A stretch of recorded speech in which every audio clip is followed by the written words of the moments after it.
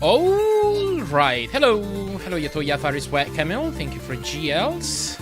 Let's do some practice and then some attempts, as per usual.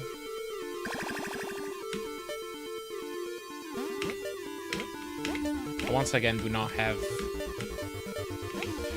room splits for the laboratory because I got lazy. Hello, Shady. Hello, Rated. Oh, was he? I forgot / didn't know about it. Yo, hello, Funda One. Thank you for GL.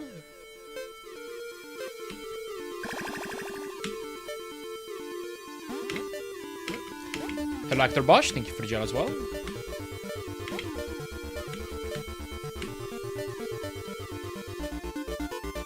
So is the kid from Wanna Be the Guy. I see him.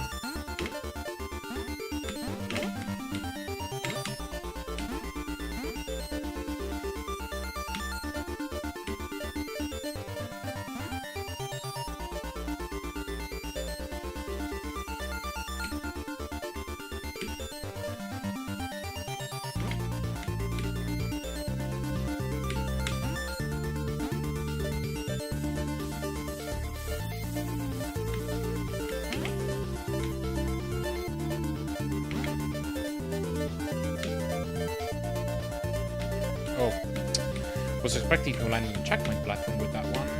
Oh, okay, I did that. Bit too greedy.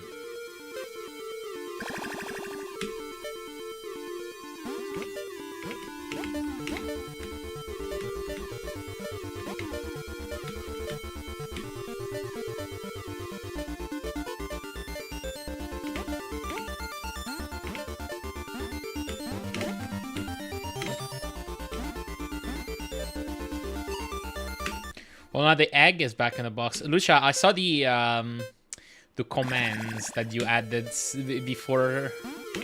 Just now, really. It was like 20 minutes ago. How are you doing? And have you played Egg yet? No, you should play it on stream.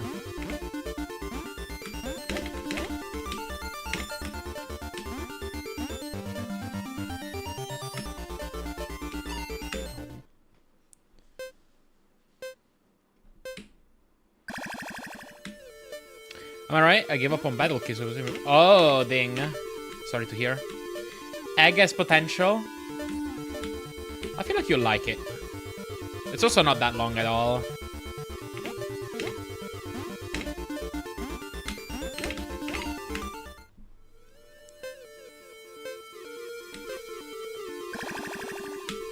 So are you playing it today? You should submit front page with Egg.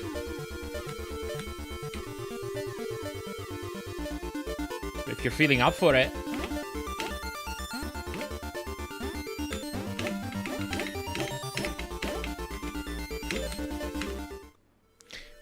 I find it funny that that's the game, because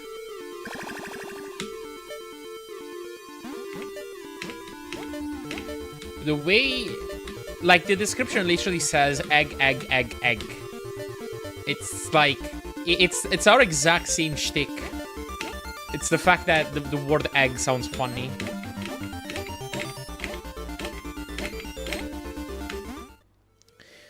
Did you and Mark have the 3 fastest 1.1 root pack? Isn't that swell? Is that a statement? Or a question?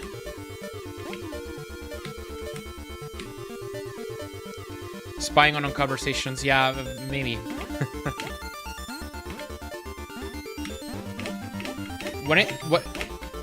When is it that we started our egg jokes?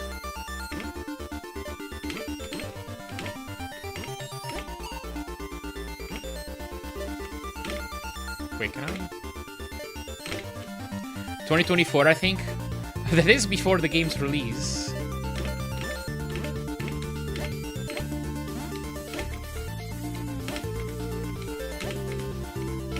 Maybe it turns out Terry Kavanagh is a long-time lurker around here.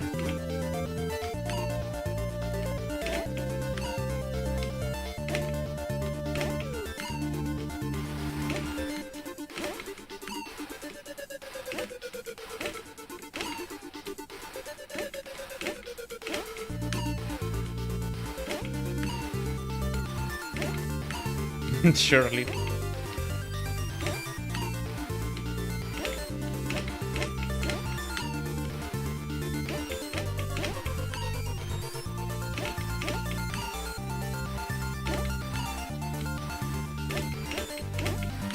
Oh, did you know me, you, and Mark had the 3 fastest 1.1 route back? I gotcha. Yeah, that's cool. Yeah, what's up, General Kenobi? Thank you for gel.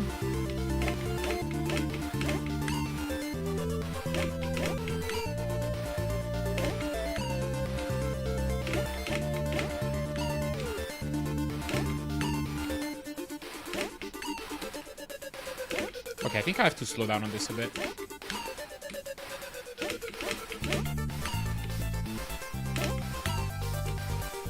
Well, are you actually gonna learn Draken? Oh, I think you'll have fun with that.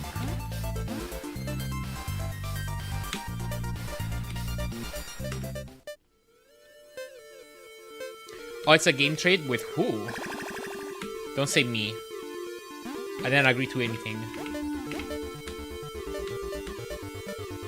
Aiden Chaos? Haven't heard of them.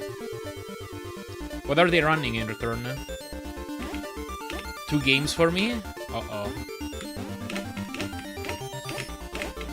I don't think this is even. Jackal and 7 yeah, this is not an even trade at all. Lucia, you're at it again, you rascal, you.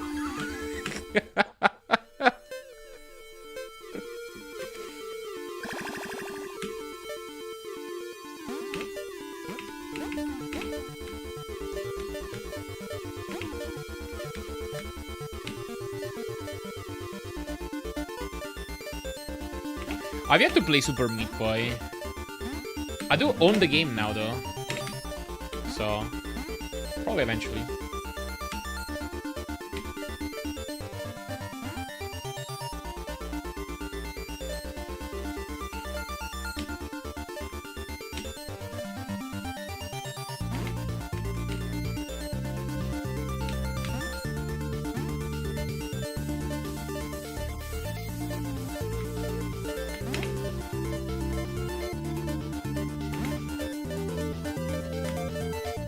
Definitely landing on the checkpoint platform.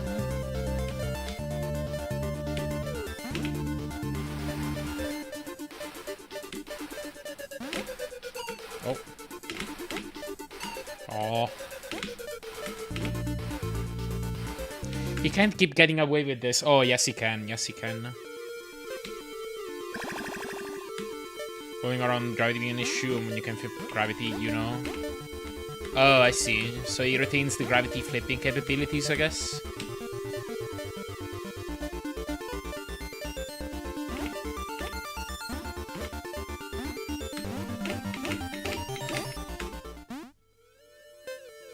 See, the exact same as this game, nice.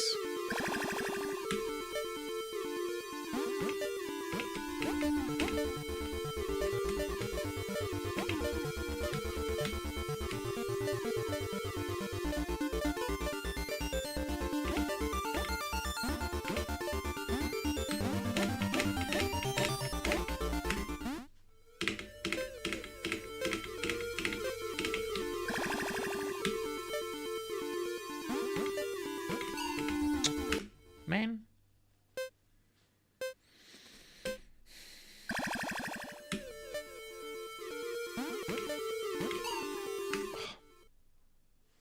I have no reason to pull that turnaround tight either. Because I'm just gated by the flip frame anyway. Oh. Yeah, dying on that screen is just really silly.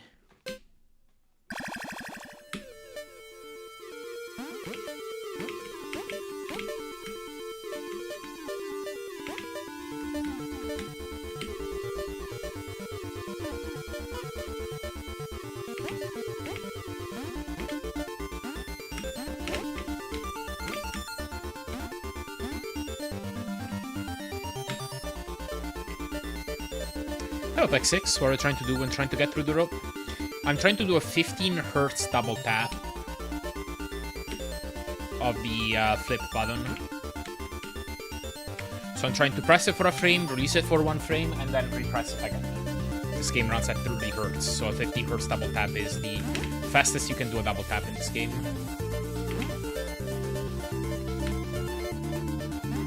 Yo, hello Bronco. Thank you for GLHF. Yeah, this should be my last day of attempts for a bit. Because Mina the Hollower is releasing tomorrow and I want to play it. Okay. There we go. Deathless Lab. Alright, let's just do runs, I think. Is the auto-splitter active? Yes. Okay.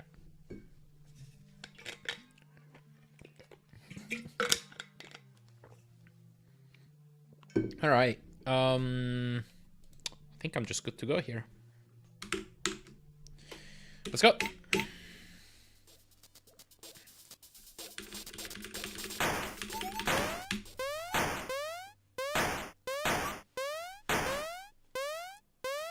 Let's get more like, yeah.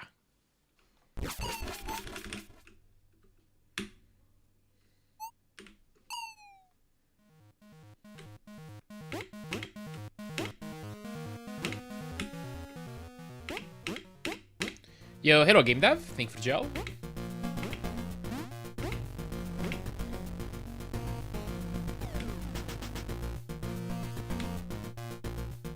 Good. Hello Nova. Howdy, howdy. Hello Mavi also. Thank you for the best of luck.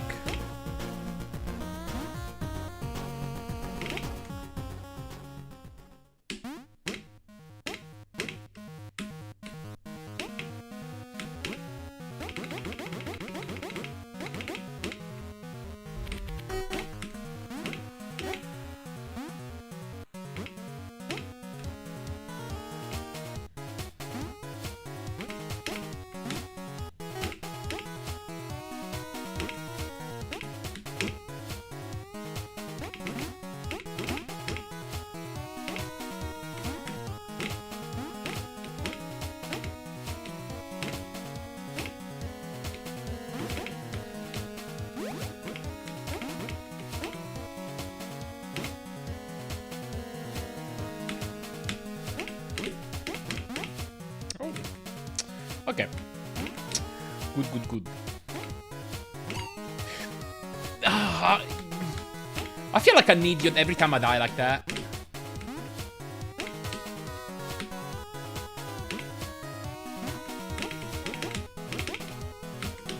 I don't know how much that lost.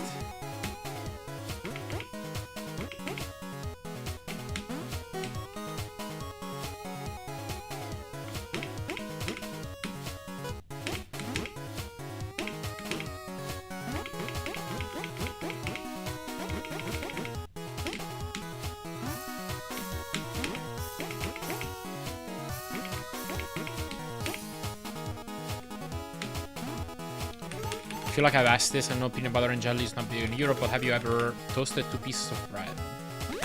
Put jelly on the side and peanut butter on the other and microwave for about 12 seconds. No, I have not. Is it good?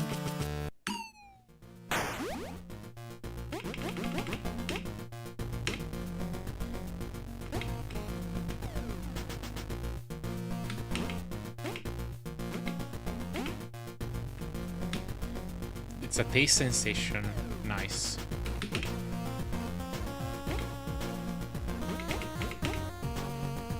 It's a scam? Uh-oh. We have conflicting opinions.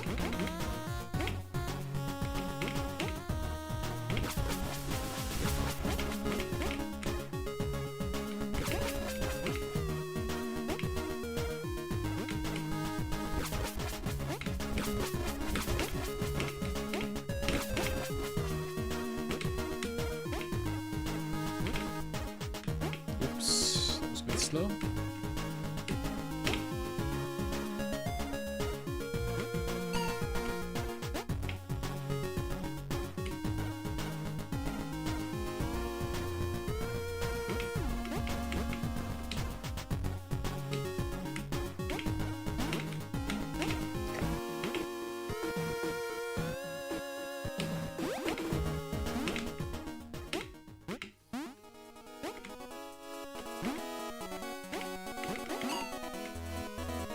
Giant applesauce, or if you must peanut butter and applesauce. Gonna over toast it. Gotcha.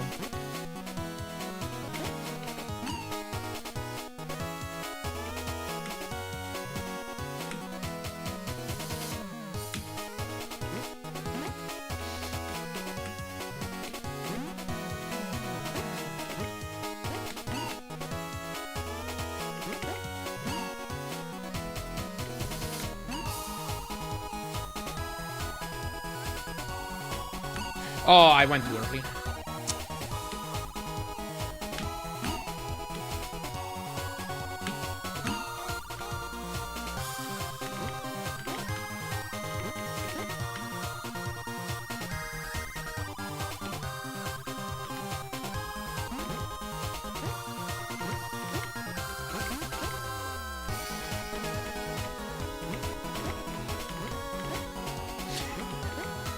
Wow.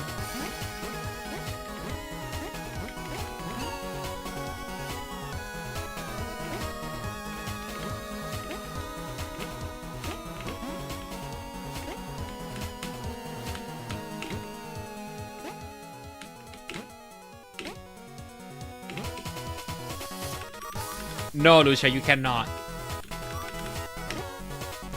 Ah, this is a slow run.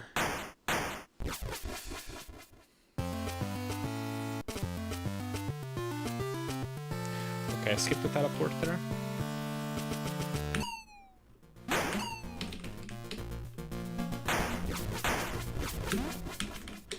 Oh, menu.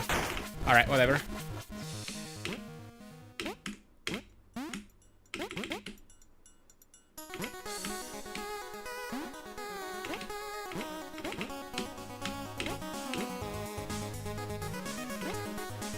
Hello, Minoka.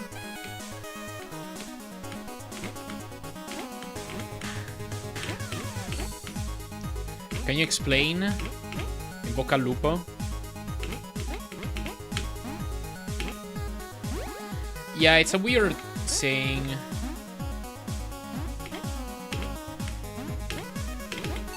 Oh, I had a feeling that was gonna happen.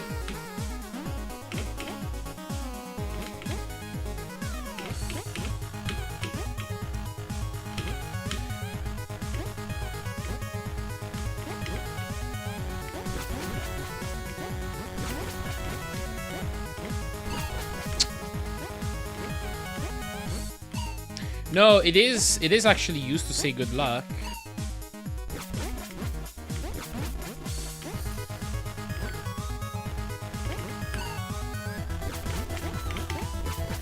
And actually, a common response to it can be creti, which means I hope it dies. So I don't know why we're wishing to somebody to go into a wolf's mouth in the first place. An explanation I remember hearing at some point. I don't know if this is like really true, but it may or may not have originated from the fact that wolf cubs feel comfortable in their mom's mouth. Oh my god, I'm bad at this. Hello, Magenta. Oh my god, the reserve bug is spreading.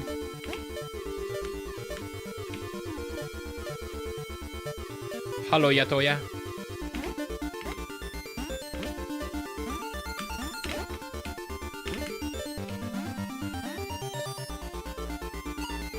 I knew it.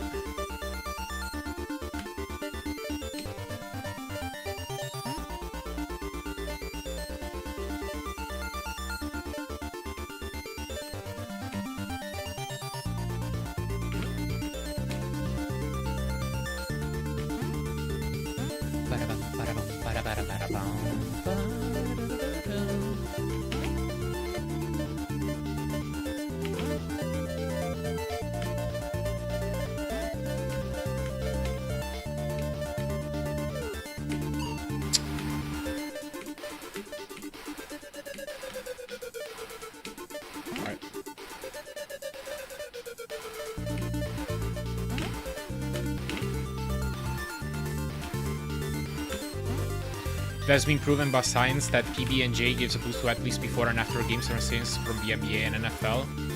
I mean, it makes sense. It's like sugars, basically. You can probably get a boost from other types of non-added sugars, too.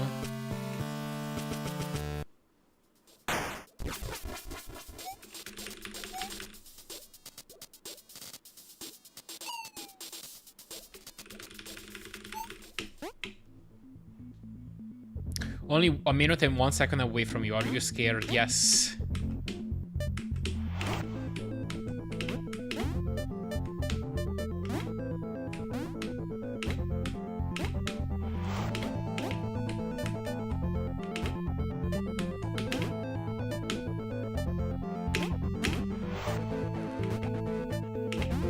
The glycemic boost is what they looked at for more stable sugar plus minus the crash from different types.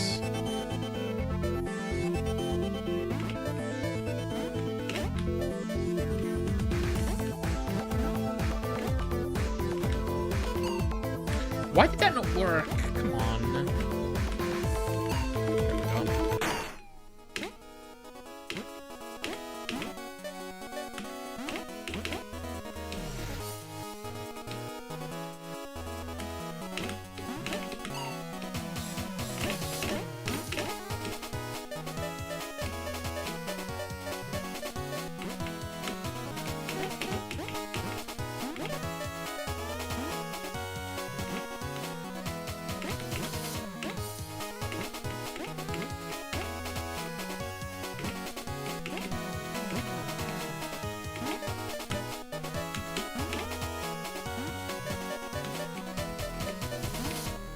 Come on.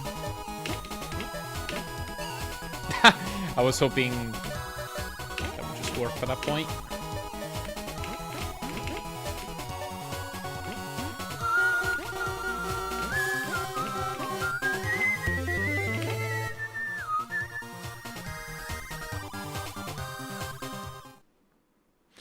All right, we'll call it a warm-up run. 11:15.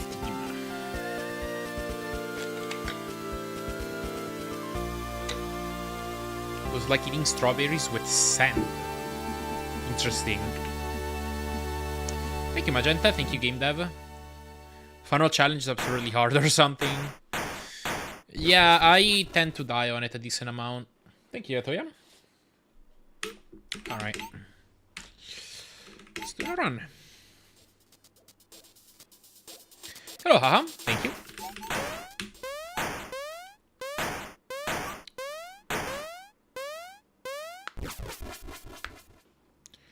Thank you for the gel. Appreciate it. Yeah, I can't complain about the first try, yes, for sure. I'm just happy to get that, because I can absolutely go through slums of not getting it.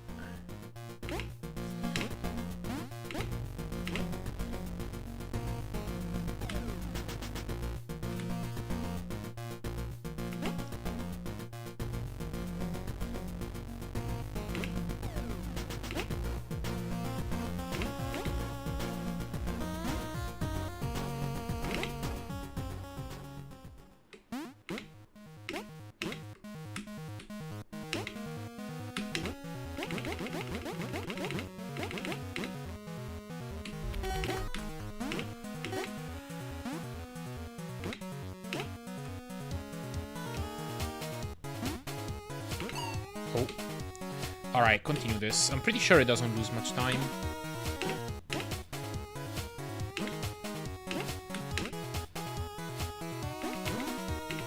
Oh.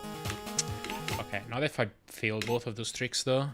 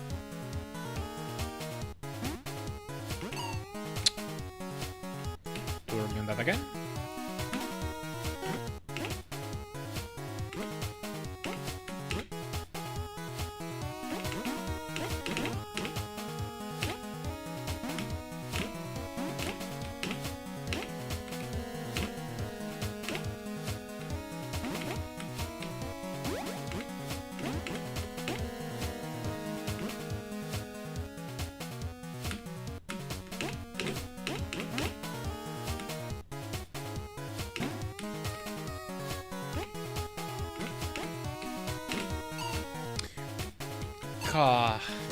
How'd that work? Not work. Your pasta, tuna, chickpeas, cold dish is a nice one for hot days, I have to admit. And yes, I'm still eating. Okay, really? Well, glad you like it, I guess. It's not exactly something I consider a delicacy. It's just fine.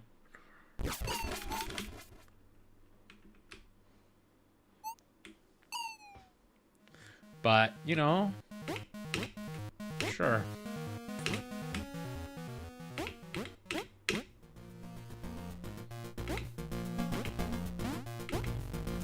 The secret lies in the right pasta. Makes sense.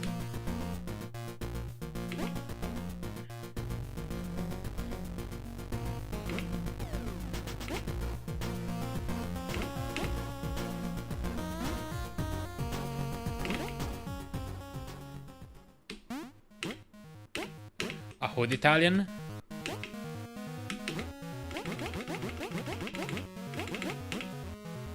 What do you mean by hood Italian?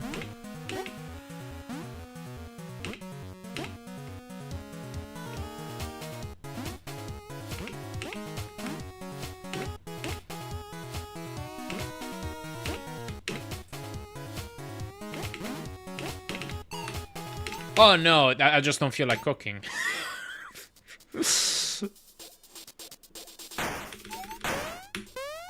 Got better things to do.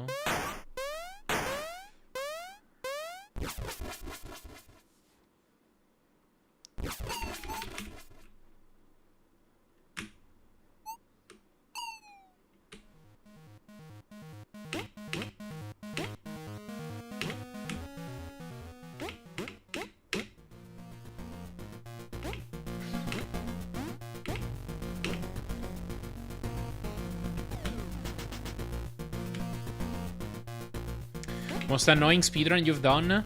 Dr. Jekyll and Mr. Hyde for the NES, easily. There is no contest. I almost recommend people to run it just as a case. Like, it's an interesting case study. It's interesting to look at that game to see everything that you could do wrong as a speed game. And as a casual game, for that matter. I didn't turn left.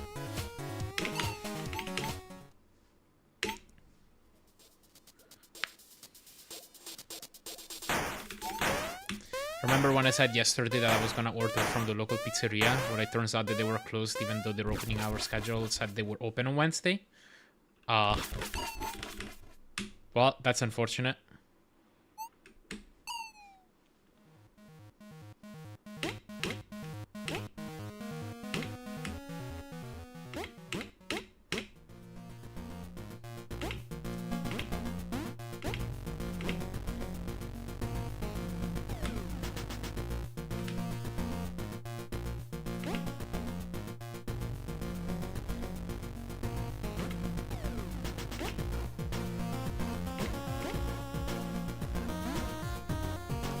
I actually didn't realize working player. I did not do that on purpose.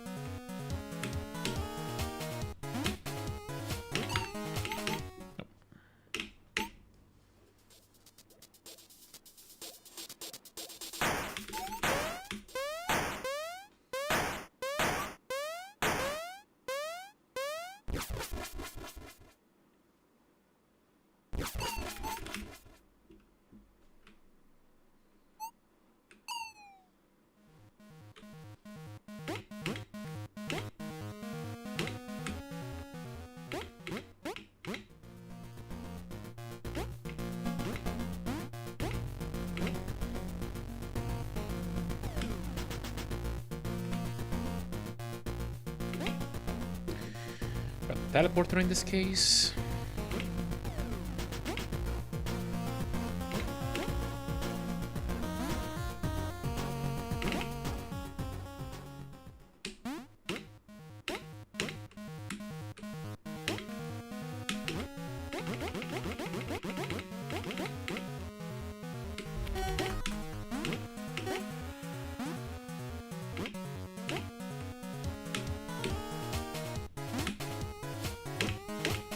That actually worked.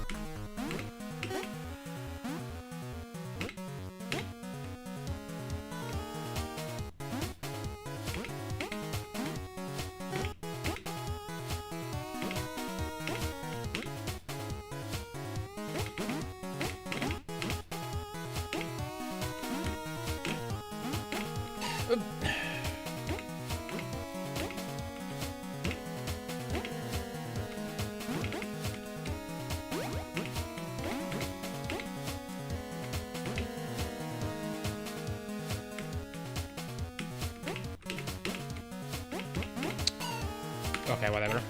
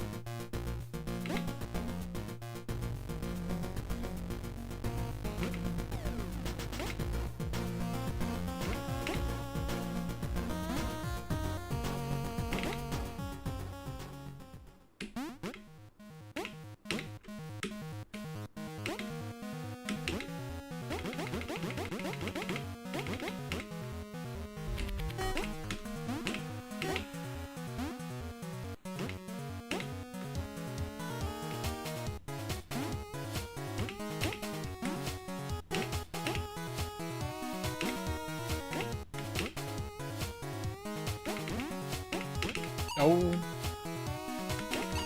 Alright. The game is based on all what went wrong in development hell. Yeah, it's probably based more on that than on the book.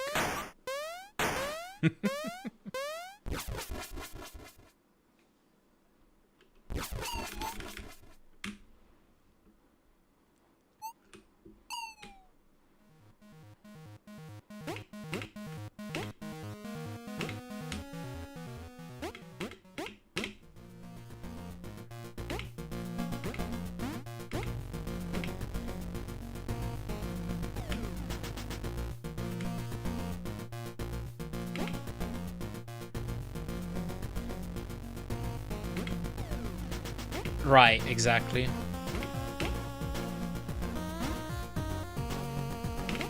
Where to stay this summer? No. I've already spent a couple months going around Italy and a few other European countries because Richter Shade was visiting. And that's why I didn't stream the past, like, basically late April, early May. I was traveling places, and I've expended my energy and budget for travel for a bit. Yeah, imagine touching grass. It was fun, though. Got to visit a few people in France and in Switzerland. And within Italy, I also got to visit Rome and Naples. And I hadn't been to Rome in over 10 years, probably. And I'd never been to Naples. Had a lot of wonderful pizza in Naples. Yeah, what's up, Dishana? Thank you, Joe.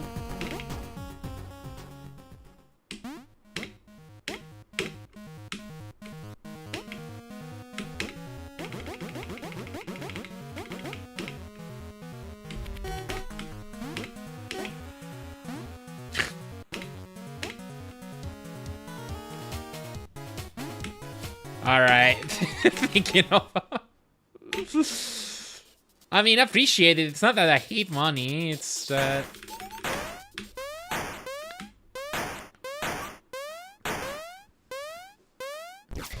put it this way. I'm grateful, but at the end of the day, it's just like a plus. And I don't want to constantly be the kind of person to be like, hey, I would like to do this trip on my own coming up. Can you just give me like $300? And it's like, I feel more at ease doing that if it's like occasional and if it's for like a speedrunning event, which I don't know is like something that people will be able to see me at, and it's something that's more in people's interests.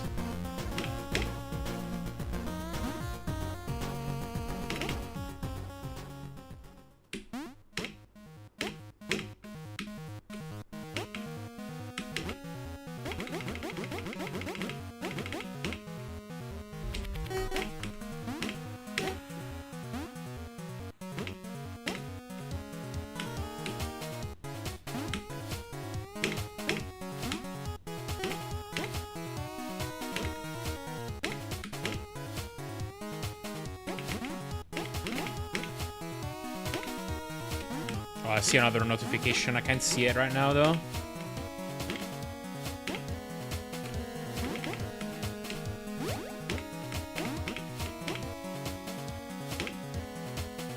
One sec.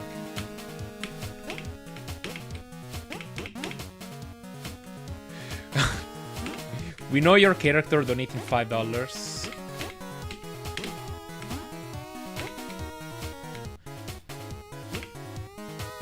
Alright.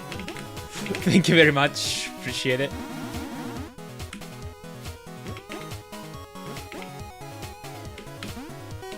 Oh, and thank you for the gifts to Ilomavi too. Dang, we're on a generous mood right now.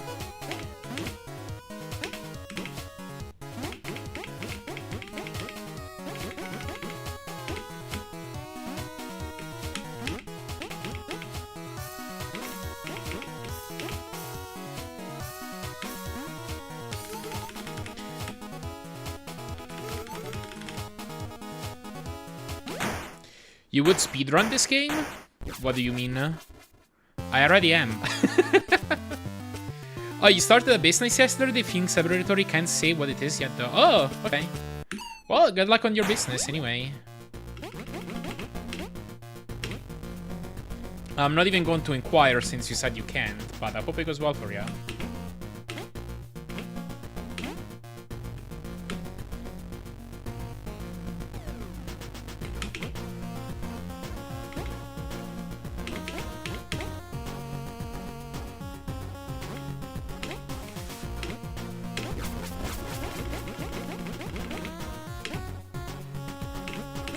Oh, I see what you mean, Deshana, yeah. I mean, honestly, I think this game looks a bit more intimidating than it should actually be. Especially if you're not going for top, like... Okay, if you're going for top-level strats, there's a lot of precise strats that you want to go for. But when you're starting out, there really aren't that many difficult things that you have to do. And instead, the game revolves more around memorization, so knowing what screen comes next and what you're supposed to do in any given screen. And once you have that down... Yeah, really, like, there isn't that much that's difficult about the run left. And obviously, different people are, like, better or worse at memorization tasks, but... I mean, speaking for me personally... I don't remember exactly how long, but it probably took me, like, 10 hours to learn this run.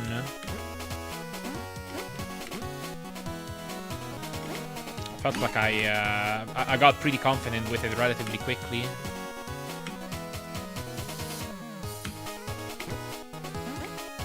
A website app, it's technically made, but I need server. Oh god.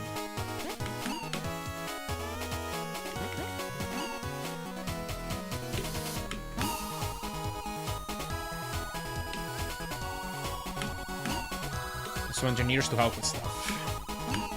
So doing grants and funding. I gotcha.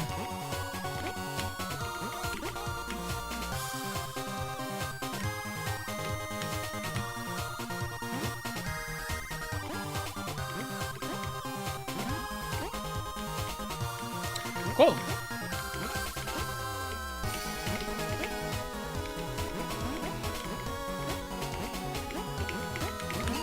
Never played it personally, but I've been very familiar with the music. I gotcha, yeah. This game is relatively well-known, probably one of the more well-known creations of Terry Kavanagh, but he's also made a bunch of other popular games like Super Hexagon, Don't Look Back, Dicey Dungeons.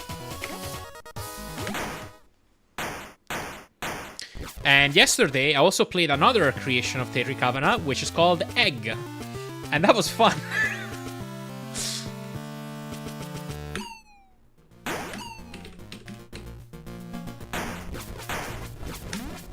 Missed it. Egg. No, I did actually beat the game after I stopped streaming. It was fun. It's also completely free, just on itch.io.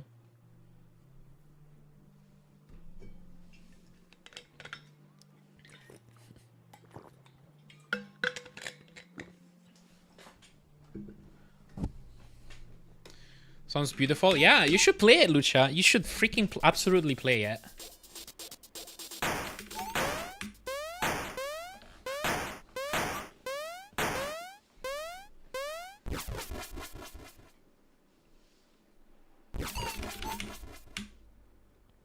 I don't know why, but I want to run some very long Celeste category, which might take 100 hours to learn because it's Celeste. Oh, wow.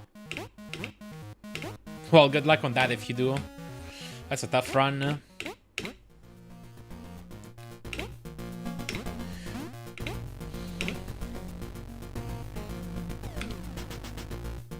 Did you say what was the best thing you ate while traveling? I didn't say it, no. I don't know what was the best thing. I mean, I ate a lot of pizza. And pizza might just be my favorite food, so... Maybe one of that.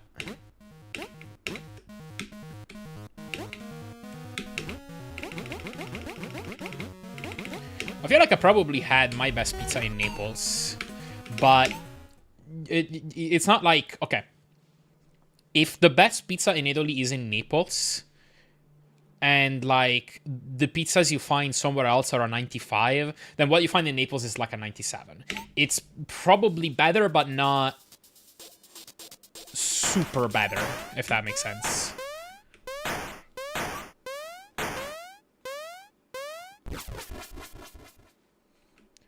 But that being said, yeah, the 3 days I was in Naples, we we decided to have fun and eat pizza at every single meal. Just because why not?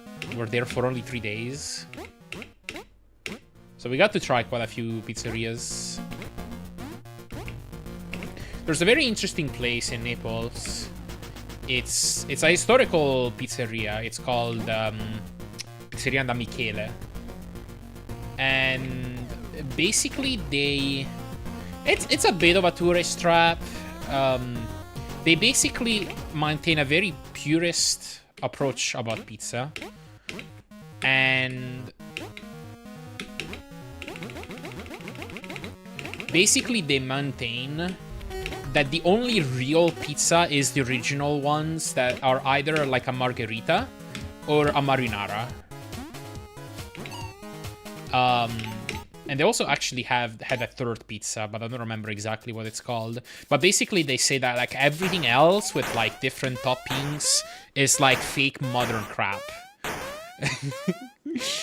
So you go there and like it's a very old school style of restaurant. It looks like it's from the 70s. They don't accept payment from card. They only accept cash. You sit there, you eat, and then you get out because it's crowded. But they generally make great pizza.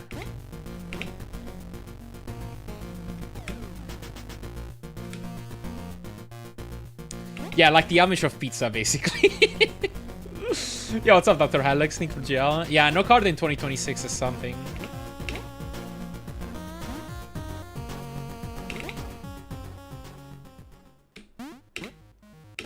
They do also do takeout. If you live in Naples, or I guess, are just there and want to order. But yeah, like as far as like a margherita or like a simple pizza goes, that's probably the best pizza I've ever had. They had some great dough and great ingredients. I'm not sure I share their purist stance, but it was good.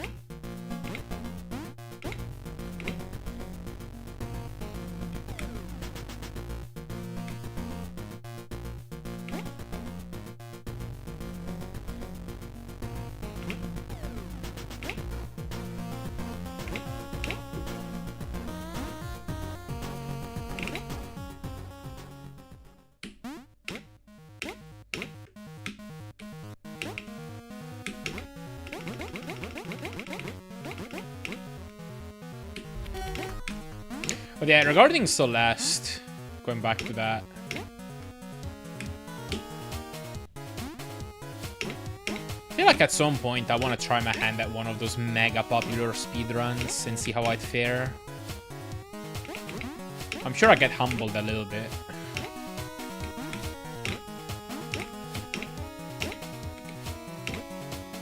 Not sure exactly which one I'd try. Maybe Super Metroid.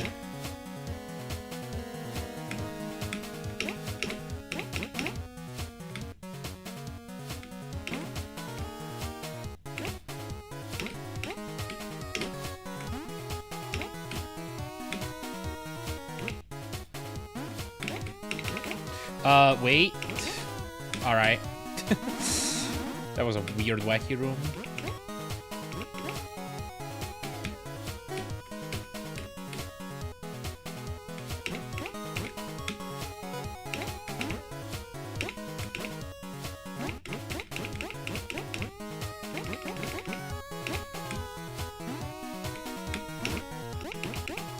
Pretty okay at a Celeste run. 6200 face, nice. How many runs do those boards even have?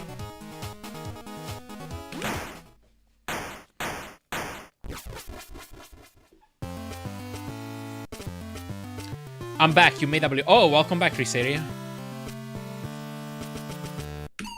Back from your vacation, I'm assuming. Hope that went well.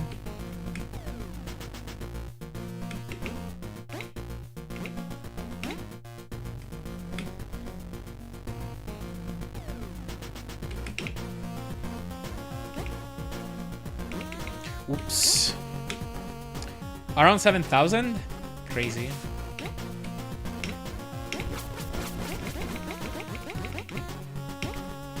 You are? Nice.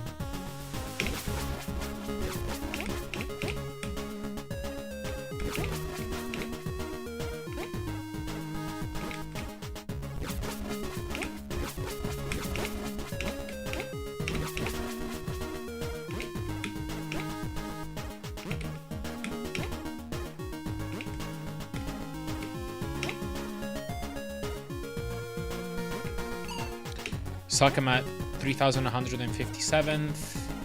Because I gave up learning stuff for stress, didn't want to learn Summit. I see.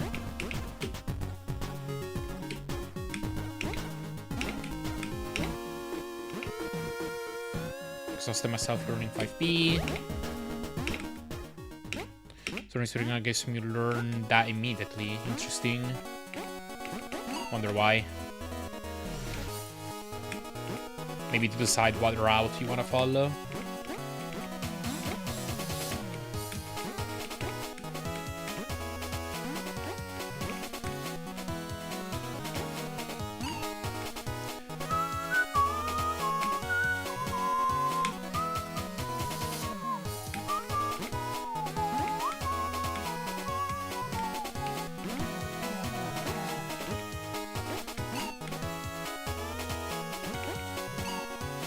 Come on.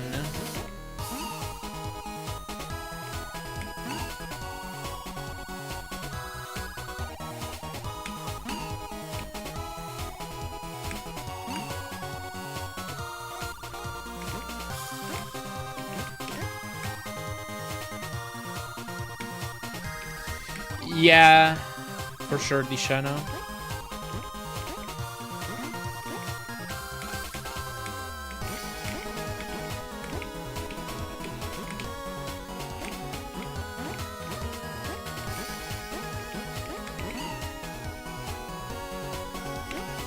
This game has a pretty similar design philosophy too. It's like a tough game, but the checkpoints are insanely frequent.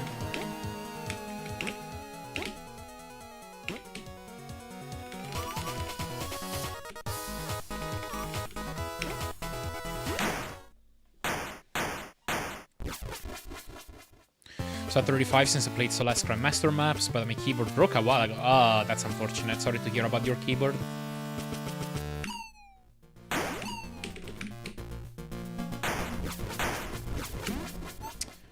That didn't work.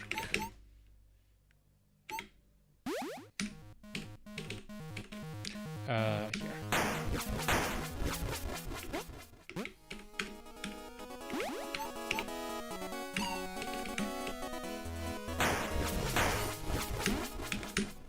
Go.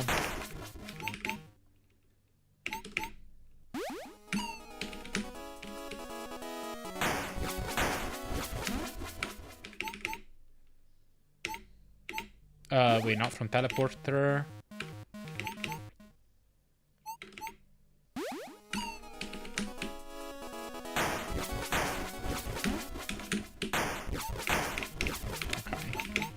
Okay, let's do a new run.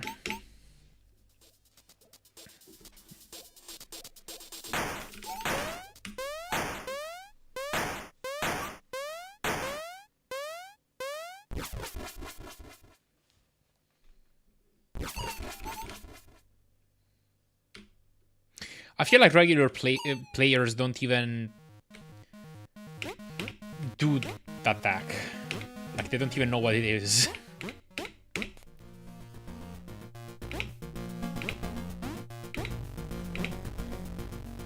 Alright, fair enough, Tishana.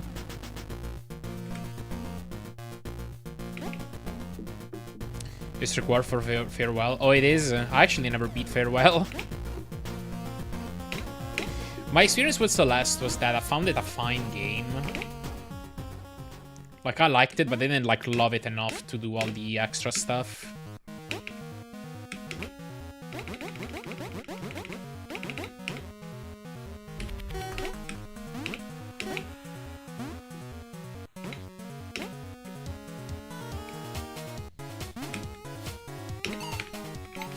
Yeah, I'm in the same boat, Lucha, with that. Maybe I have a different appreciation for it nowadays. It's been 8 years since I last played Celeste. Like, I basically played it close to launch, and then never again.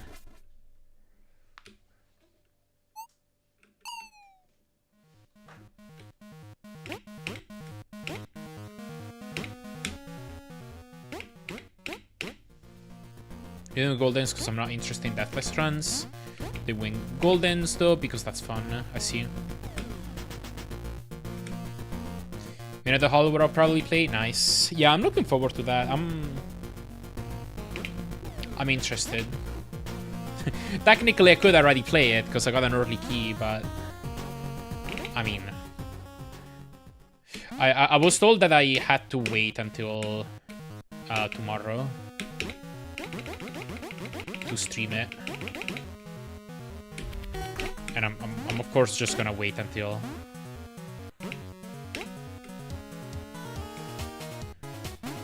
I can stream it to experience it.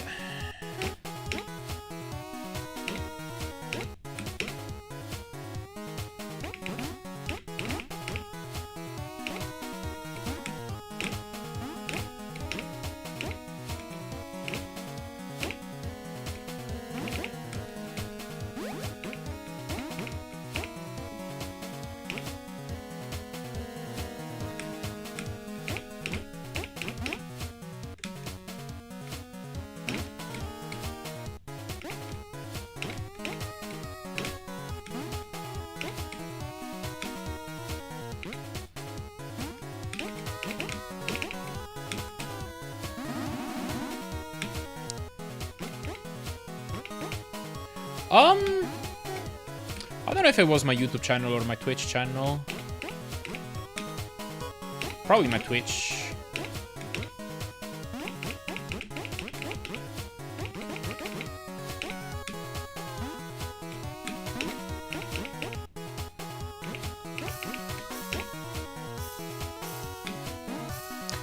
But I mean, I wasn't one of the people who got like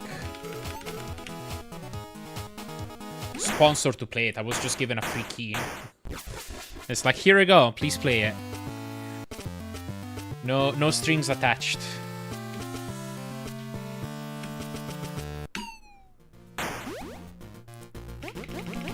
Good morning.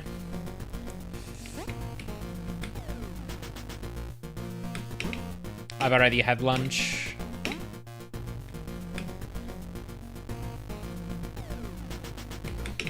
Oops.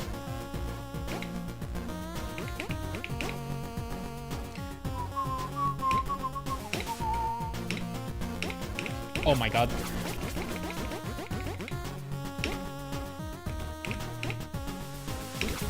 Early lunch guy. I don't have times. I just eat.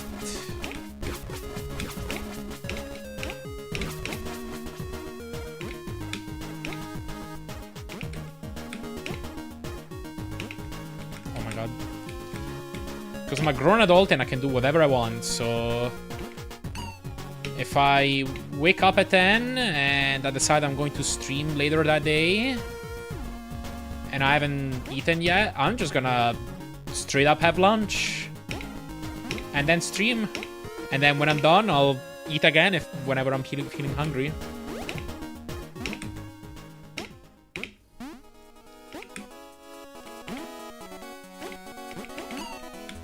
No, I'm not 17.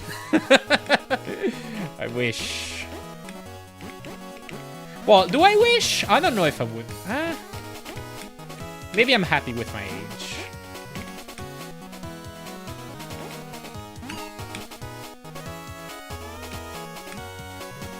Yeah, tell you what. I'm happy being 26.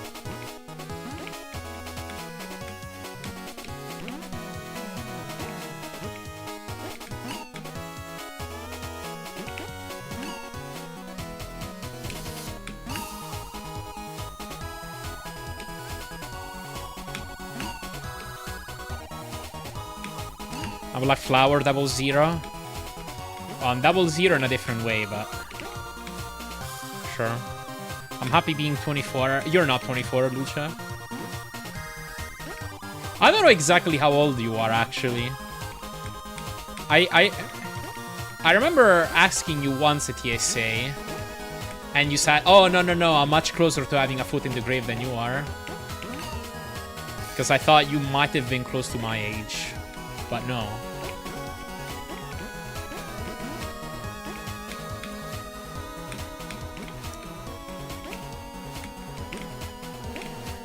So my new guess is that Lucha is 43.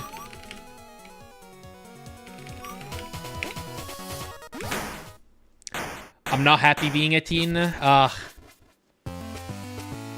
Well, adult health cause for us all, unfortunately. Oh. I did that wrong. Whatever. Okay, lost a bit of time menuing, but whatever.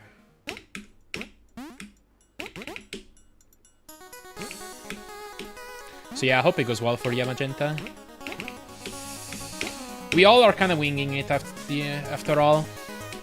I feel like it's common for us growing up to feel like the adult world is like the people who have it figured out, and like anything in the adult world is like beyond our comprehension, but I'm sure everybody knows what they're doing. No.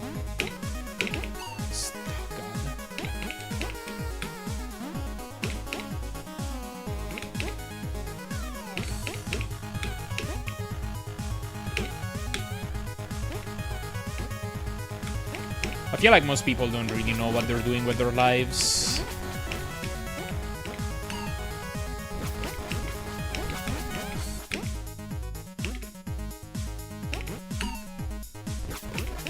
So if you feel a bit lost, I feel like most people won't really tell you explicitly, but I feel like it's normal.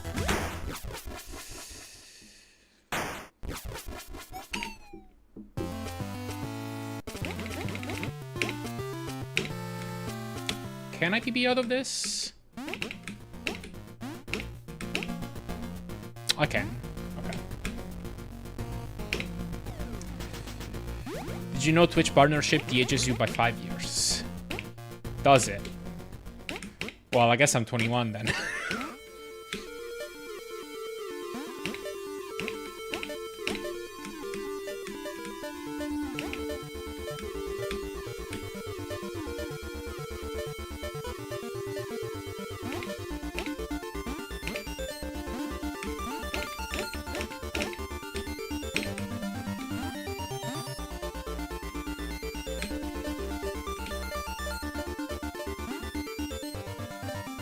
Guys, I'm feeling stuck. I'm sorry to hear that, sir.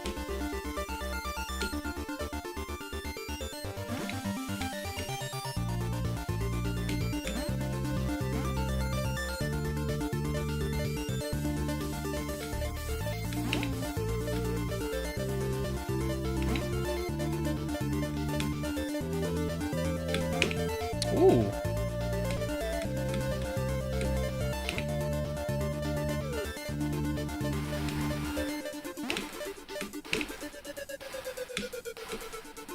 That was a good lab, actually. My gold. Or wait, did I get line clip first try? I might not have.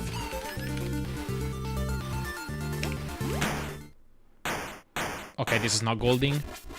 Still, if I match my final level gold, I could actually PB out of this.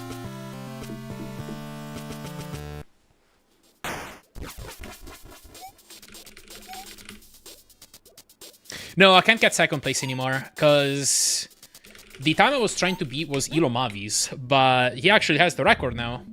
So second place requires me to beat a 10:38. I can't do that off of this run.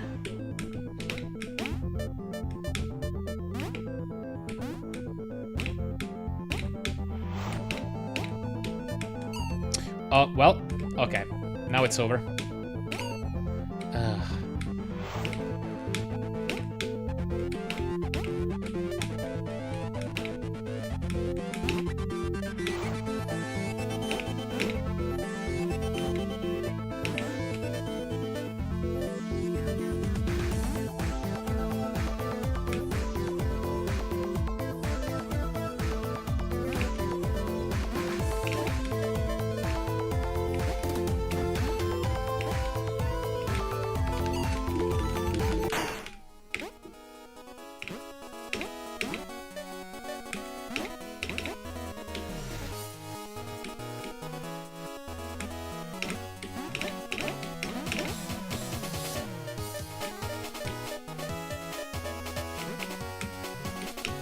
Oh, really?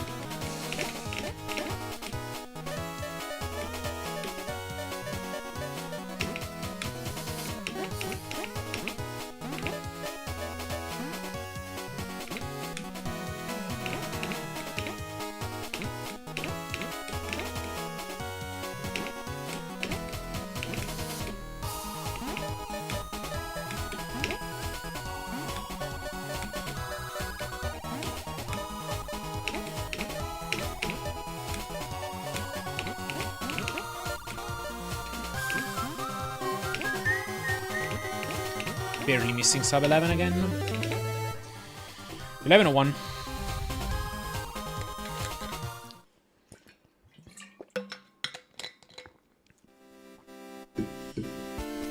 Okay. Not too bad, Barando. What happened in Warp Zone? Oh yeah, it was the menuing. And I think I might have died in Shockwave Rider too. I'm not certain. Thank you, GG's, Lucha, Bronco, Eternal Dark, haha, Dishana. Thank you, thank you.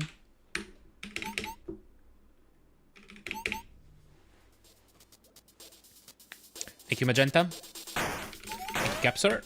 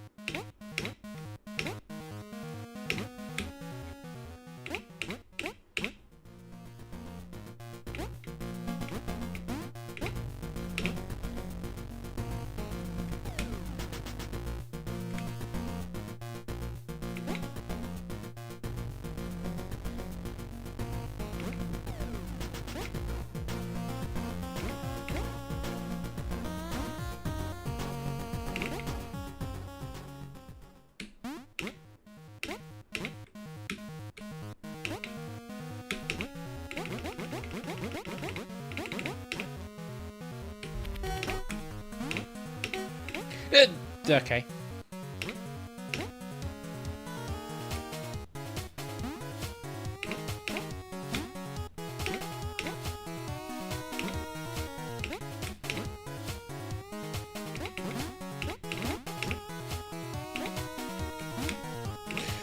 I thought I was gonna bash into the lies.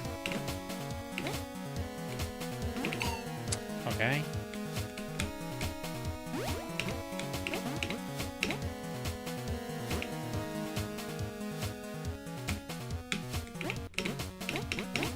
What a weird level so far.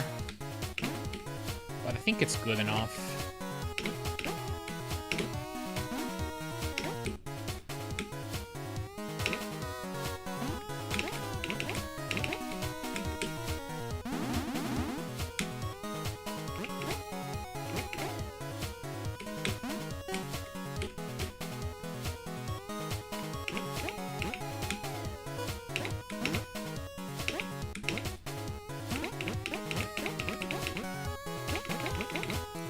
Yeah, regular, everyday problems.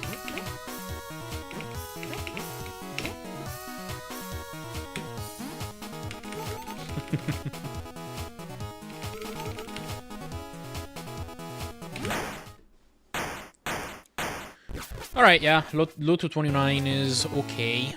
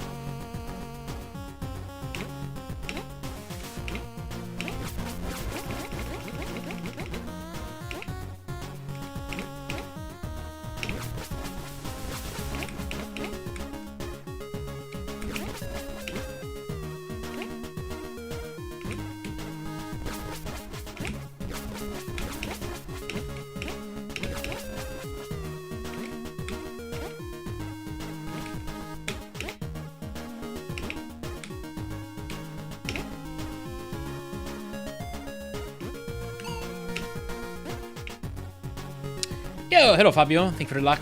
I'm doing great.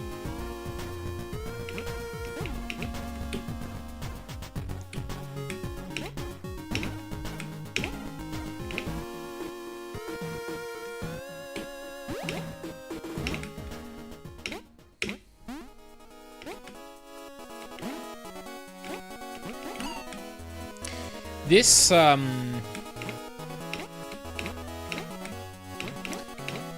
this day might be my last day of attempts for question mark amount of time, cause Mina the Hollower is coming up tomorrow, and I'm going to be playing it on stream. Should be about I don't know, maybe 5 days of streams or something with that game, I would expect. There's a thought in the back of my mind that I might be interested in running that game, because it's cool to run games when they first came out, and I'm sure that game will have a bit of popularity, and I might... Like, it's a Link's Awakening style thing, which I haven't really done before. So we'll have to see how I feel about it. If I end up having the speedrun bug, I'll run it. Otherwise, I'll be straight back to this game after I finish my playthrough. Regardless, this 1045 has proven difficult to beat. I'm definitely more and more capable of beating it every day that goes by. But there's still a very definite chance I might end the day today without a new PB. In which case, this will have to wait until whenever I come back to it.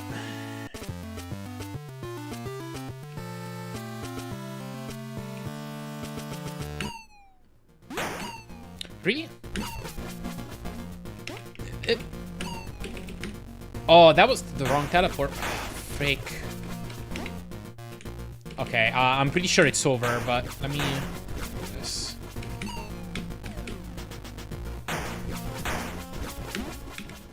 Of course, now I get it. I'm pretty sure I lost too much time, though. Yeah, something happened. I guess I pressed R before E, and that messed up my position in the teleporter. And then I warped to the wrong teleporter altogether. So, too bad, because I would have gone in the ass. Did you know that a Metroid was the lead developer of this game? They asked him what it should be named, and he said, VVVVVV. What's up, Becker?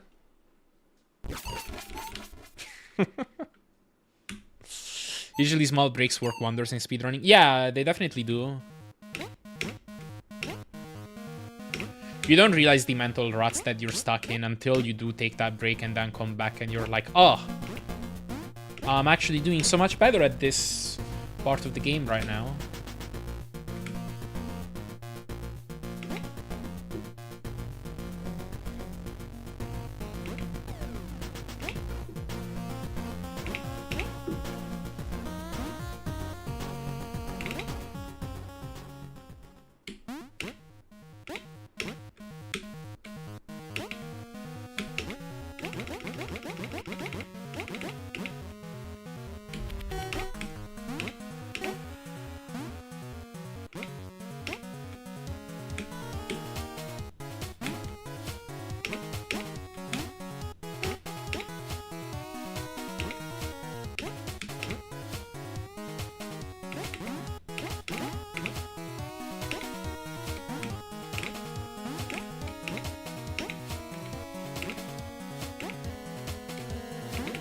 Oops.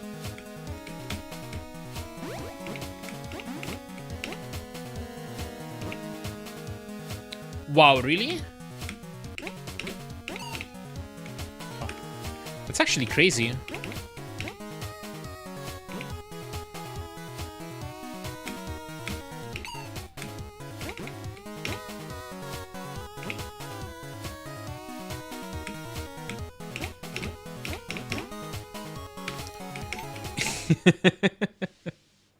Yeah, you can retire after selling your RAM.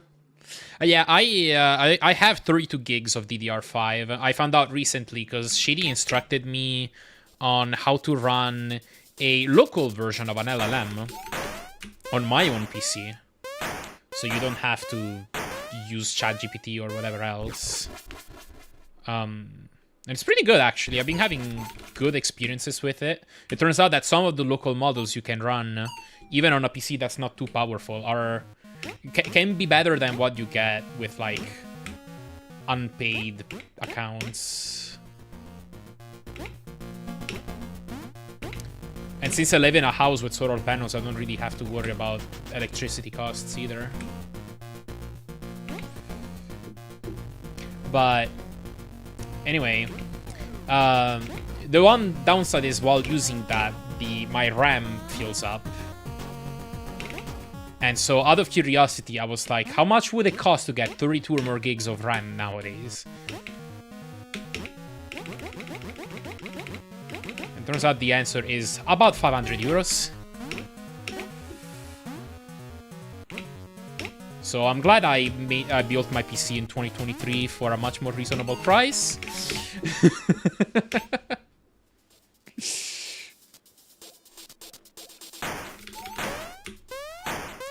Just them being uncensored that makes it 10 times more reliable. Yeah.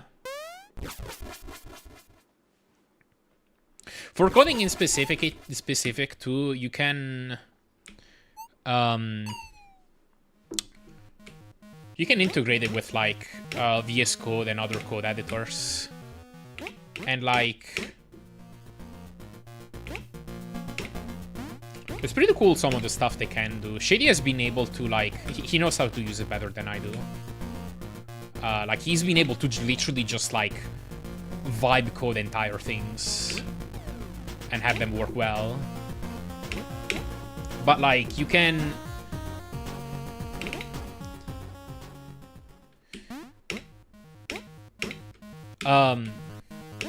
you can describe in detail exactly what you want to do.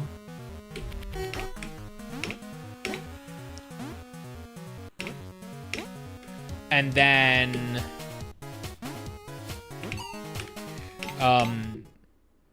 it's basically able to like have access to your files, immediately write what it needs to do, and then it can run tests, it can run commands on your machine to check that everything is working properly, and then if it doesn't, it prompts itself again.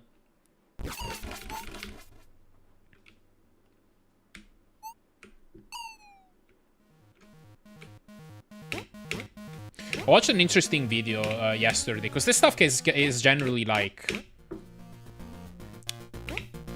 it puts into question the safety of it all. It was a video on the topic of artificial general intelligence. And how there's a little bit of a discord now about like the status of regulations and the actual feasibility of AGI. Because some people will argue it's useless to allocate resources into this because AGI hasn't been built or proven possible yet.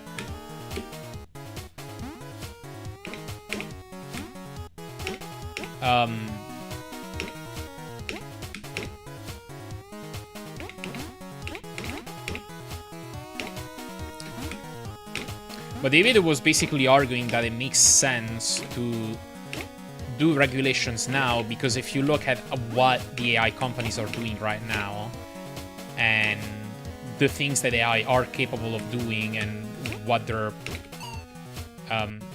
increasingly trying to make them more and more do is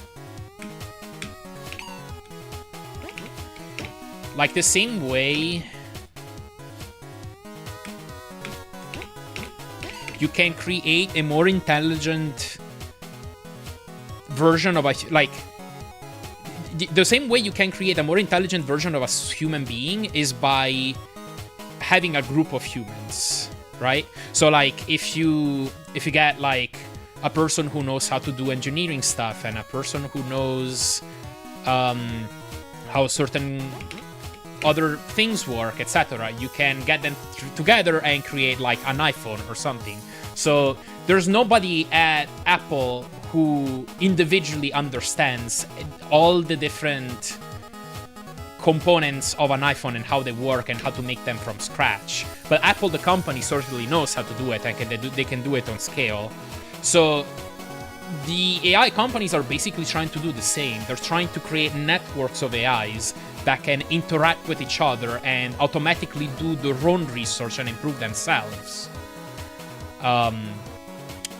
And it's like, you can't prove that you are going to get an artificial general intelligence out of it, but those are the same mechanisms that have worked on humans, and it is concerning at the very least. So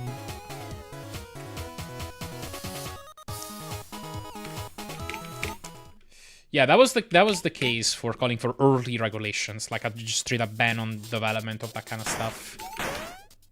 Because yeah, I've seen a small version of that in action myself, and it's like if you don't limit yourself to just like prompting an AI once and then being in full control yourself, like if you just let an AI do its own tests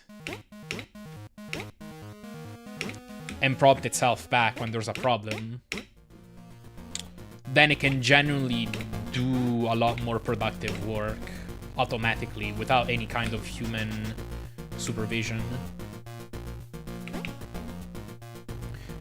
And so long as you ultimately have control of it, then it's good.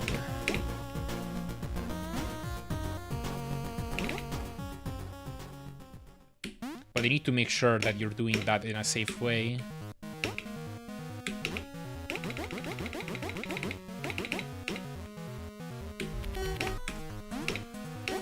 Hello, Narga as well.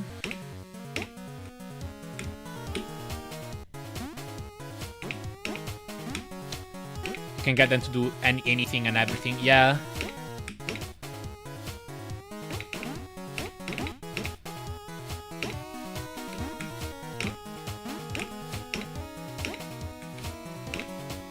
The state of things has definitely evolved a lot over the past few years.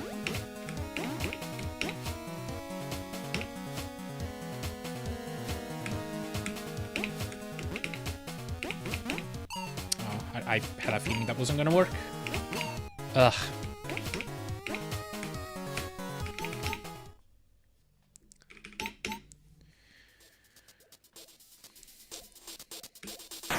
Kind of makes me think about how life and growth works in general. Is that not also just adding RNG to something unreliable till it finds a pattern?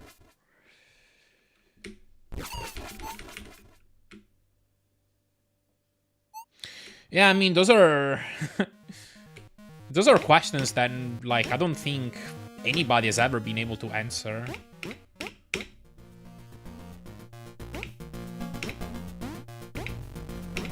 Like, you can understand parts of how humans learn, but you don't have the, like, if you knew exactly what makes a human, we would have probably had a way to replicate it already.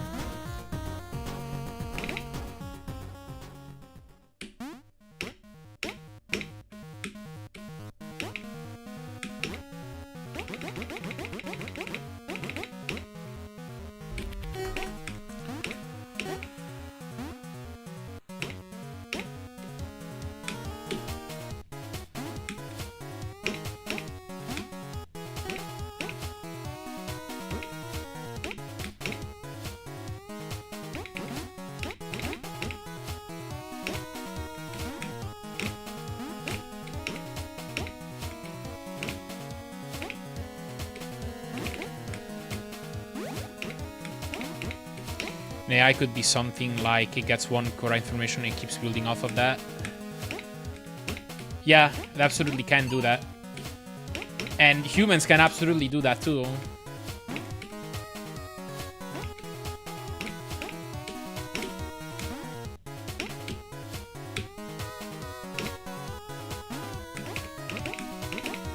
Many of the ways that we have of knowing whether something is true or not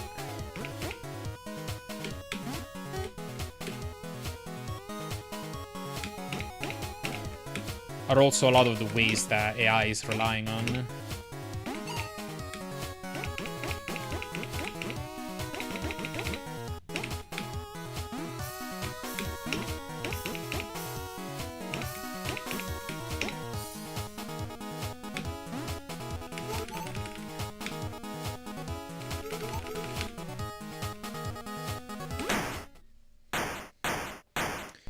If you know the answer to that question, just listen to Herbert. Yeah, I'm German.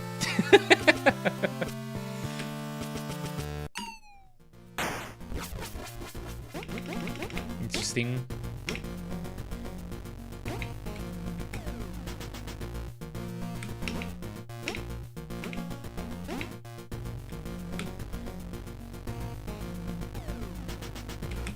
Oops.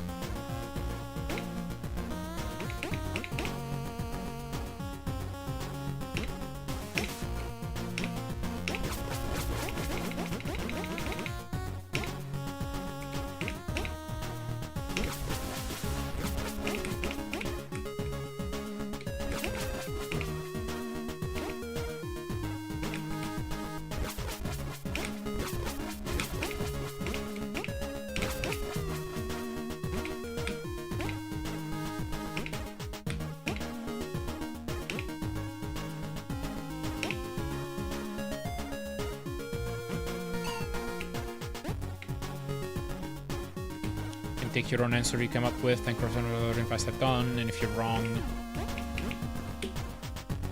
you correct yourself and learn from it.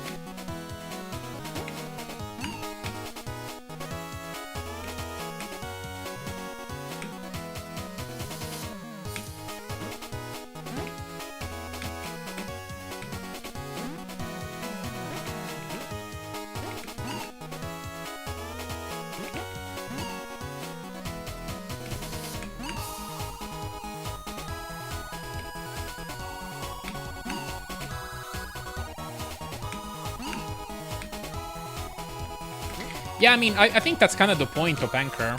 It's like, I think the ideal state of AI is one where humans have control over it.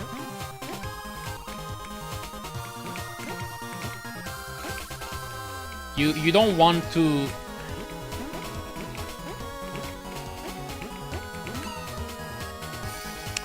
You don't want to have a situation in which you have developed a incredible, powerful AI, and nobody here knows how it works or how to stop it. So it can just kind of do whatever it wants, and if something goes wrong with it, then we're screwed.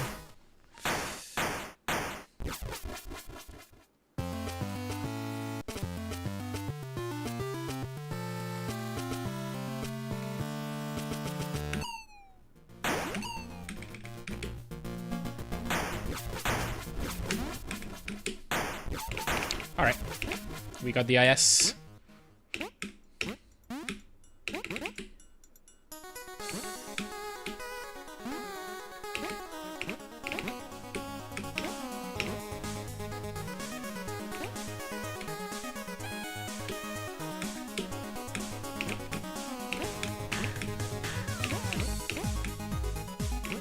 Oops.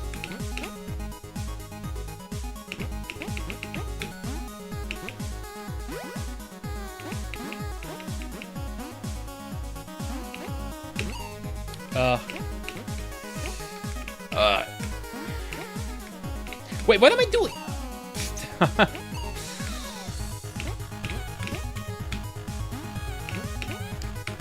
I'm not gonna keep this. Yo, hello, save state. Thank you for gel.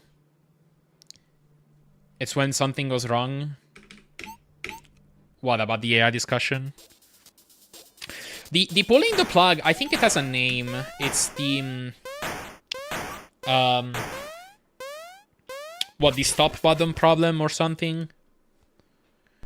Like, if I'm not mistaken, it's the idea that if you develop something that is super intelligent and ends up in a situation where you would want to pull the plug, that implies that it's also intelligent enough to know that if it says or does certain things, it would endanger itself. And so it's going to act in a way that's going to socially engineer us to not pull the plug.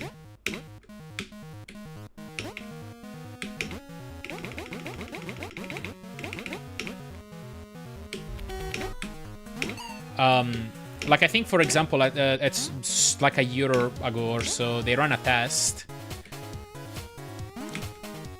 fully simulated, where they gave an AI access to some office environment and emails of everybody, and at some point, they instructed it to never put humans in harm and yada yada yada, all that fundamental safety stuff.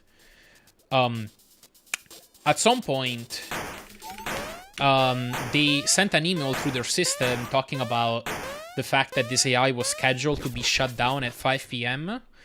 And the AI got the email address of the person in this experiment who was scheduled to shut it down, and it blackmailed it by threatening to release private information or whatever. I unfortunately can't remember exactly what experiment it was, but you might be able to find it.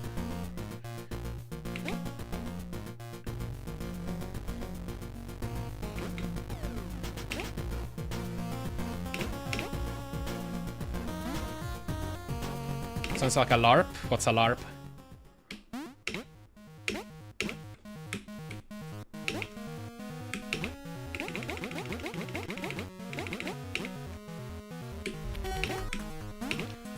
Live action roleplay. Ah, I gotcha. So I guess it's the type of the experiment. Was believing it till the blackmail part. I don't know, this is just something I heard, so like, I don't know. You might be able to look it up and find it.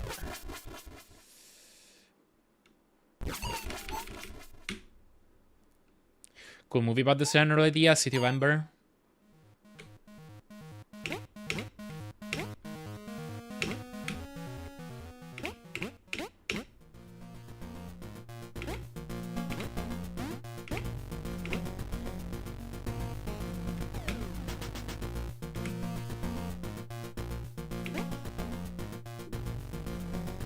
Yeah, I don't know.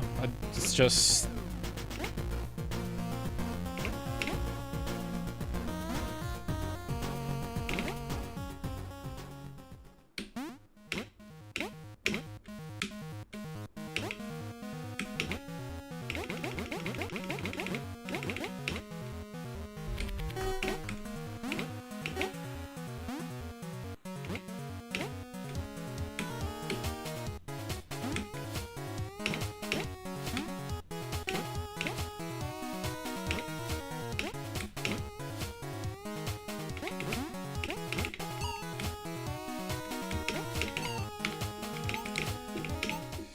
Is it really like that? Okay. Say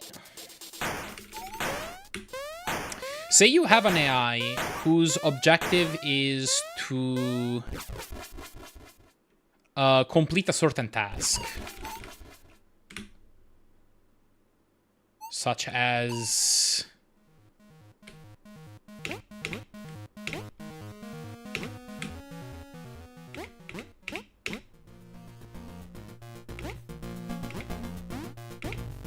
I don't know, I guess it can be anything. Just like maximize the amount of milk that some company buys or whatever.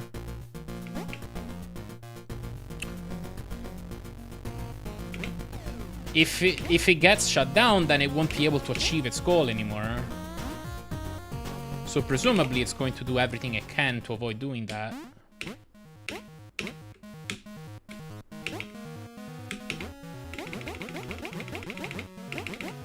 Like, I don't know if it has to very specifically have to be programmed to be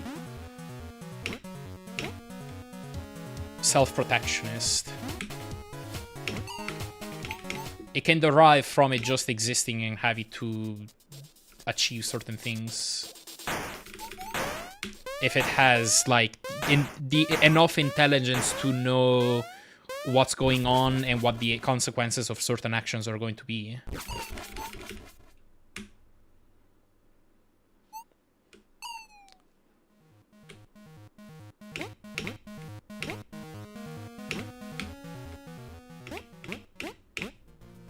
Don't presume apart once again unless it was instructed self-protect. That's just my belief. Yeah, I just don't think it has to specifically instruct it to do that. That's what I'm getting at.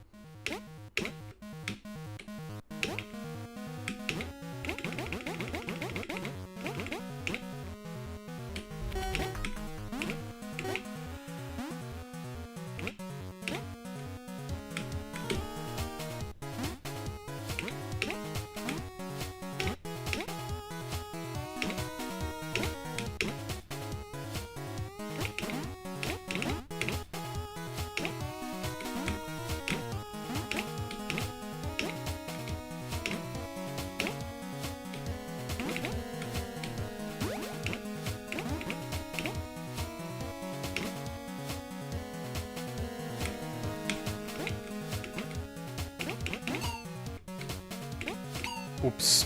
Whatever. For some reason, you can just interpret an instruction of yourself once, and would that not be enough? Yeah, I don't know. It's just... I mean, I can't call myself an expert either. All I know is that what I'm hearing sounds concerning. And... I know that a lot of AI experts are calling for a ban on the development of general artificial intelligence, because we just... It's the kind of thing that we absolutely don't know if it could be safe. And once it's built, once it's out there, all signs are pointing to the fact that it's going to be very difficult, if not impossible, to stop it.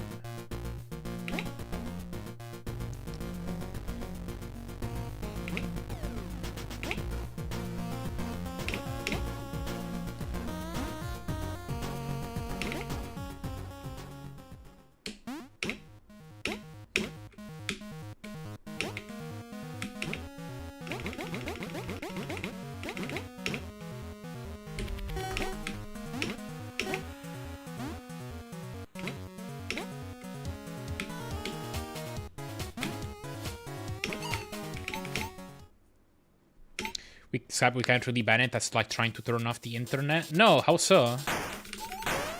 The people with the resources to do that kind of research are extremely few, and it requires large data centers and a ton of funding. So really, the companies that it's going to affect are like going to be some Chinese company, OpenAI, Google. You can absolutely regulate those companies.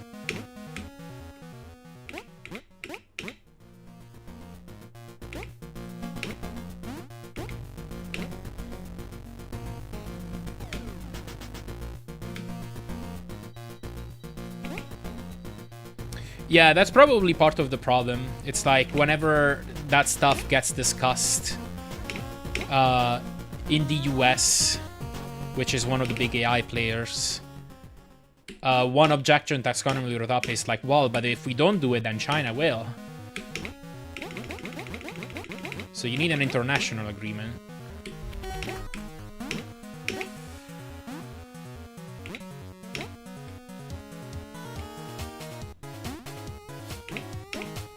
Yeah, I think you probably should absolutely try, though, because it's quite possibly existential. It's obviously very difficult right now in the state of things, because there's a lot of lobbying going on.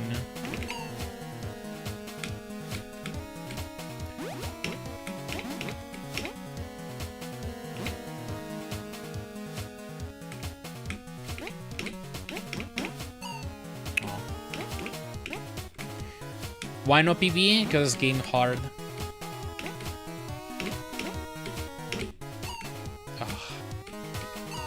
Alright. We should start nuclear war so every technology on Earth gets destroyed and we're back at the start. Yes. Technology was a mistake.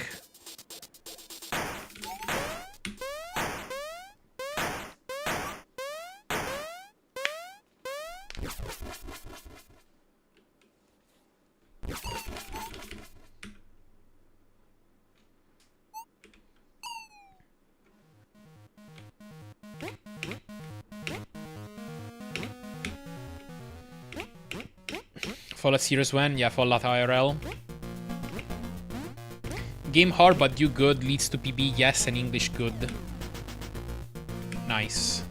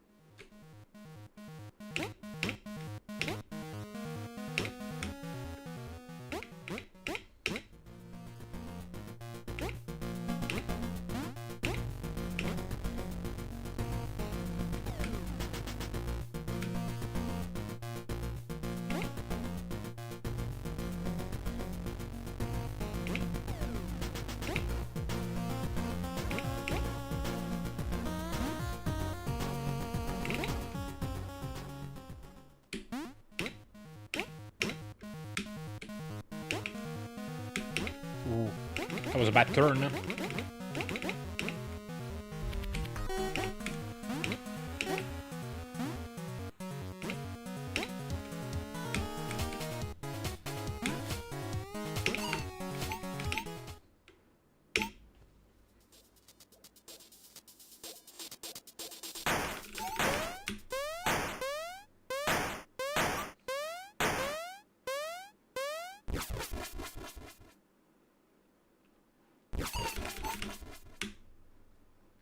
Yeah, hello Markin, thank you for the gel.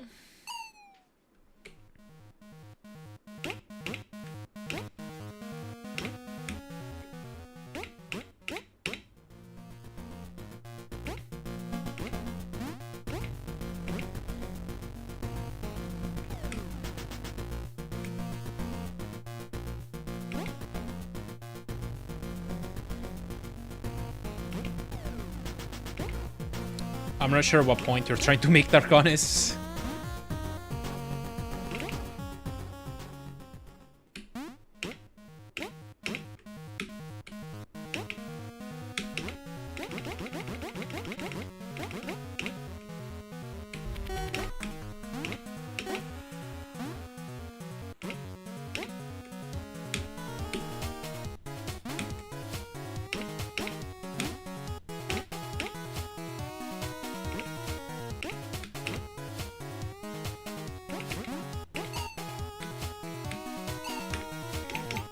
Like I don't want that to come off wrong. I just like I'm not disagreeing with you or something. I just am confused. I don't know where you're going.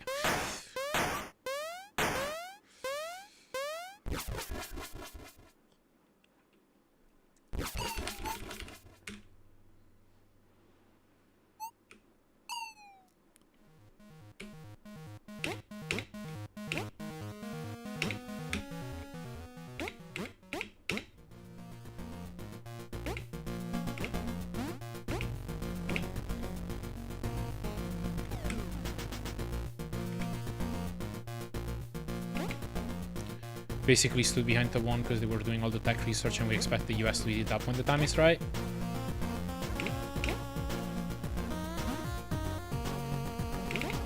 Oh yeah, I mean, business interests are a big driver of that.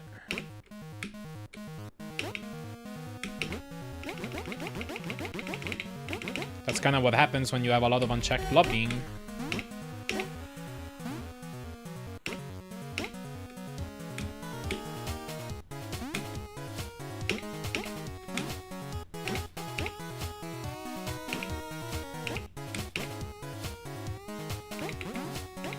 Oops. Not gonna keep that.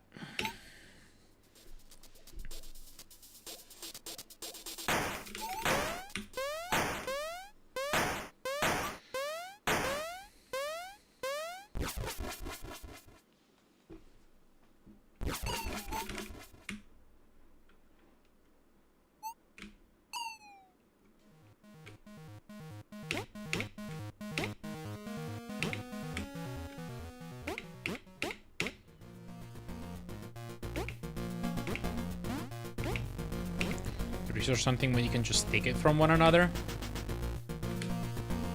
What do you mean?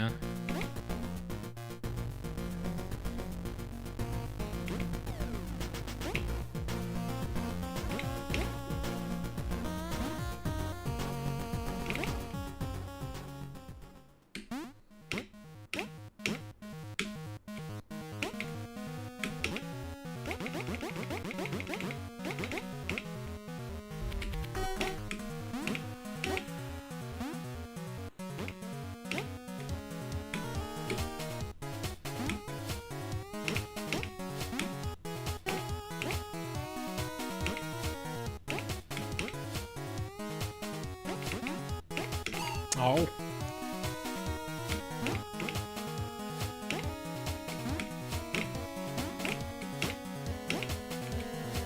That'll work.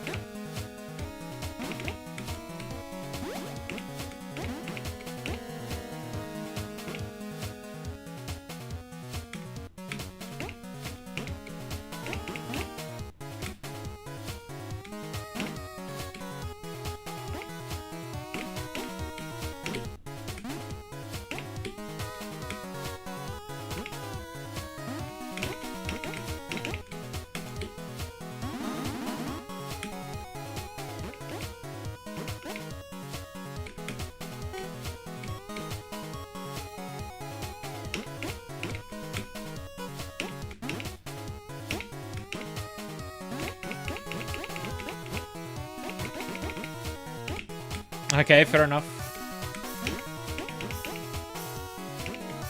Speaking of which, I should be out of SS2. Ah! Why did I say anything? I fat fingered. No. I totally did not mean to press the spacebar right then and there. Alright. From the top.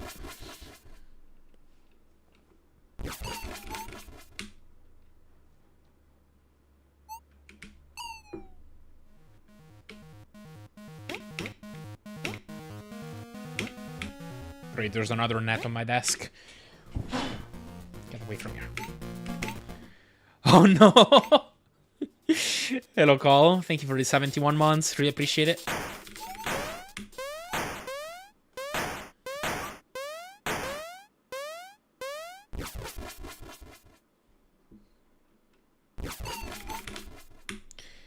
Changing languages isn't going to fix that. I didn't.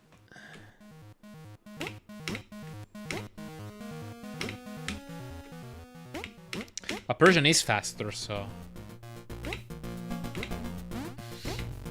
should totally run on Persian.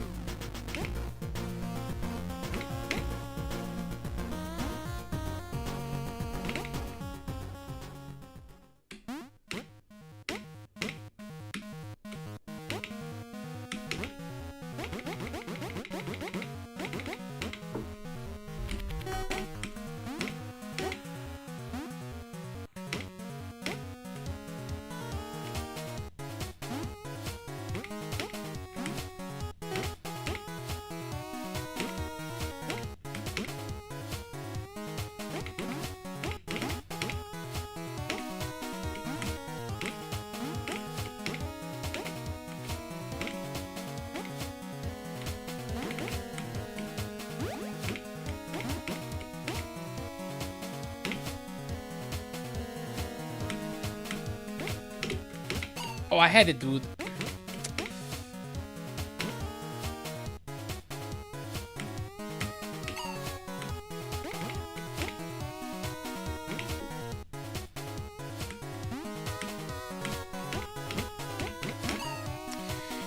Thanks to 2024 Wolf, I am now unironically high for CTWC, the classic Tetris 4 championships. Hello, got you. Well, hope you enjoy them.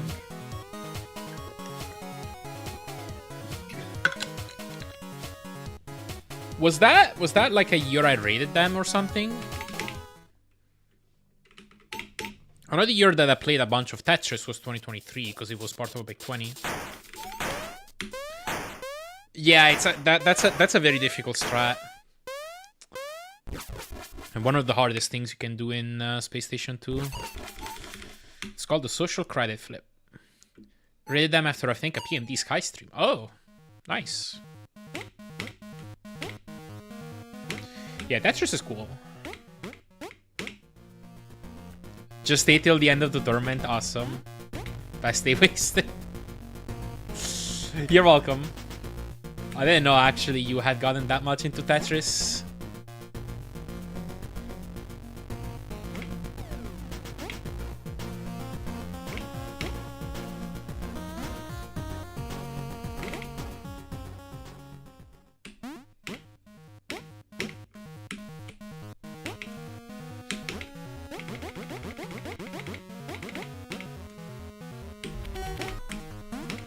Joseph is back this year, and like I didn't even watch when he won.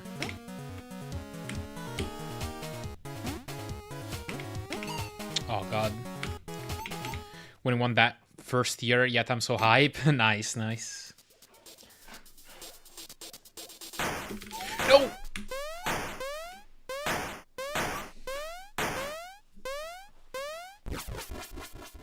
we go.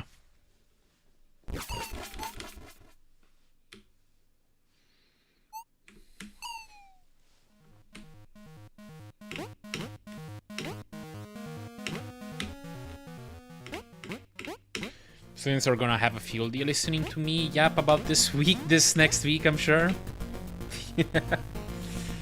Nice.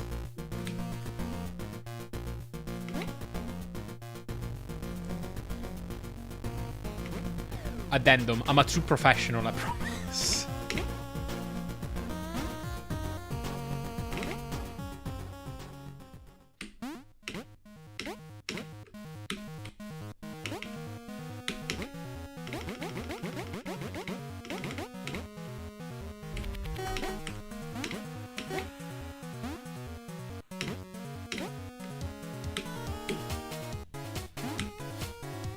I feel like as a student, it's nice to see a teacher who's like passionate about something, you know? That's an age where they can be very impressionable, so it's like having role models in front of them that clearly have something they care about can be really nice for them to see.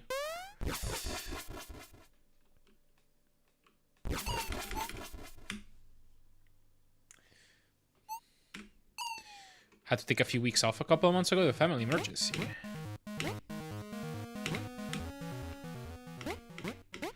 And the guy who subbed for me was talking to my students about video game addiction. He was like, I'm really worried for your generation because your gaming addiction is so bad. Like, who amongst you is the bigger gamer? Students straight told them Miss Kachu.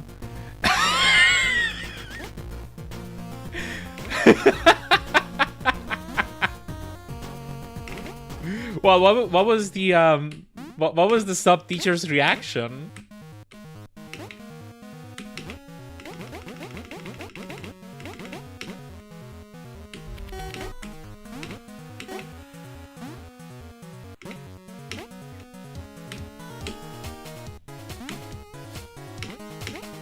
So he was just like monk ass.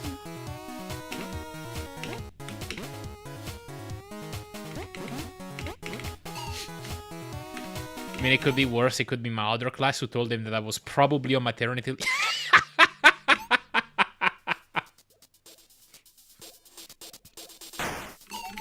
Whoops, I pressed the R button.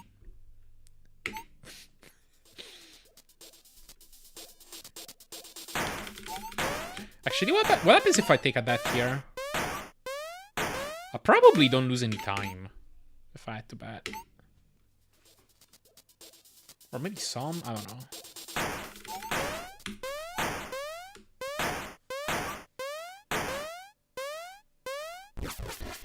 Anyway, that's it for Crazy Student Stories. Gonna get dinner. Sounds good. Have a good dinner. Thank you for the jello, chef.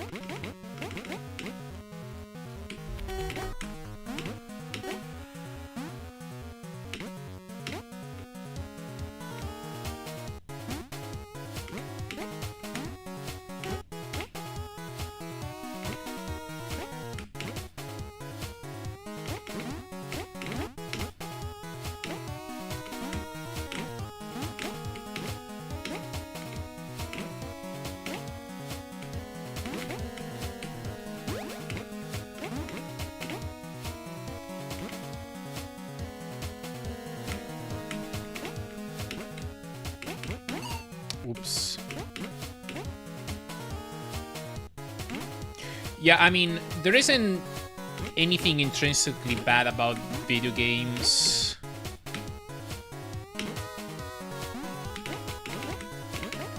Or even spending a lot of time on them. Richter Shade, he's doing psychology at one of the best universities in the US for psychology. And it seems like they have a lot of research into the mental and social effects of video games. And he showed me some of the research that they've done.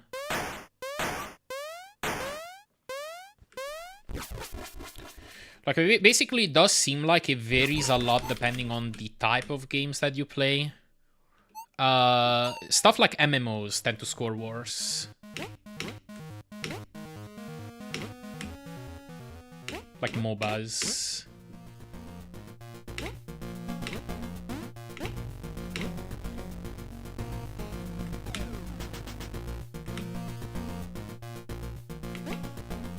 But other than that, a lot of like other genres tend to be linked with social positive effects.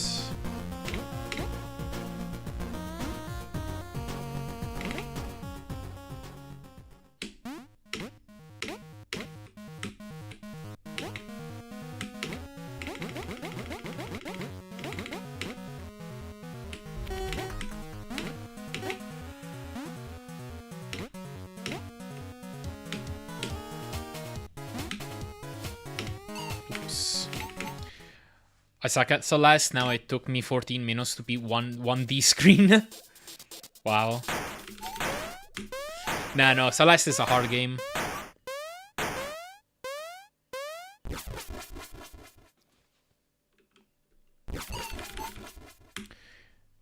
Nowadays, the little ones are dealing with ads every 2 minutes on their mobile tablet games, which is not a good thing. I can't say I like the... Well, I didn't like the state of mobile games about 10 years ago. There was a moment in which I was playing a bunch of them. Most of all Clash of Clans. Which didn't really have built-in ads, but like, I know that's like really common. The business model for mobile games is to fill your stuff with ads and to add a lot of microtransactions and to make your game free. But that means that you are essentially making a business out of the design of the game. And a lot of game developers are thus heavily encouraged, if not forced, to really manipulate the psychology of their players in the way the game is designed, to force them to spend as much as possible, for them to make as many profits as possible. And that's all ignoring all the ethics of it.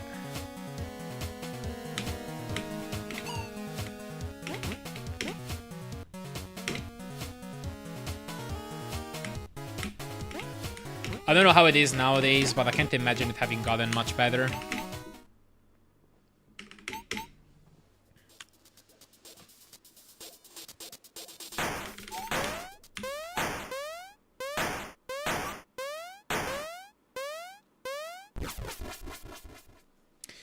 Are many mobile games depending on the 1% of top players who spend the same amount of money on it? Yeah, they call them whales.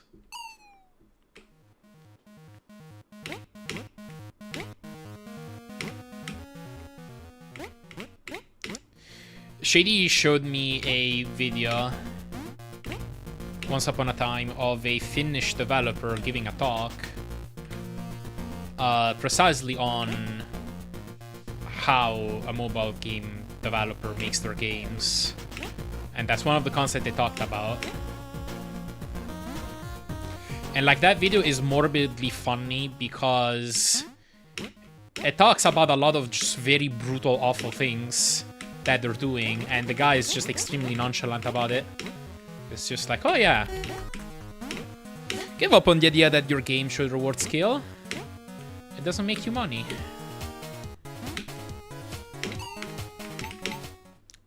Let's see if I can find it.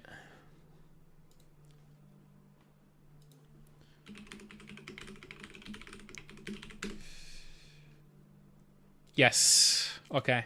I'm not gonna watch it here because this is 19 minutes. But for anybody who is interested, there's the link. Enjoy.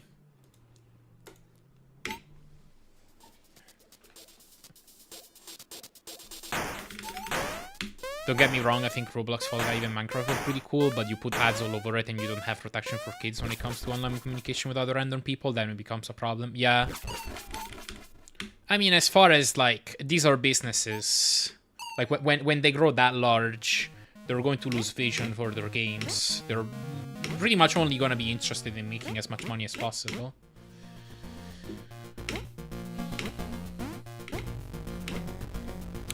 So if it means having a bad influence on kids, they'll often do it.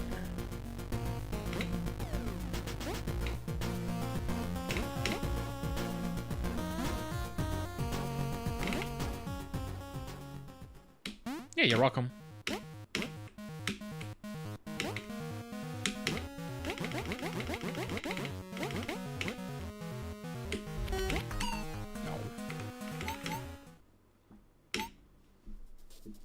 Oh, hey, welcome, Seven Tiny Ops, by the way.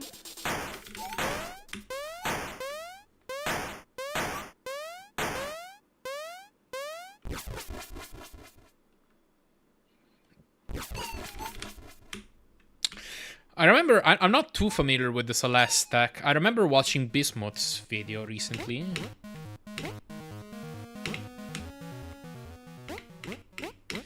Really what I got away from it was that there's a lot of really complicated techniques, fundamentally.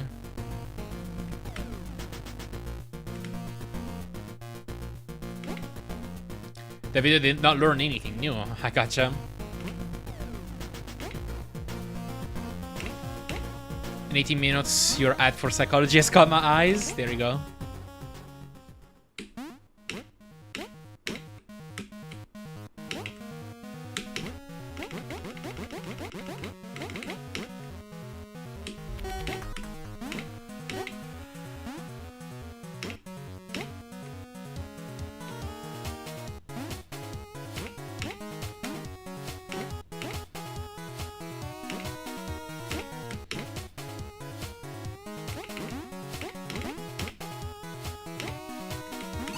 Oh.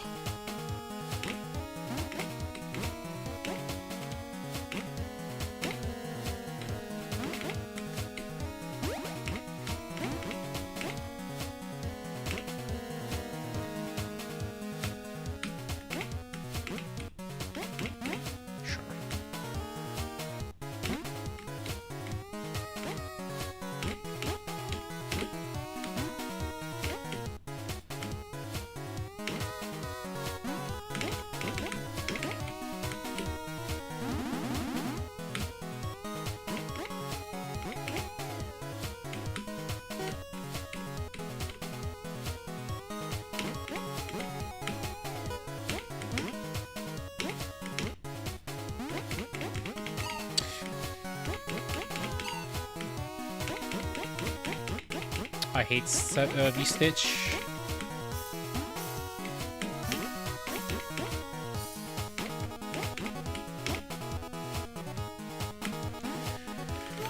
This is like what? Like a 234?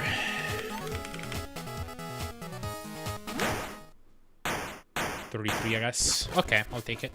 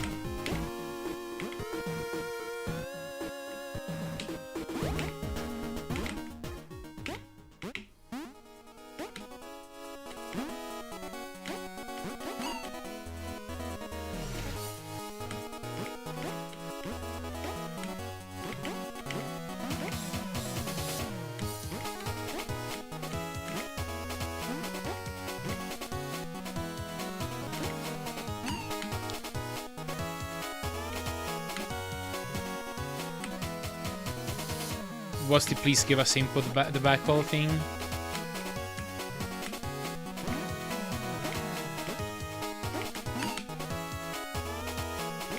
Oh wait, are we talking about the ID stuff?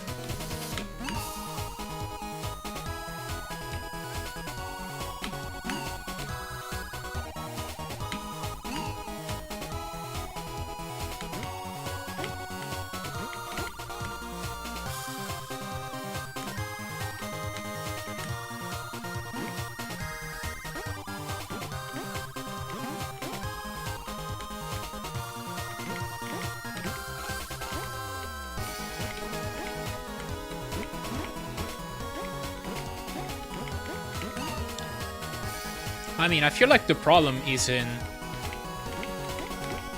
asking for IDs and making sure that the people who are using your services are actually... I mean, if you have a good way of doing that, sure, but like, we know where that leads. It's like a way of monitor adults more closely. But like, I feel like the core issue is probably that if your app is targeting children, then you should design it in such a way that isn't predatory towards them.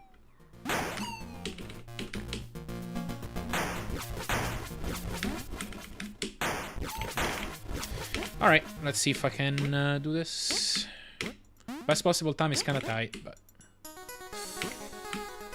Question for the MR stream? Oh, I'll read that when I can. You might have to repost it later.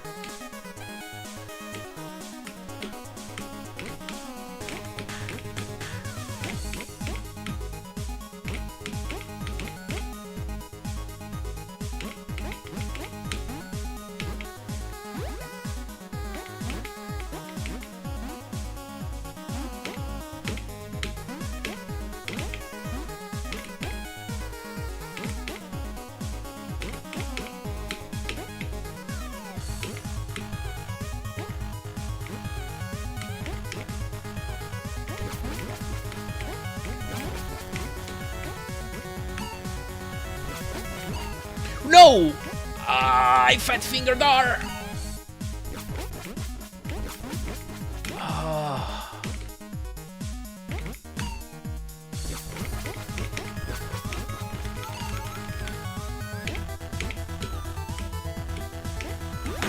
Man, that sucks. I can technically still PB, but this is rough. The RNG for the slot machine. Are you asking when the RNG for the slot machine and Ribbon Crux gets initialized? It's when you pay the lever. So not at the start of the fight, but when you pay the lever itself.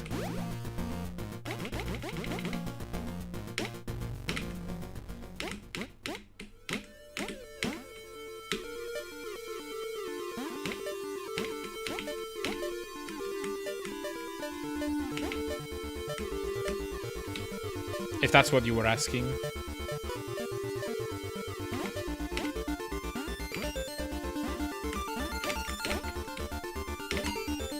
Oh, come on. Well, I think it's over for PB.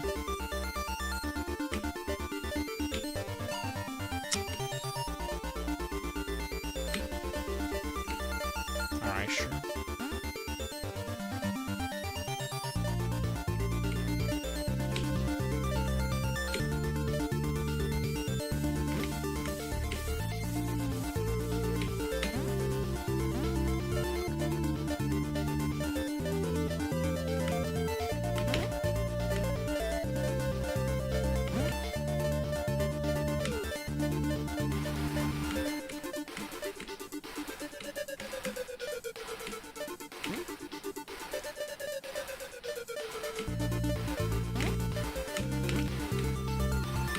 Spirit on the first range Spirit always got the same pattern? No.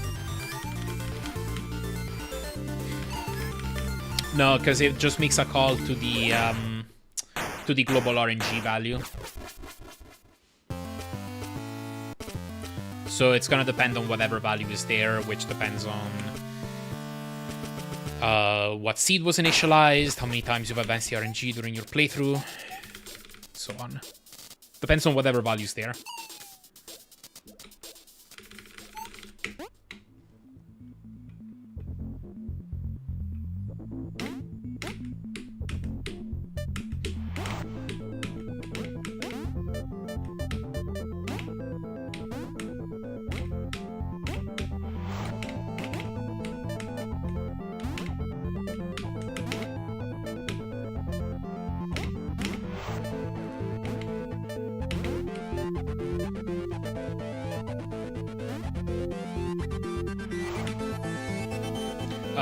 Yeah, I knew that wasn't gonna work.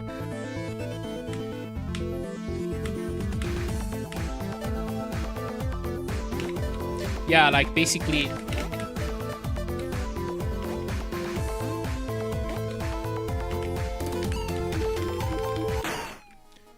Basically, when you flip the lever, that's when the game makes the call that checks the RNG value and then determines what pattern it should give you.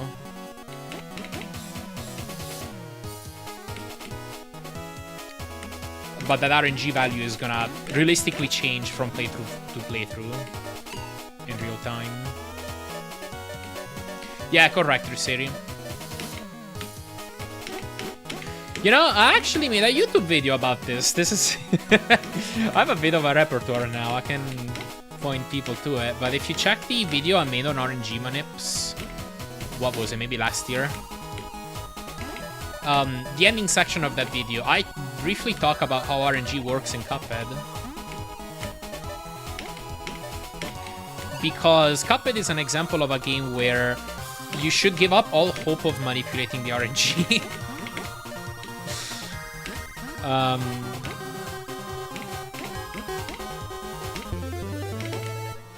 Yeah, there's a few visualizations in there too. Yeah, thank you, GG Fabio. But in short, Cuphead's RNG almost always makes a call to Unity's RNG library, right? So the Unity engine has a set of libraries available for developers, and among them is a random number generator. That random number generator, in turn, is seeded from your various factors, including your system clock. So, depending on when exactly you open the game, like what value of your system clock is, down to the nanoseconds, because that's the level of precision we're talking about, then it will seed a different number. And then when the game needs to make a call, it will read that number, it will give you an outcome, and then it will advance that number according to a XOR 128 algorithm, whatever it was called. Like, the algorithm itself is deterministic, but the seeding is impossible to control. Now, there are, like, technically programs that can launch an application and spoof the system the system clock, but I've actually never gotten them to work on Windows. And even if you could, the way that RNG calls are designed in Cuphead makes it realistically impossible to actually control the RNG, because there's way too many things that actually end up calling it. And that includes the firm grain, every single sound effect, a whole ton of animations, and just basically anything that calls randomness. And in Forest Follies, that's a lot, for example.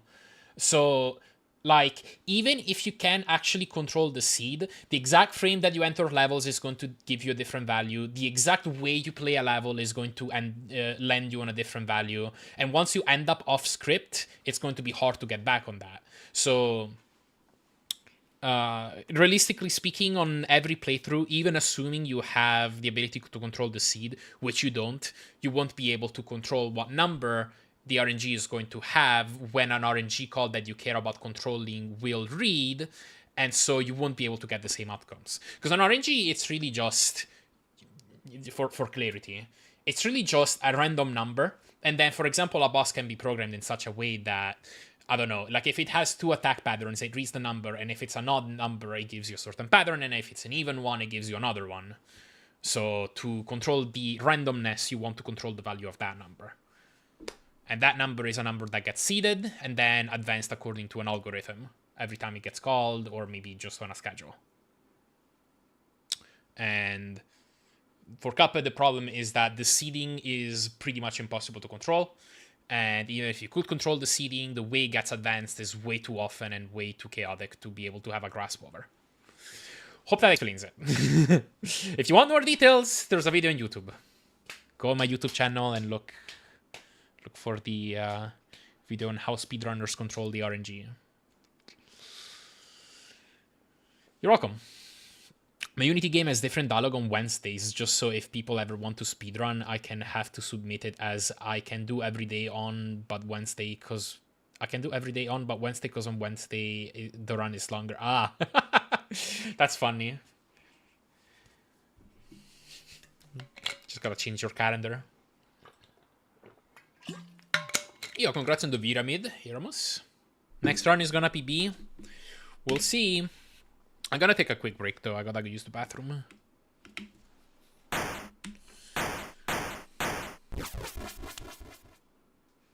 Hey, good morning, Eramus Valmont.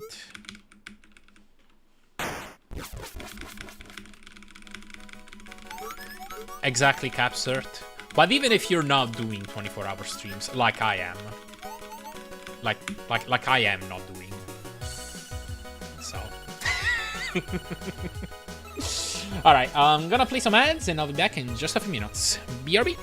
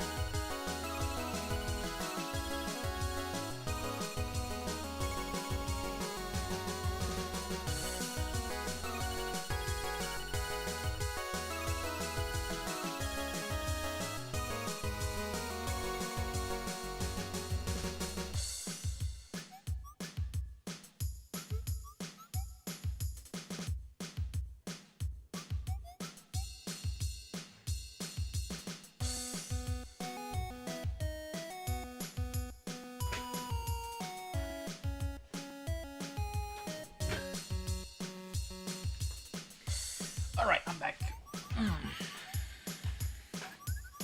Gonna scam SVD Wolf into adding me to lead mods just to clean up crimes like pineapple pizza. Oh boy.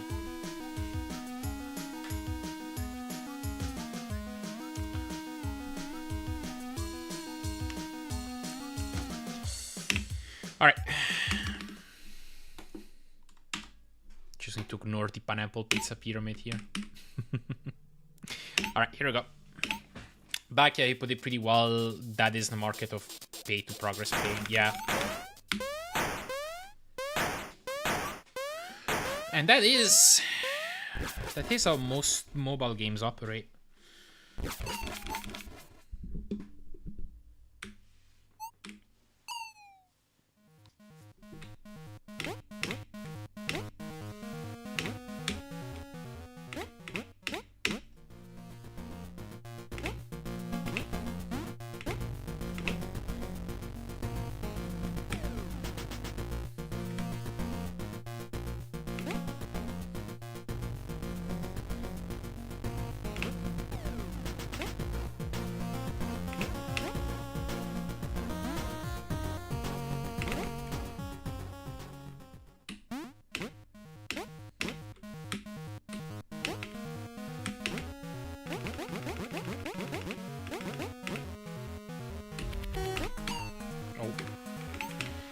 I think Lucy needs a new pair of shoes.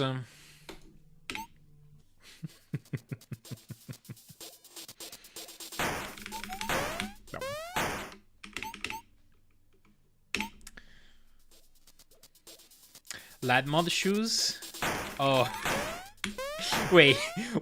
No, it was supposed to be lead mod shoes, but somehow lad mod shoes works even better.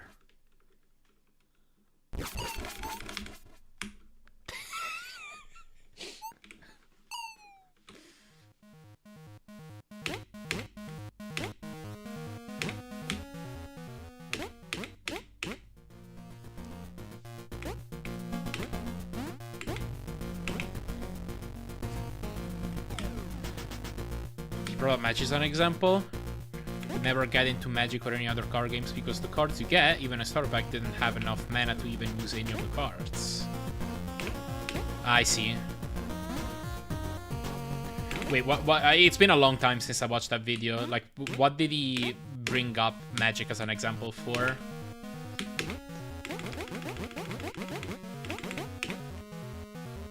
Meta tactics against me? I mean, it is Italy. I'm technically a Terrone.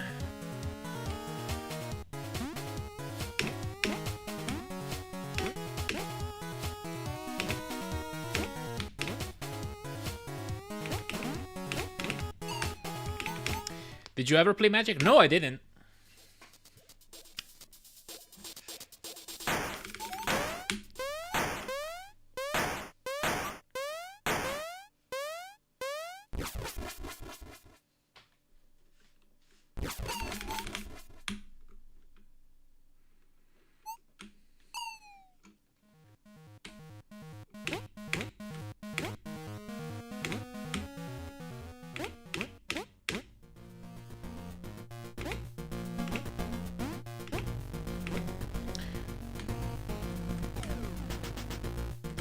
Yeah, Walk Down the Pier is the classic.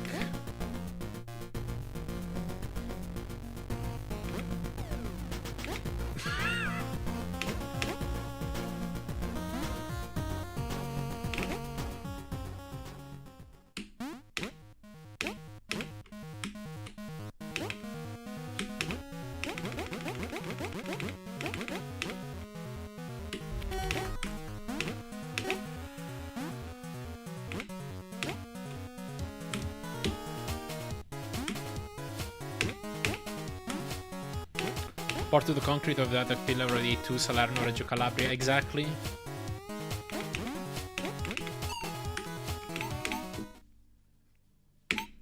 You know, I found out they actually completed that highway. You know, it's probably extremely old news that I should have known by this point.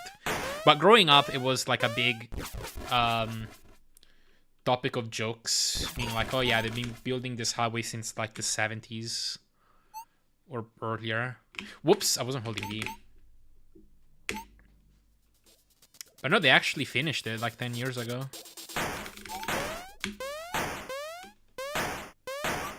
Another question, when you quit out of Cattle House, do you hold up while opening the pause menu to buffer the menu movement? Does it move on the first frame? No, I don't hold up. I don't think it moves on the first frame.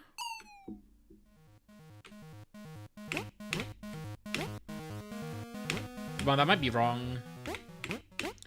But yeah, I just time it.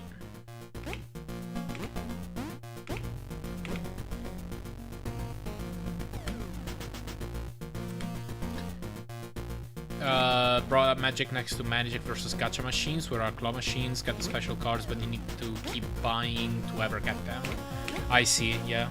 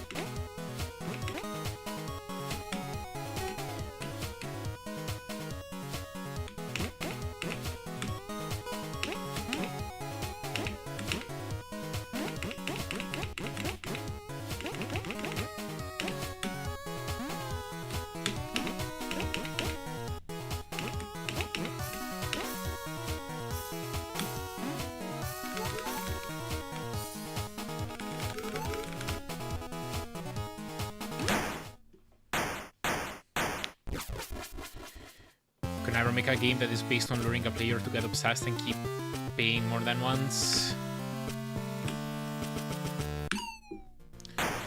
Yeah, I mean, me neither. I feel like that touches into the questions of what you're making games for. It's like, if you're viewing it purely as a business, it makes sense. Like, if you are...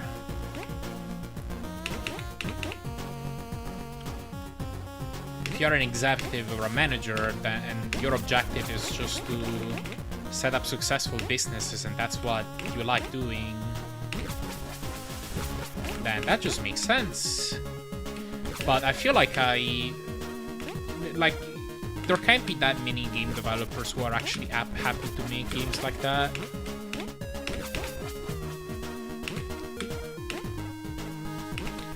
Most of the people who get into that, they do that because they want to make art. They want to make games that are fun for people.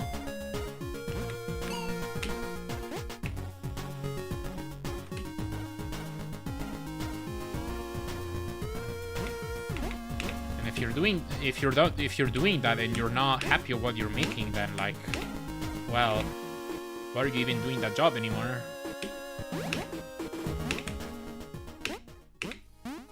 Might as well be a plumber.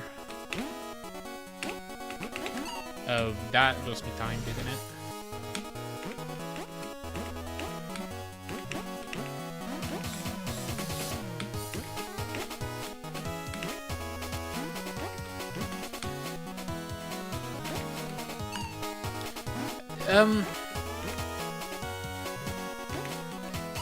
Okay, I'm dumb.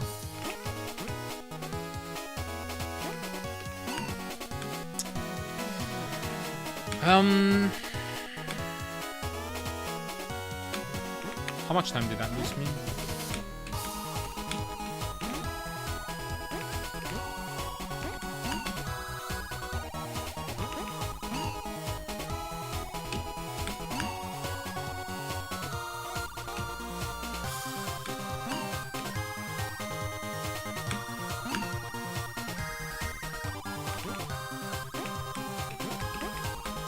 Programmer, I want to go into making logical games / puzzles. There's a little money in return, but I wouldn't make a business out of it, just I mean for myself. Gotcha.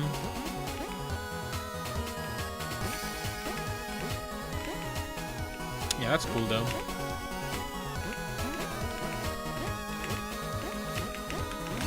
Thanks for the raid, Wolf. I'm 12 minutes in now. Gotcha. Enjoy the rest.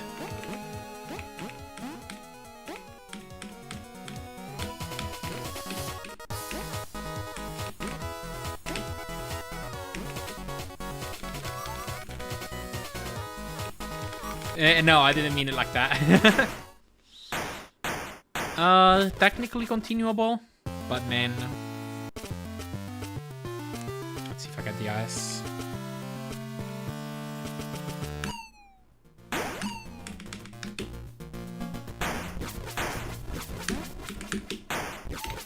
Okay.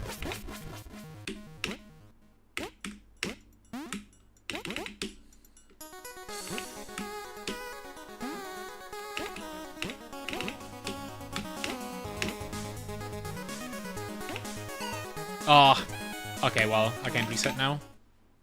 Yeah, that's exactly it, Slaughter. It's informative, but it's like the most telling thing about the video is that the guy is that serious about what he's saying. Like, that is just a standard business talk.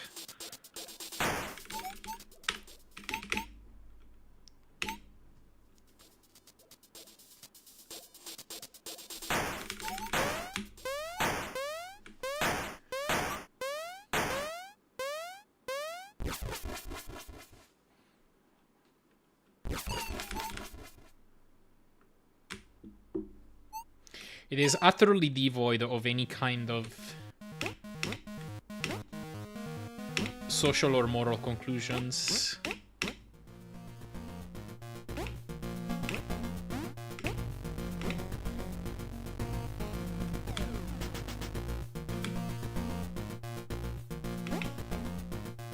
Same YouTube channel we posted a while ago in the Discord about designing mobile games. It's the same video. Yeah, Shady introduced me to it.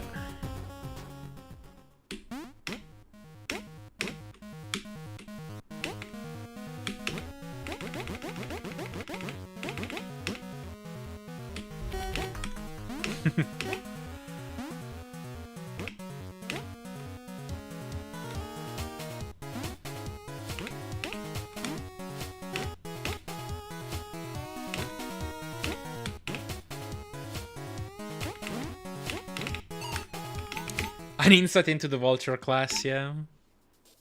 Oh, hey, let's create. No trinket is actually faster to skip the bottom route. It can be. It's difficult to do top route in a way that is faster, but I have a setup that turns it into a frame perfect left press. Because you're going against the grain, and basically when you're turning around,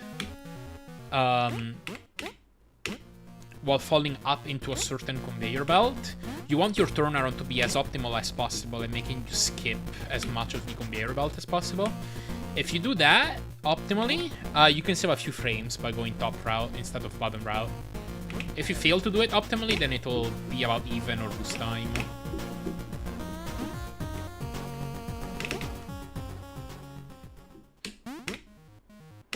Yeah, for my setup, I brush up against this wall, and then that's the frame perfect turnaround. I did get a good one there, so that saved a few frames.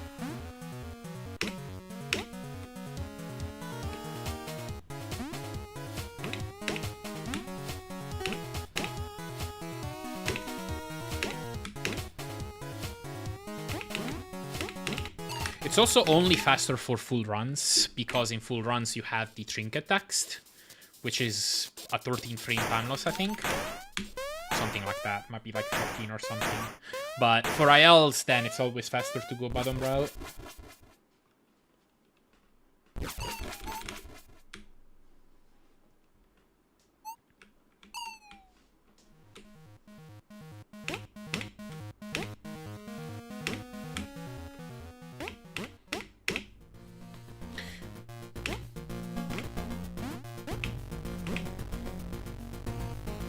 There's technically another thing you can do to speed up that conveyor belt.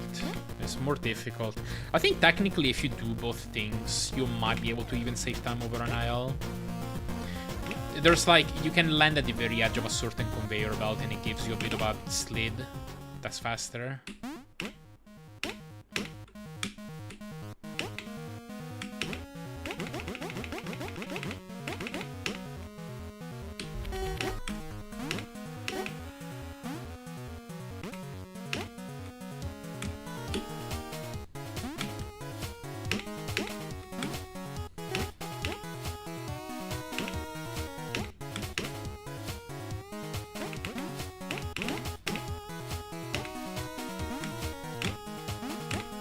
Whoa!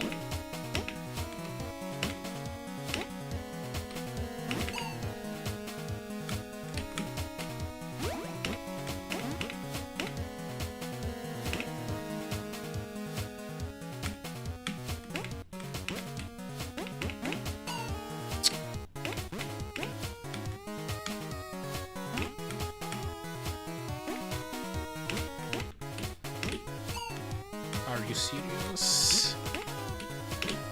How does that happen? Don't get it.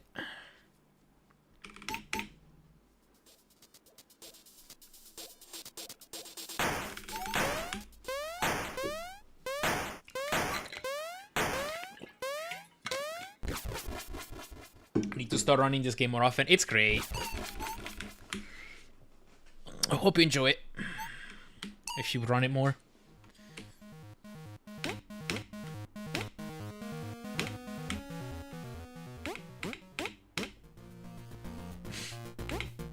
Well, if you do get a yacht, then you just live in the yacht. It's that simple. Would you like to own a yacht too? I mean, if I had that much disposable income, might as well.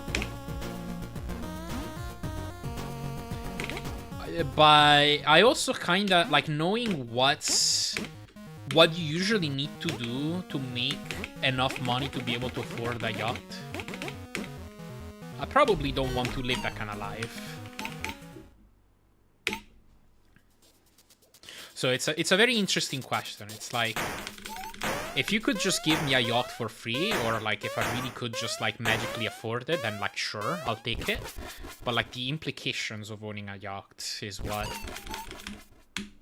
makes me lean more towards no.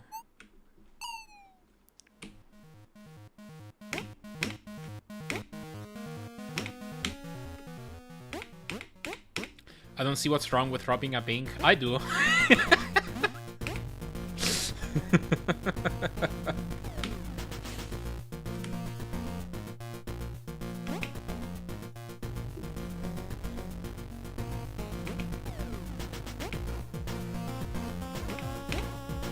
But yeah, I guess that's one way.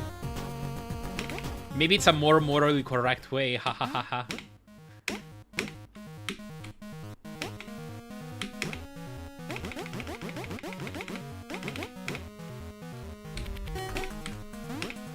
Parents of that kid named Rob must be so worried.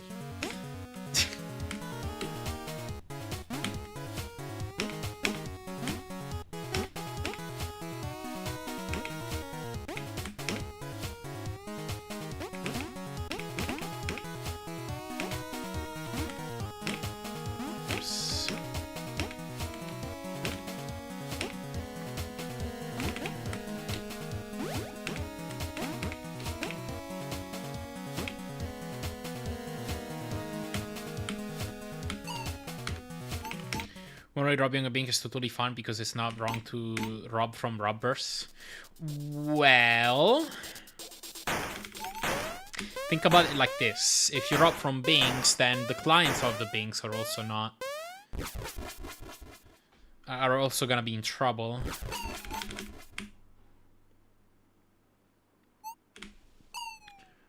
And then if the bank needs to be bailed out somehow, then that's also money coming from taxpayers and stuff like that.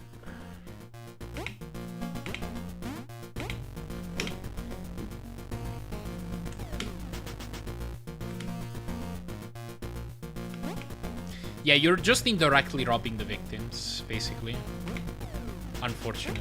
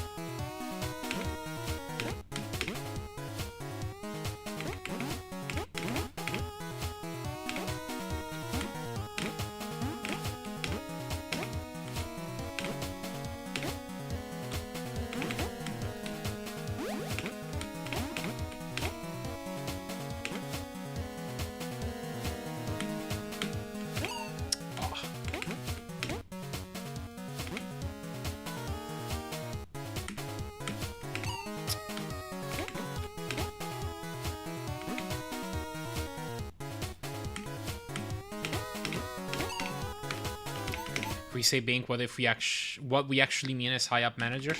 So do you want to steal from high-end managers directly? Just break into their homes at this point. For legal reasons, I am not recommending this.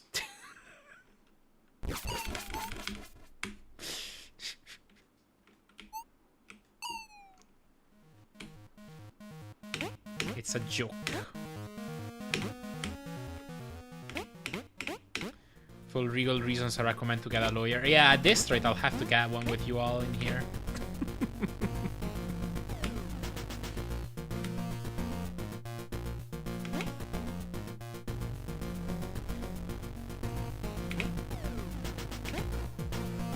Yeah, what's up, McMonkey? Thank you for the judge.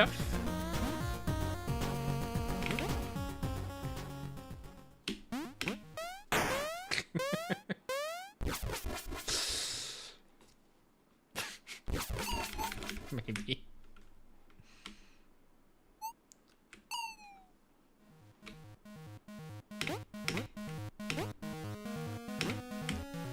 Oh no. We're not doing a heist.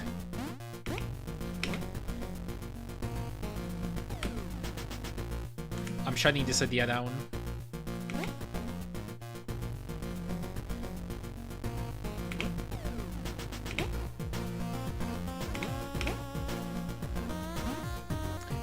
No, Laxus, god damn it.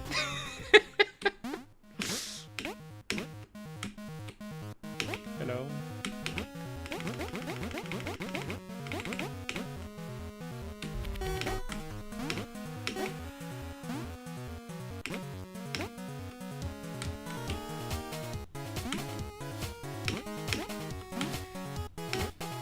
So you created with your breadcrumb policy? Oh no.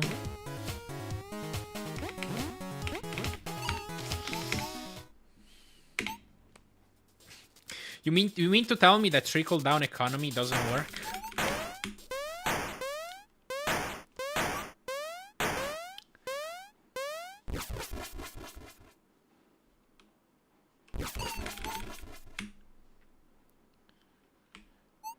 On the other hand, hypothetically, if you blackmail the employees into robbing it for you, yeah, that's still not legal.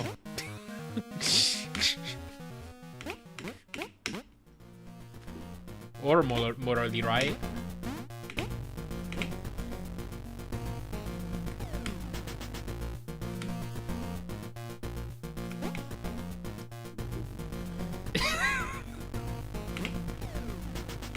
Yeah, you're putting my money in danger.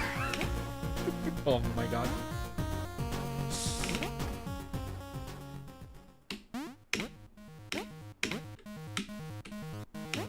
Oh. Maybe easier. Got wrong guys, but I'll mess you later. Alright. Yeah, have a good one, Dark Ronnies. Bye-bye.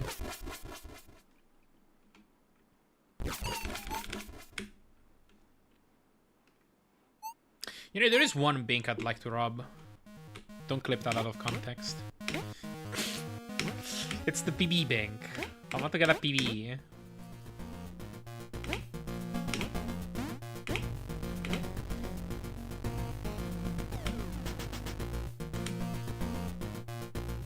Oh, that's illegal?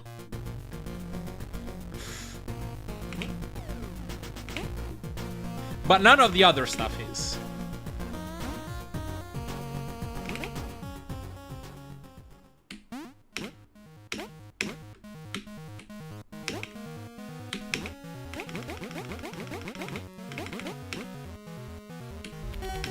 Being called PB Bank. Oh my god. Yeah, you know what? There might actually be a bank that's called that.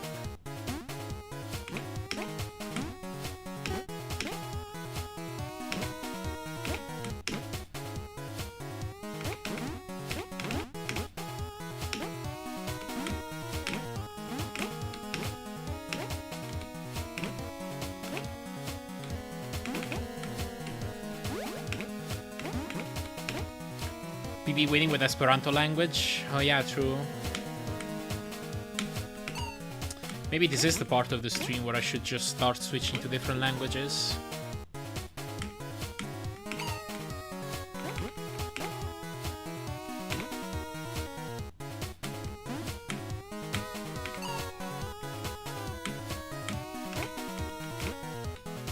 I'm feeling this a lot now.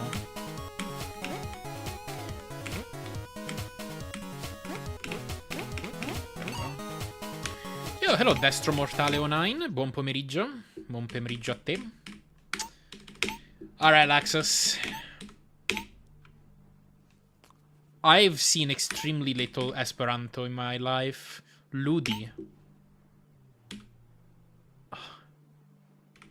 Nova Ludo? Alright, sure.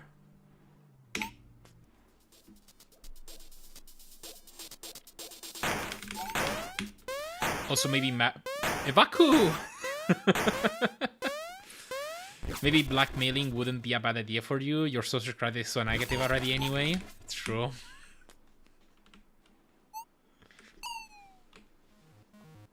Okay, we got tempo.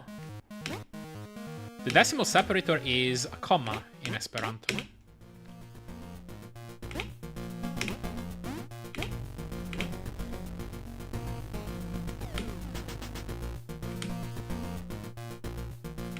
Wait, the checkpoints have a K in them?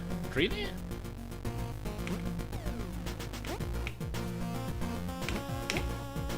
Oh yeah, they do. What? What does it stand for?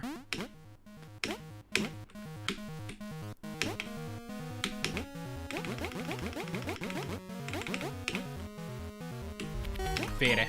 Oh no. Alright, we'll find out the rest the next run. Let's go for another Nova Ludo.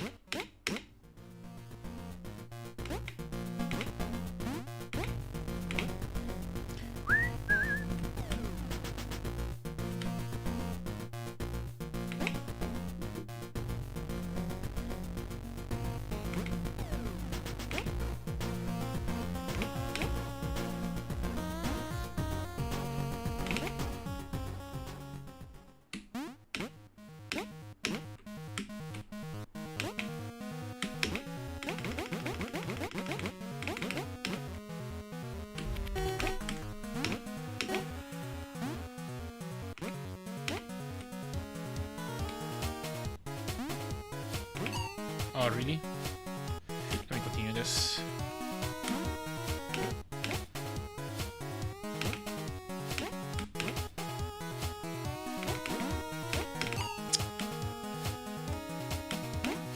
Yeah, I'm sure it's CAC points.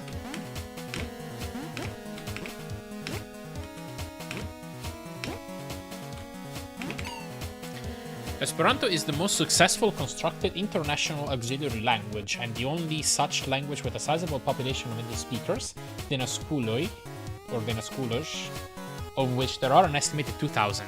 Yeah, that's a sizable population, I guess.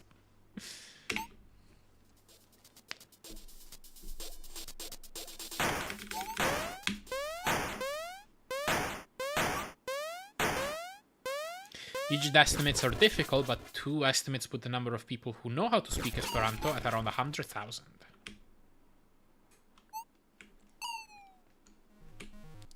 Surely it was designed to be easy to learn.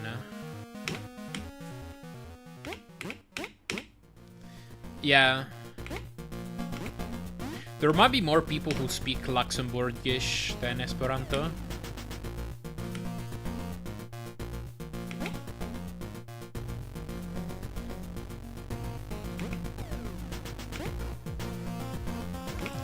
Apparently it was created already in 1887, had no idea it's that old already. Huh. Venetian has around 4 million native speakers. Wow.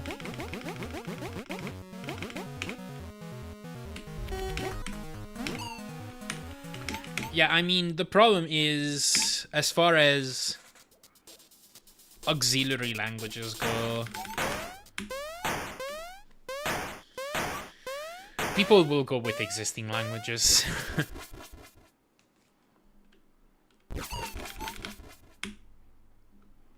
It's proven pretty much impossible in current conditions to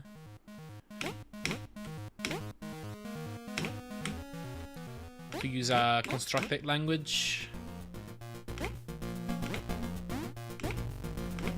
in a way that's like widely adopted.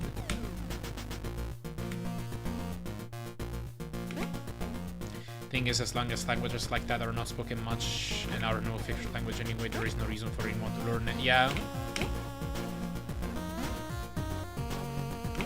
Oops.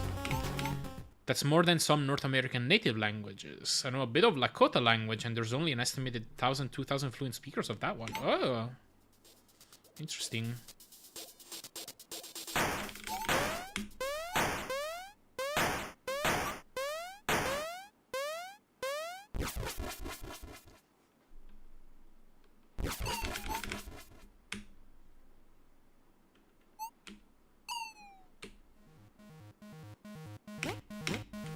Yeah, some languages are definitely like extremely local.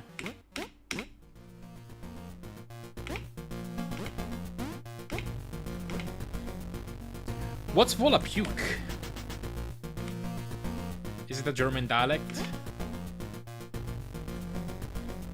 How do we get to talk about linguistics? Because I set the game in Esperanto. That's how it started.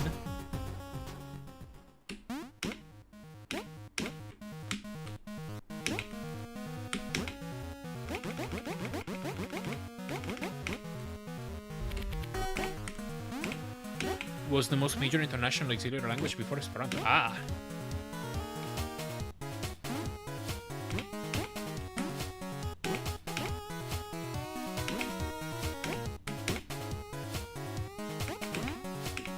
Oh.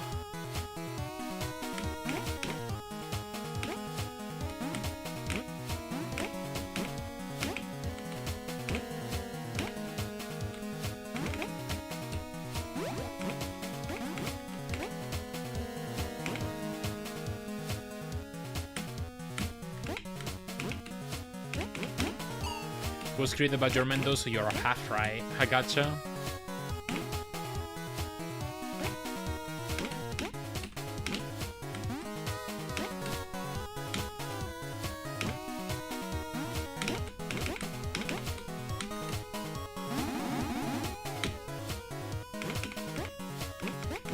What? Oh my god, what's going on?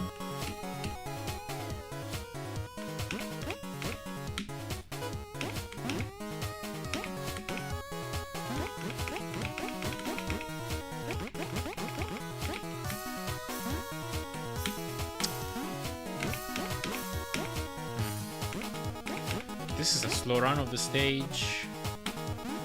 Probably like a 232 or 233.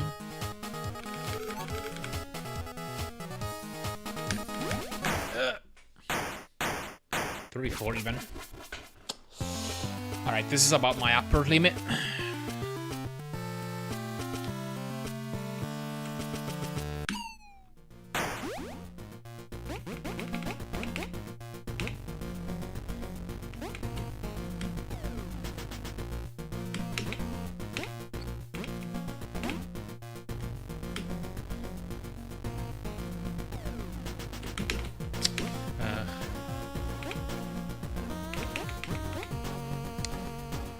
Later on in Wikipedia article, it says up to 2 million speakers. Which one? Esperanto or the German one?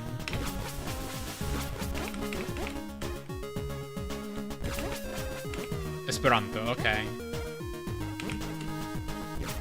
Was 100,000 the number of speakers who know it fluently? Because I mean, it is also difficult to like estimate exactly what you mean by fluent or somebody who can speak a language. Because it's all on a spectrum after all. It's like some people know a few words, some people know some basic grammar, sentence structures. Some people can actually intuitively say a few sentences, and then some people are all just naturals at it.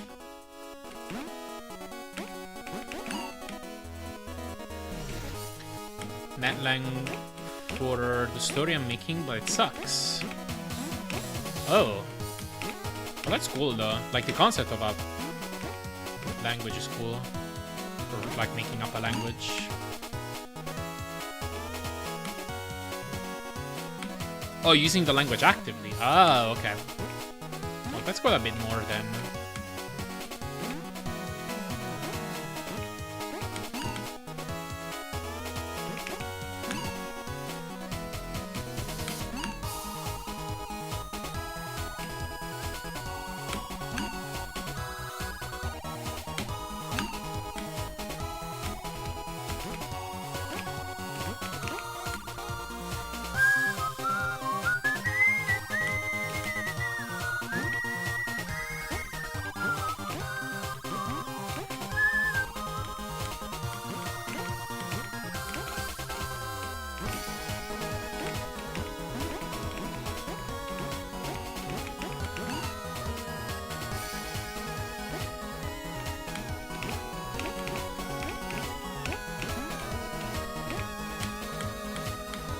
Have I started learning Chozo yet?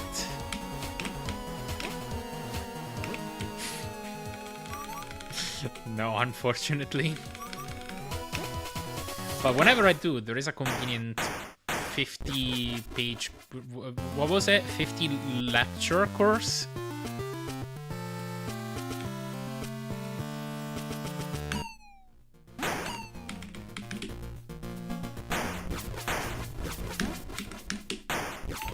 Alright.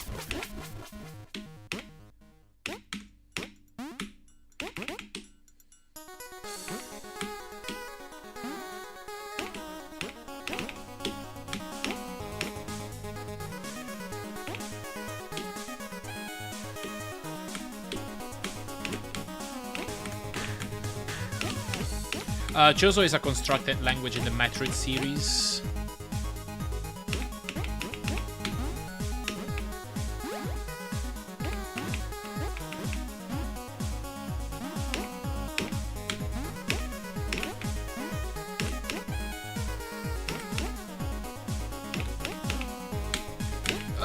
Okay, whatever. At least I'm alive.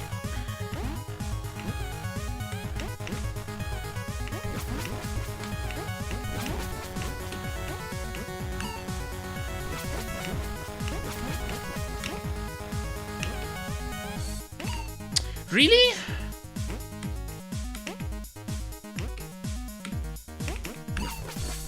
I hate this screen, honestly.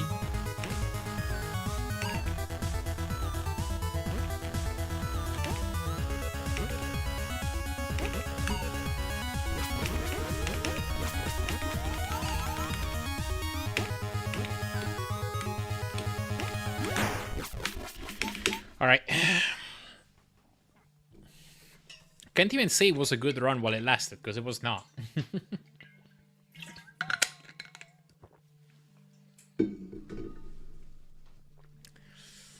Not as good. If it's not as good as Arojun, then I'm not going to bother. What's Arojun?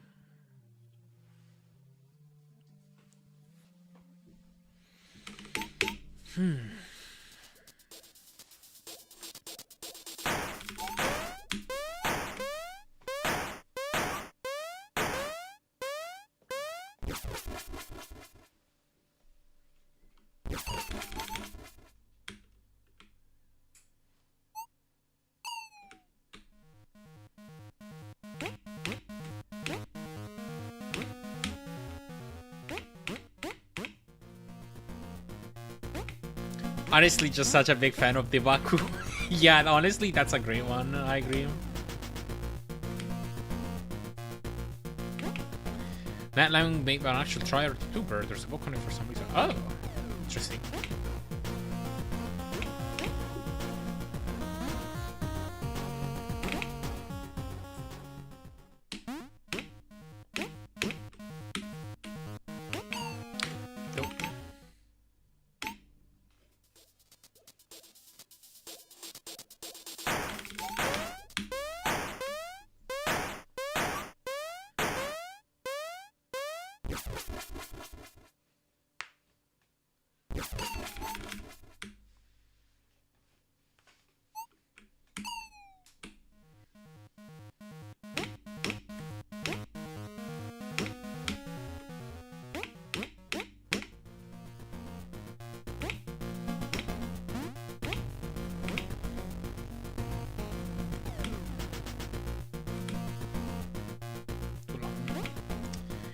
Yo, what's up, Ahmad? Thank you very much for the raid. Hope you all had a good stream. Welcome everybody. And thank you for GL. Welcome Monker. Welcome Nublar. Thank you for GL. He said I'd like pineapple pizza. Sure, just leave it by the entrance. I'll take care of it later.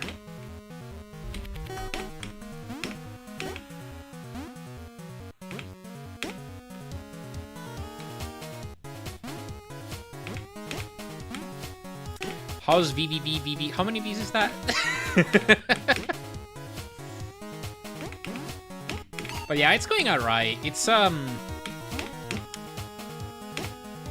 definitely a difficult run at the top level. I've I got this 1045 on my second day of attempts, and it's proven pretty difficult to beat. I got a good time a bit too quickly.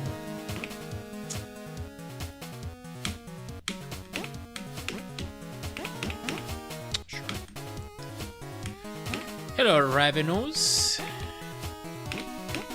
Yeah, it's brutal.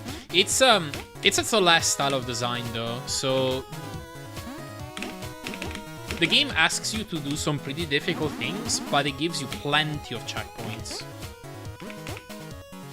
So you can immediately retry what you failed, and once you beat it, you get another checkpoint, and you don't have to redo it anymore usually.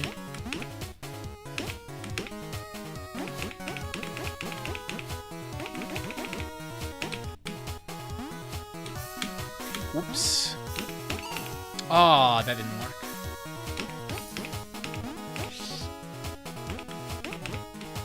I think the Space Station 2 is too slow. Yes, if you're wondering what language this is, it's Esperanto. Okay, this is like a bit beyond what I want to accept for Space Station 2, so we'll reset. And of course, the reason we're playing in Esperanto is because it's faster. No, it's not actually. The game has a lot of translations. They're all the same speed. I think that's notable about this game is that it's on its 10-year anniversary. The entire code for the game was made open source. And since then, a lot of dedicated fans have been maintaining the game and making small quality of life improvements. So among those is like a crap ton of translations. Yo, hello Hero. Thanks for Geo.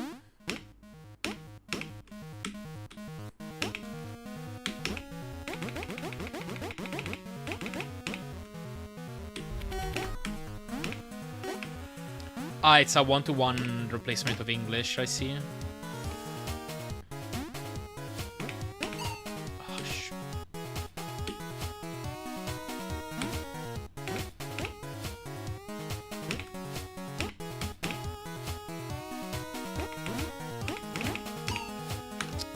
I'm not continuing that.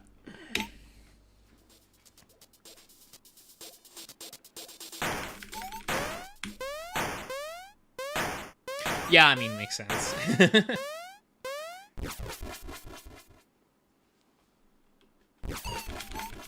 Yeah, this is Esperanto.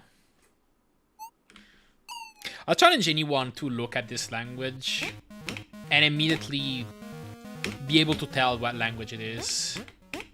I feel like the only...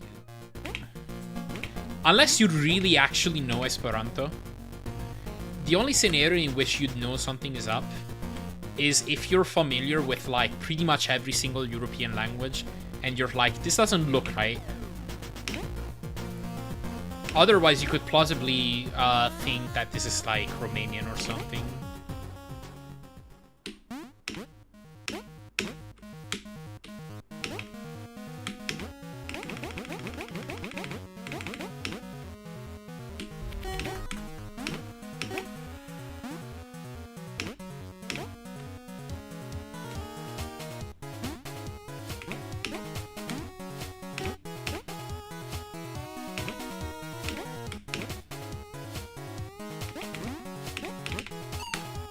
Only know how to say my name is in it. Mi estas Hero.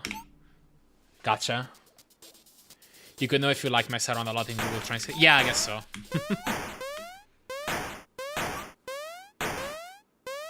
Like you would look it up and then find out.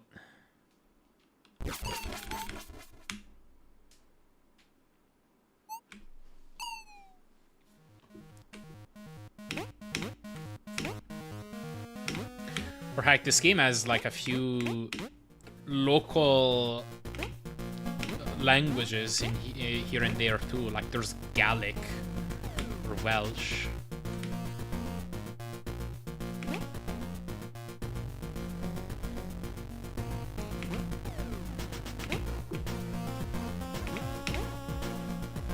You think if I set the game language to Chinese, I'm gonna get social credit flip more often?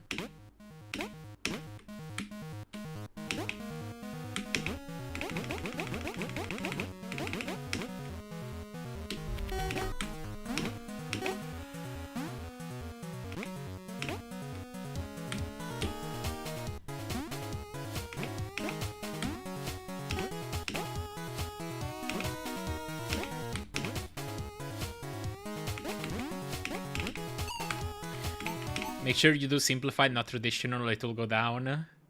Oh god. Which one is which?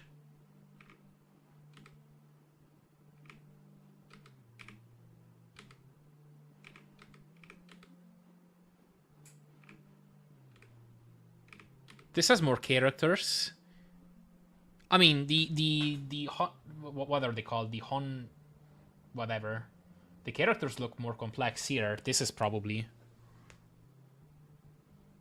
less complicated. One is probably simplified. Yeah, so it's probably this. Like this is probably. Oh god, whatever. I know which settings I have to click on now.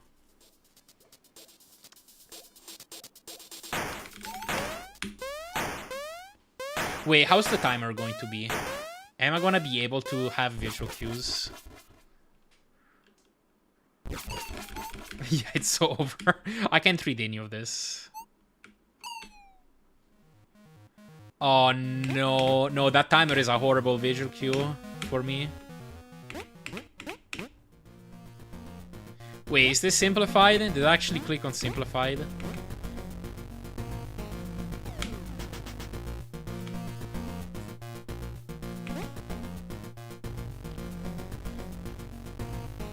I think it's traditional, okay.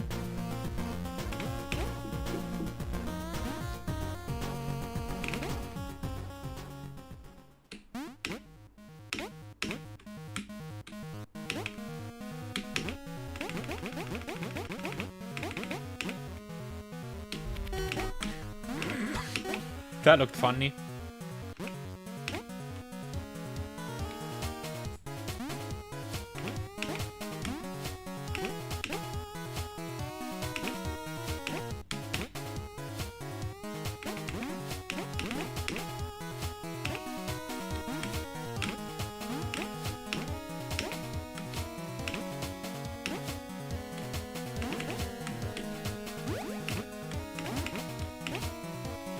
Alright, time to test the theory.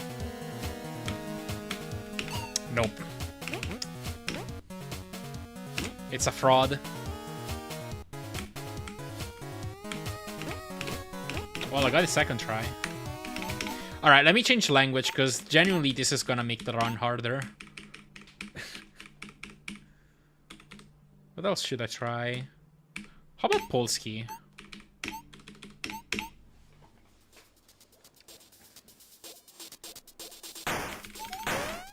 Is there Turkish? I can set it to that next.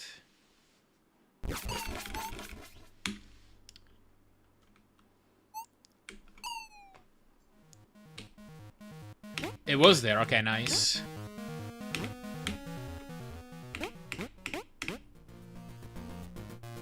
You missed the Chinese one? Oh, dang. Ooh. The checkpoints become a P.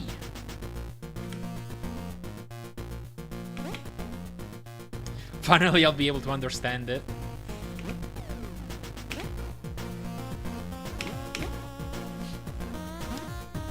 Ooh, okay, time has the same amount. Oh, Polish uses a period as the decimal separator. That's interesting. So this is actually perfect. I don't have to change any of my visual cues.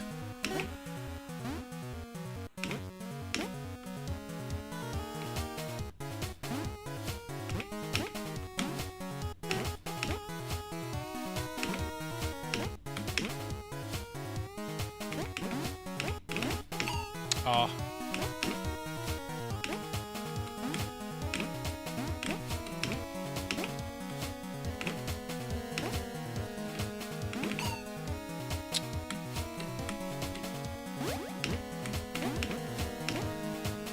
Just know that the one with fewer strokes is simplified and they're exactly the same language. Unless you read it in Cantonese. Huh, I see.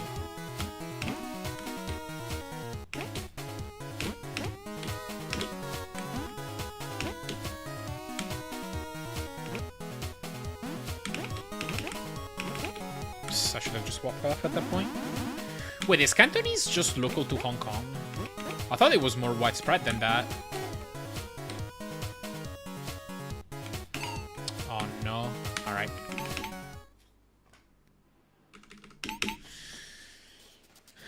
Lies should be translated to... Okay, how's that L with the strike in the middle pronounced again? Krumsto? Yeah, they did the same thing for other languages. They translated those words to like true and false, basically. Just because I guess it tends to have fewer letters. Cantonese is more common in Hong Kong and the Guangdong region of China. And some parts of Malaysia. Interesting, okay.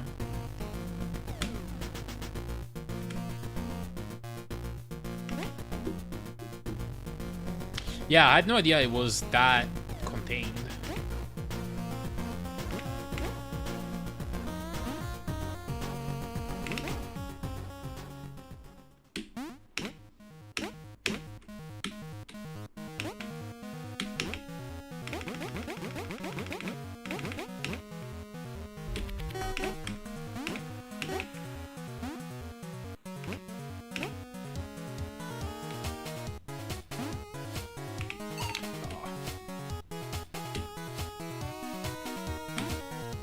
Chinese characters for Cantonese actually translates to Guangdong language. I gotcha.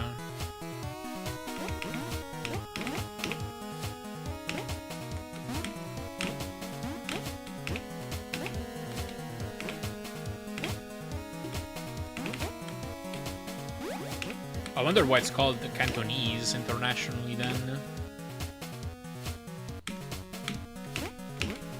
Oh. Man, I had it. It's like a W in water. Oh. So it would be... Quamstua? So I take it the W is pronounced differently too. Guangdong means Canton, or historically it's called that anyway, hence Cantonese. Ah, I see. Gotcha. Cool. The WASP was really good. Gotcha. Okay. It was really hard for me to learn. So you learned it? That's cool. Yeah, I...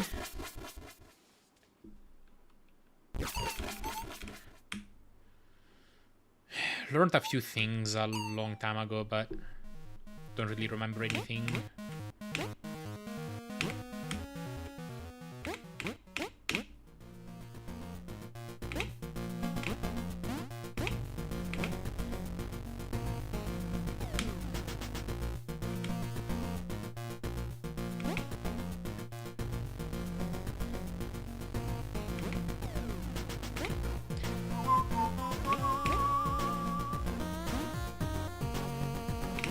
Oops. Basically the same as written Mandarin, just pronounced differently.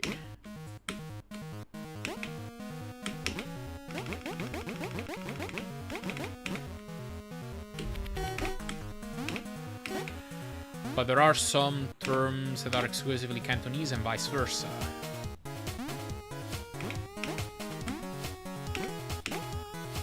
I mean something completely different in Mandarin, etc. I gotcha.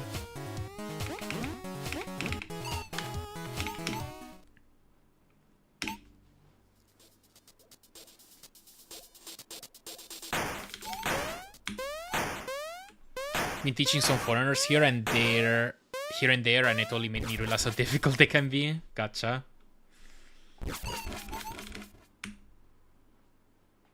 But yeah, I guess Cantonese and Mandarin are like fairly related then. I guess like what do you mean by pronounced differently? Like does it sound like a different language? Or is it more like if you know Mandarin, can you understand a lot of Cantonese?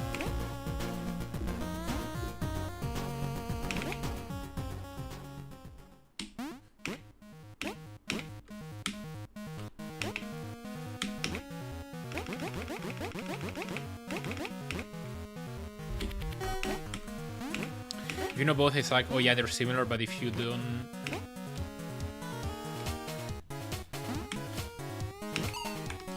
if you don't know one or the other, you straight up won't understand it. Oh, interesting. Okay. Yeah, I was just asking, like, if you know Mandarin, can you understand Cantonese? And I guess the answer is no. That's interesting that they're written the same, though.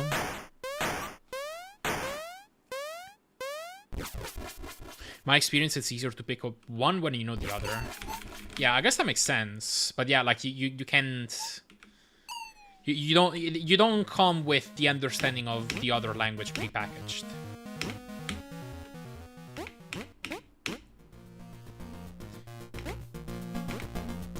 Like, it's not like, I don't know, British English or American English or the variants of Serbo-Croatian.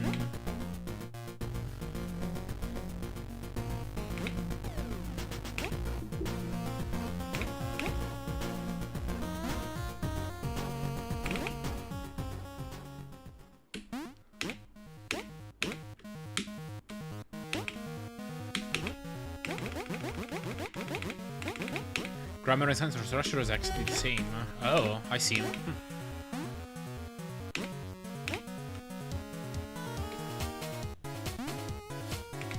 Oops. Difficulty is always vocabulary, although I'm good with learning grammar since I know more about linguistics than most. Gotcha. From my reading, that's why the Chinese written language is what it is. It's a single writing system for like 100+ dialects that are spoken differently. We're all written the same. Damn, that's pretty cool.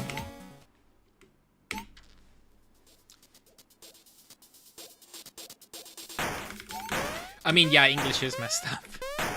I'm already practicing this right now. They just told me to use the Cantonese ones because the written one language is identical. Oh, interesting. I will say when it comes to fucking Taiwanese Hokkien, that's a different story because it's the same characters but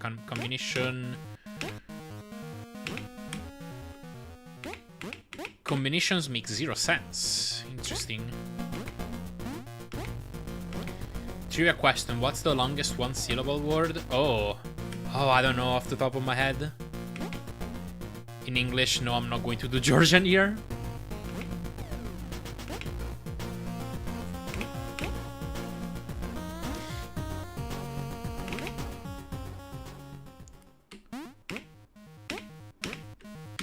It's gotta be some word with like a lot of consonants.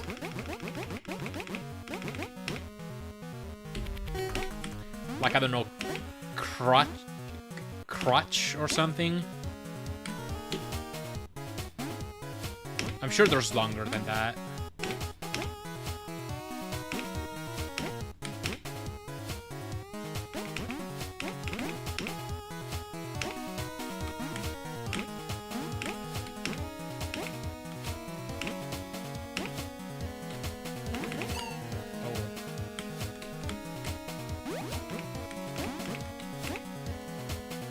Strengths. Oh. Cool. 9 letters.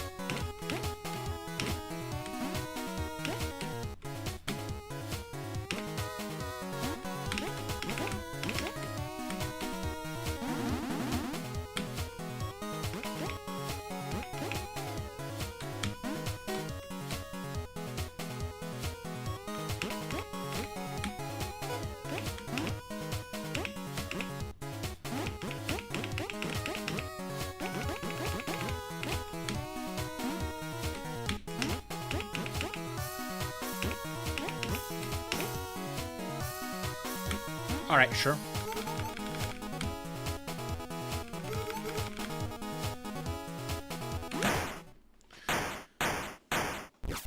Very regional, if you members of the family know it. Meanwhile, I just assume everything written in Chinese is Chinese until something ceases to make sense. I see.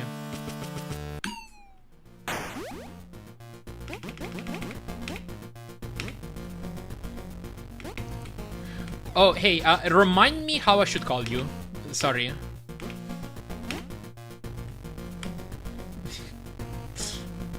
You gave a suggestion the other day.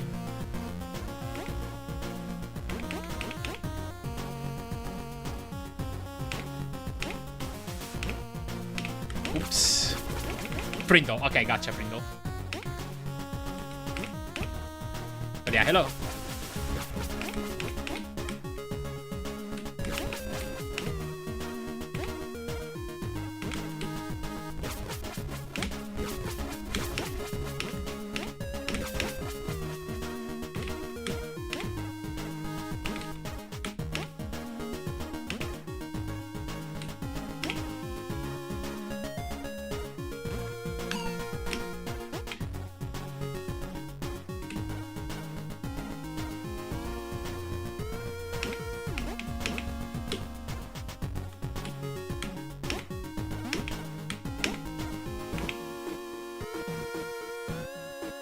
Yeah, this is actually Polish attempts. Hello, Kazayev. Thank you for gel. Next in line, it will be Turkish. Yeah, Esperanto didn't work out.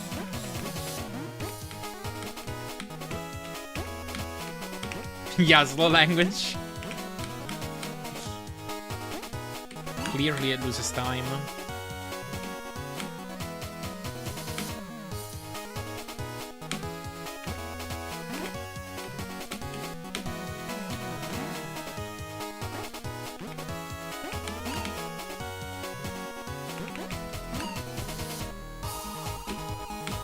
That must be fast.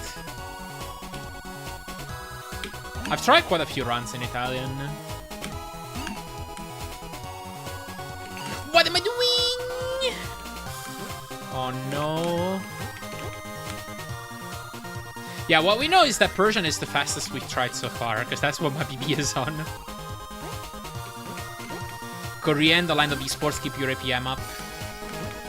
You might have a point here.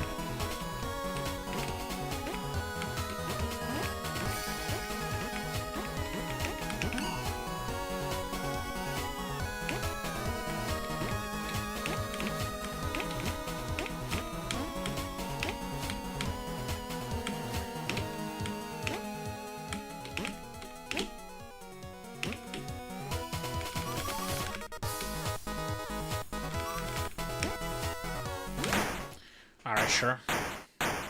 Alright, let's see if I get DS.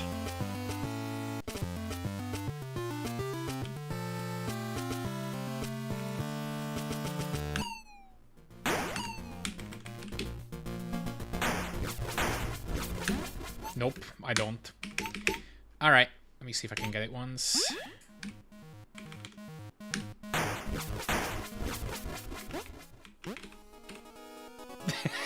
Yeah, no, I don't know what any of that means. Teleporter, my favorite Polish word. Nice.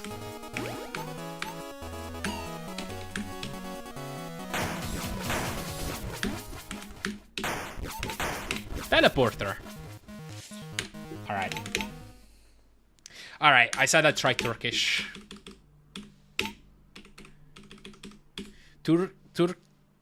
Okay, how's that C pronounced?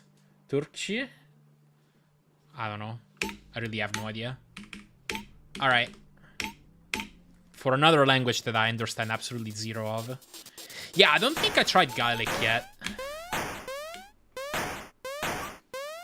It's wrong ch. Turkce, then.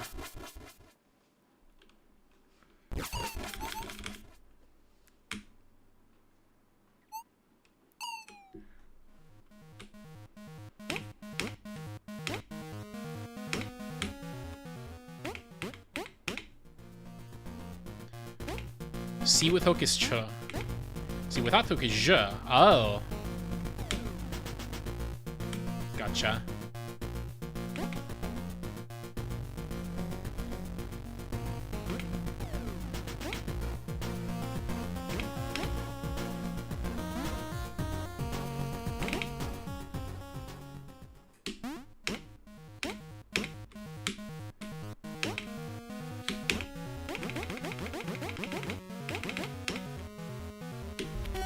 I guess the timer is fine. Okay.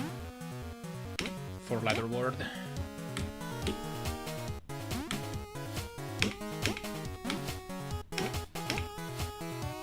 We got keys for checkpoints.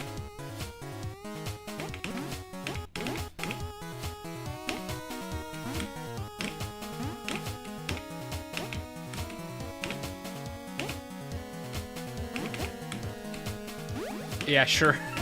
I'm sure it's not pronounced like that.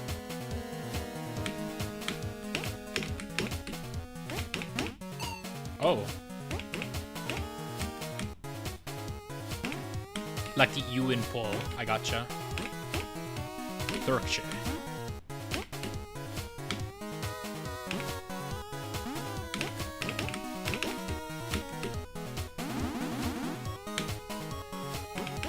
We learn how to say lies in many languages.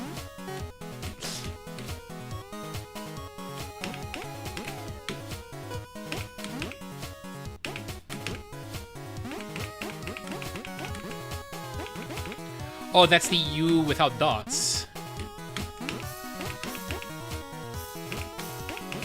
Oh, so what's the U with umlaut then?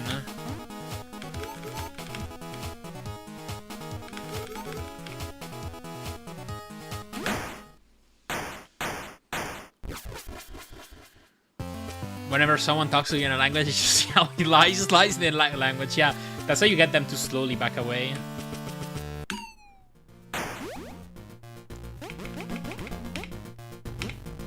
A few days ago, we were trying to figure out the O with an omelette. Yeah.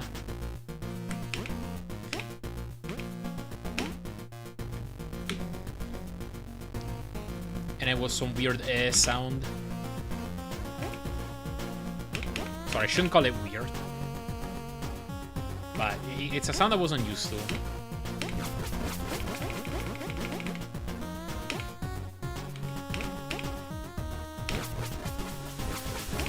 SPD Wolf. Yeah, that's her when I moved to Sweden, finally.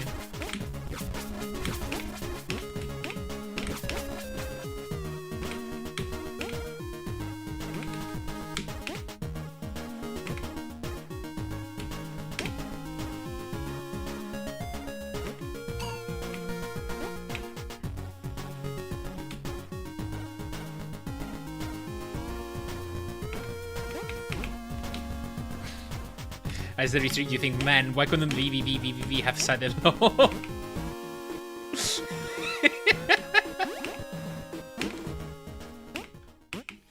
It's like saying oh, but like even lower pitch. Oh shit. Oh.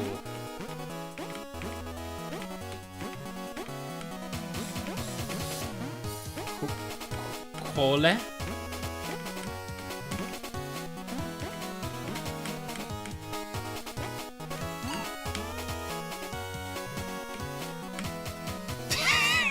Cool. God.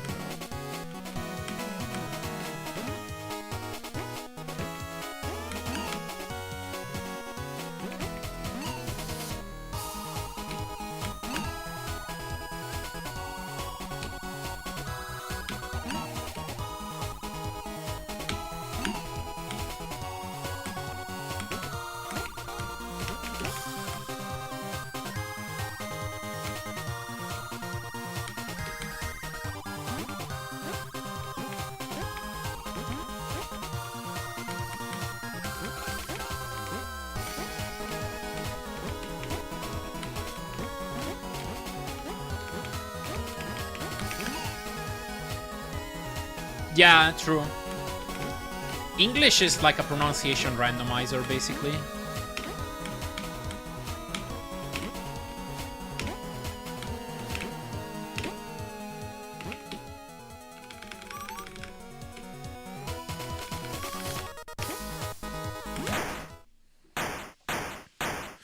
Alright.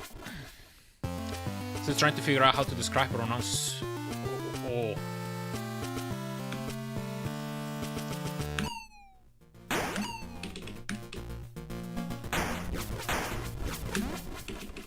Oops, I did the wrong menu, but okay. I guess we gotta run. Is Turkish faster?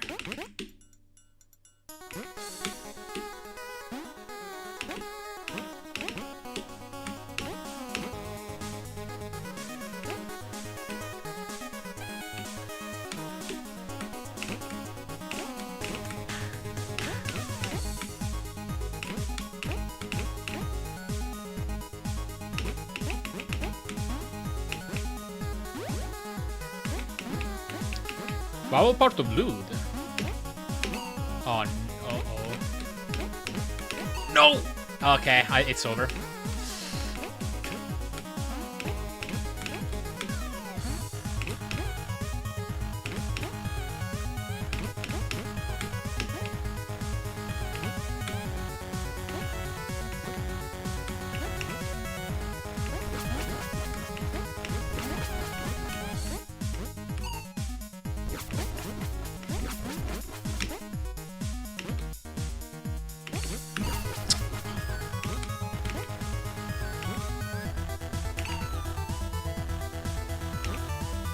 Water Q pronunciations are the weirdest for me.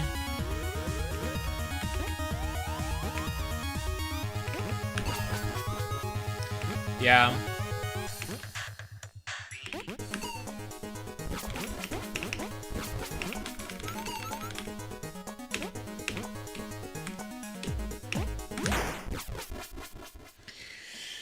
Alright, I'm not gonna finish that. Captain. Wikipedia says in Wikipedia that the IPA equivalent is Y, so it's around the E. I see. What happens if you just like talk with Vale? If you just let this cutscene go by? Do you have to play an intermission?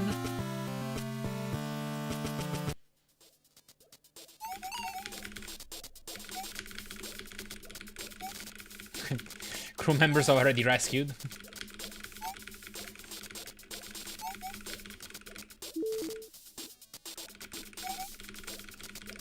Like this Dorshi Shira could read, but I have literally no any word.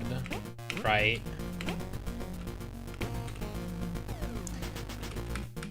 Oh, you can completely overlap with him. I have become Vitelleri.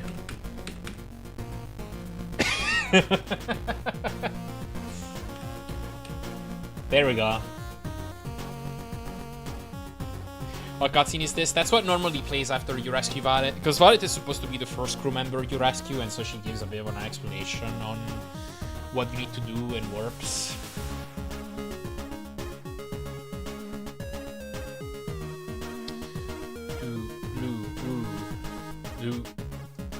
Turce. Fortunate thing is I can vaguely read Turkish because I used to teach a shit over Turkish families. But Polish might be a shower. I see. Alright, I'm gonna take a quick toilet break and then we'll do some more attempts. So I will play some ads and I'll be back in just a few minutes. BRB.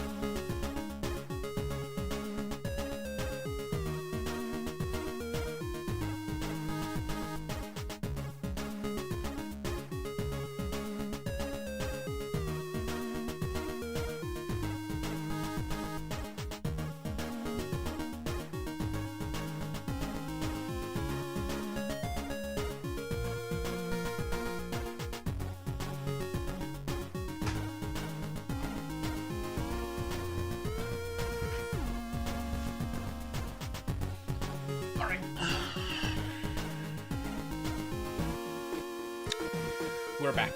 What language should I try now?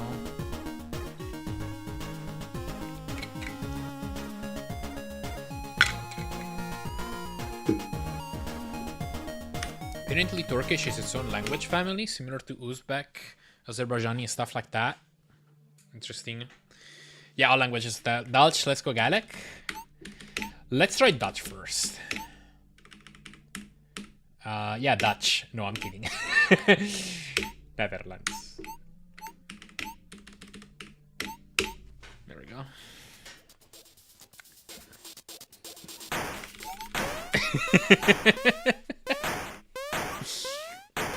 What would this be? Beat the game in all 19 languages back to back? That's an interesting idea. Hello, Alpha.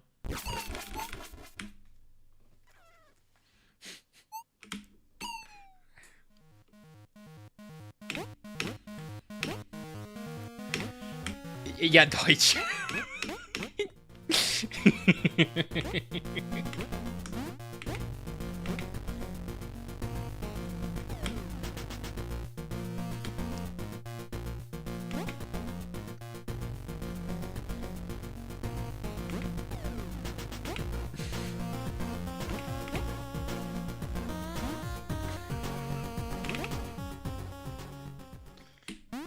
It's another language that uses a 4-letter word for time. So this is convenient for me.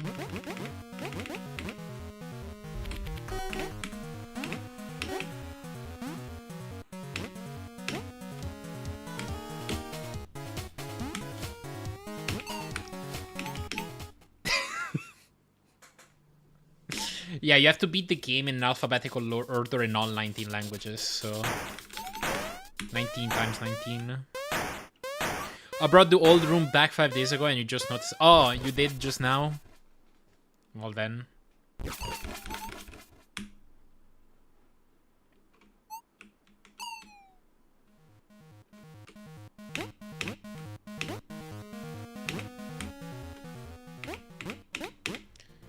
Big, my most beautiful side is pretty funny when you translate it to Dutch. What? Well, what is it like in Dutch?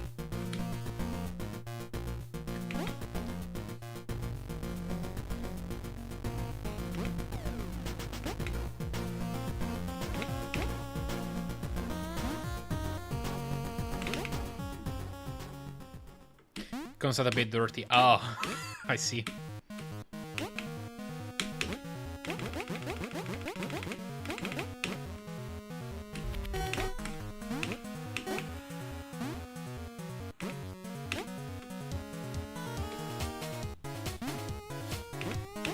Oh no!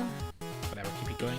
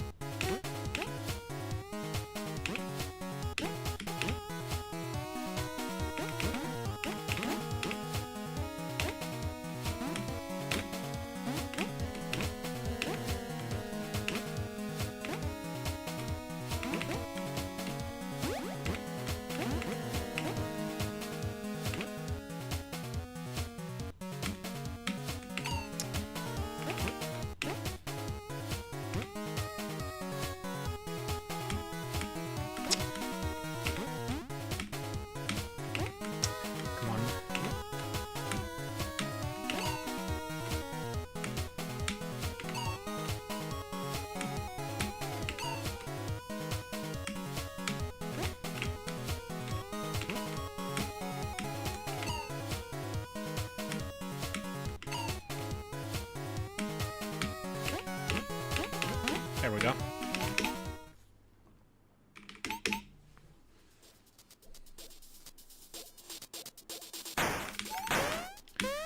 Please refer to Gordian Knot as Gordianse Knot in the future. Alright.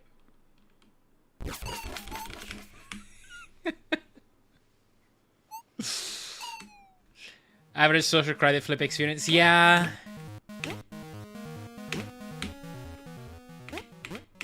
It really is.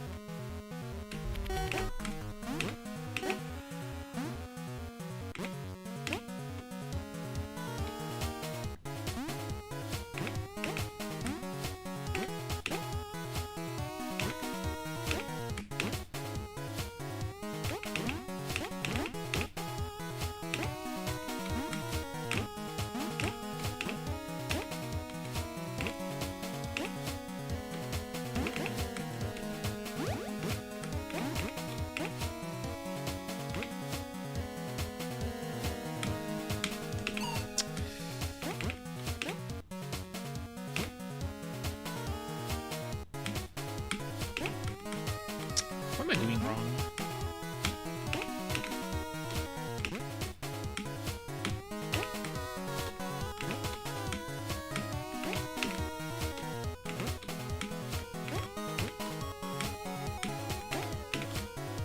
I feel like I should have had that, but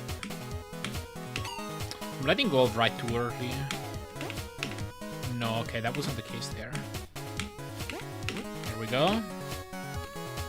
Now you can be beat. Yo, thank you for the prime sub, MacMonkey. Alright. You've convinced me. This is it. But yeah, thank you. Thank you for the prime. Appreciate it. In a Dutch accent. Ah, scheiss. Wait, do they also use scheiss in Dutch?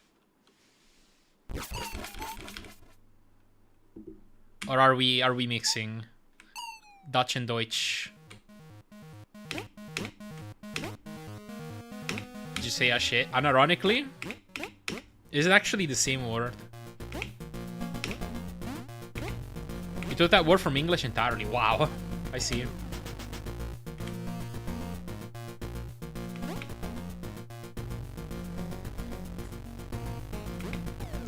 You mean English took it from you? Yeah.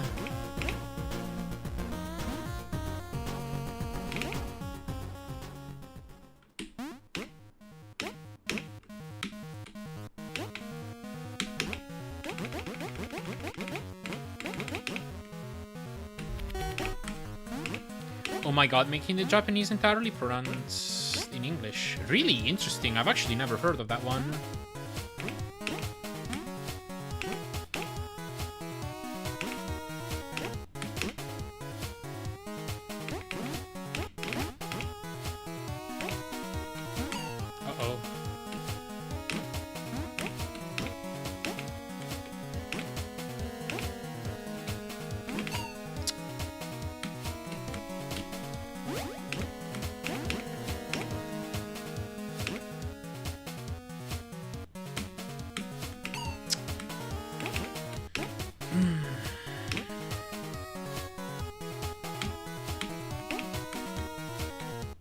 Yeah, you're right, Lexus. Initial impressions.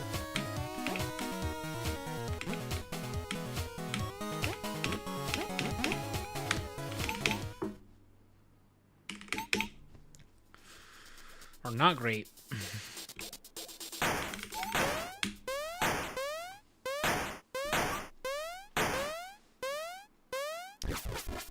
Social credit clip. Yeah, I've actually... So... I did do a run in traditional Chinese earlier, exactly under the theory that it would make social credit flip easier. And they didn't work. But maybe I should try simplified. Maybe that's it.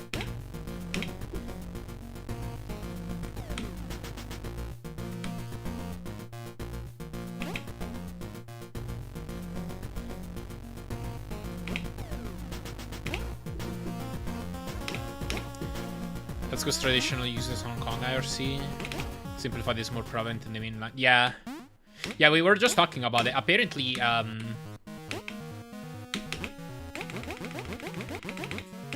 it's designed in such a way that Cantonese, which is spoken in Hong Kong, and Mandarin can be spelled the same. Inhale.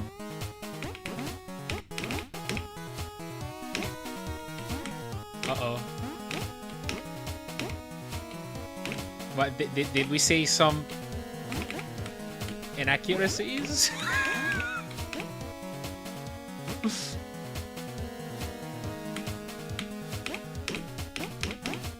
Oh, whatever. Yeah, I'm running your language.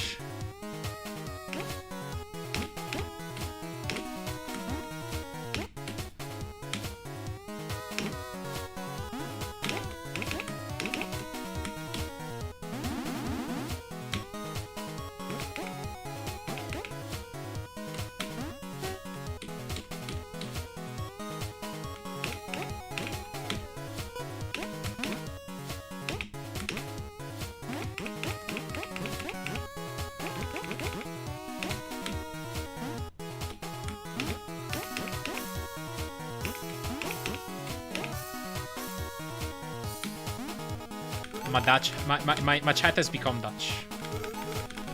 It happens sometimes.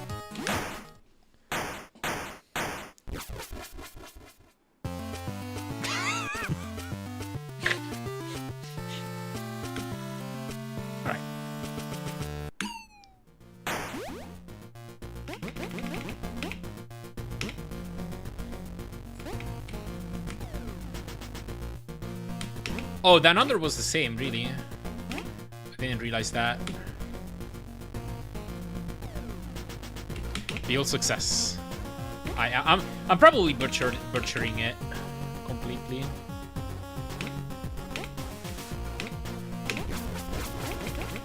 Canton not exclusive to Hong Kong.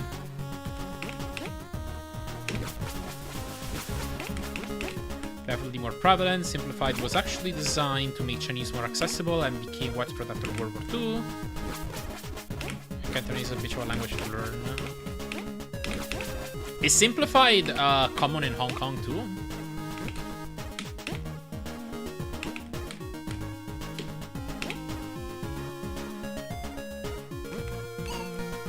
Hoi ga het angdag met Joe. Ja.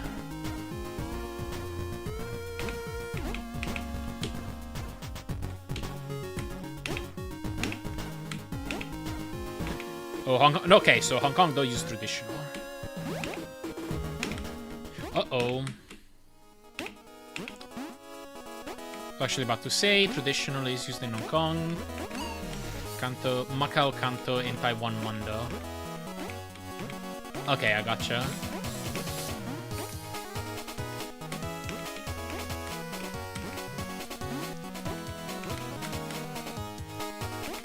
Can you technically use simplified to spell Cantonese?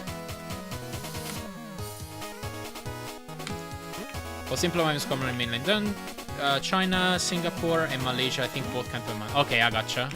I guess that answers my question too. Cool. You can, but Hong Kong's education system has always used traditional. I see.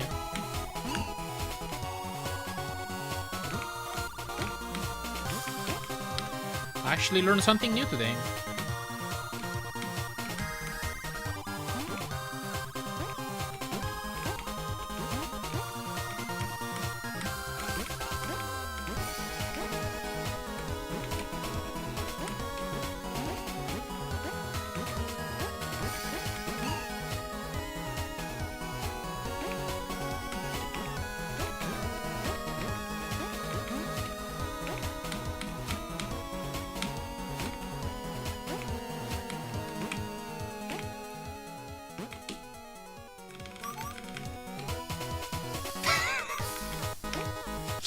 This is the moment where I realize just how many Dutch people are around these parts.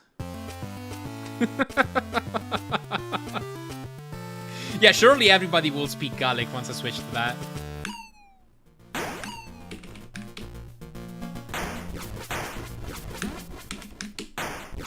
Alright.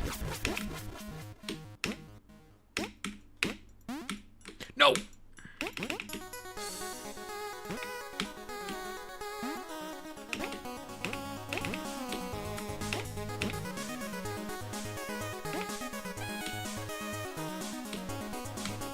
Something about 17 million speakers, isn't it?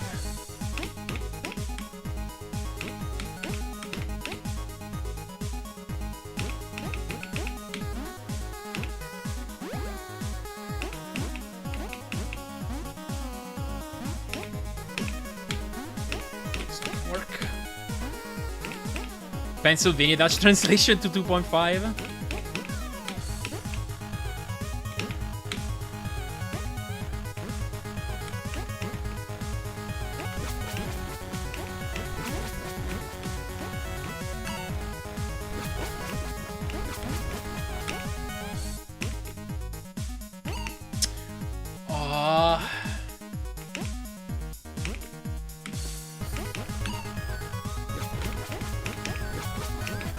That sucks.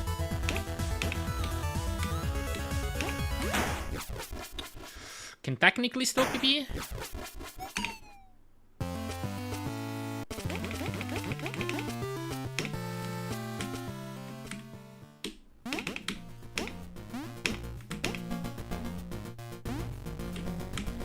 If you run in Welsh, I could get Cressy in here to have some representation. Let's go.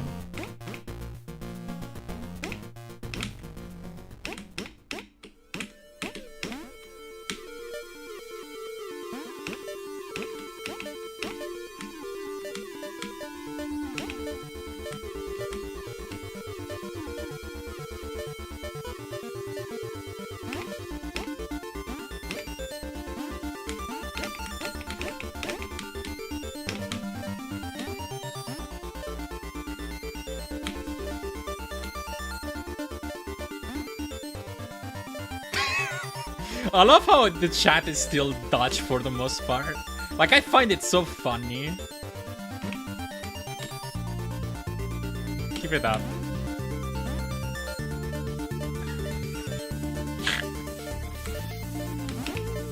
Oh no.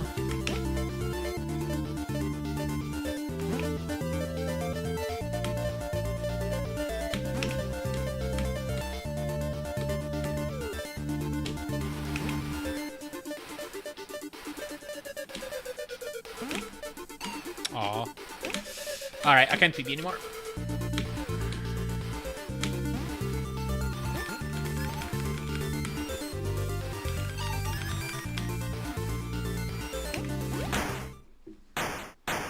Philadelphia experiment. That's just so weird for me. I can understand parts and some parts are just so well from. Yeah, same. This is Gravitron. I'm embarrassing myself in front of everybody who actually knows Dutch.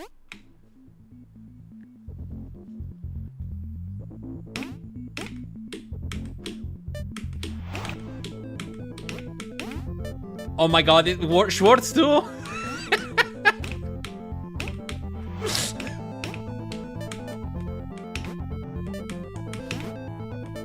Hello.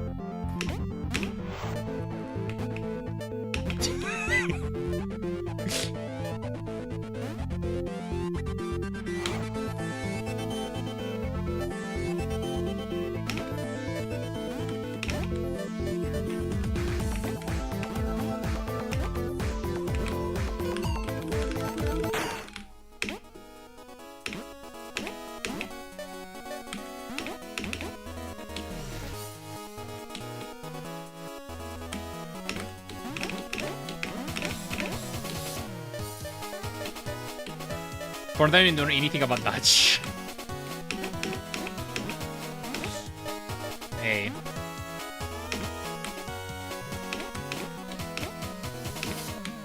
Yeah, passing grades for that message though.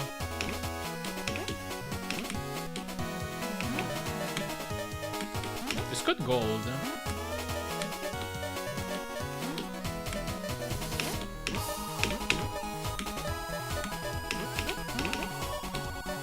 Alright, it might be a gold.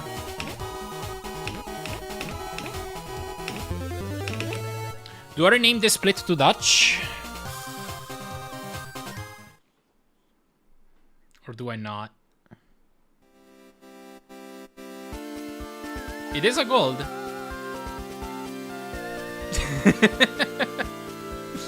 Hey, that was like a 1 second gold even.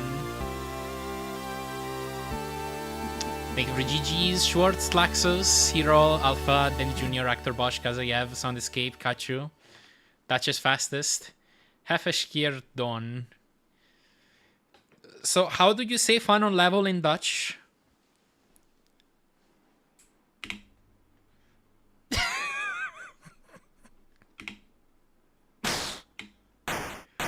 Laatste niveau.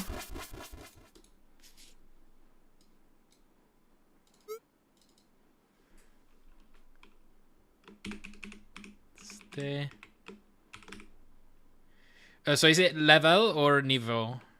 Or I'm butchering it, but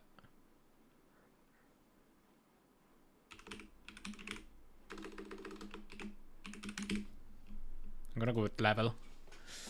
Spell you get spelled. I don't know what that means. You can see all the level translations in the time trial menu. Oh, you can? Right, you're right. You're totally right. Let's see what they call it.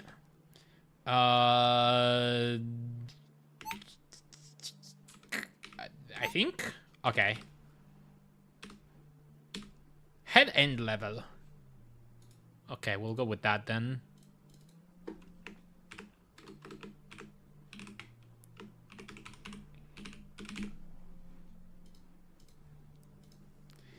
The Wickle Zone.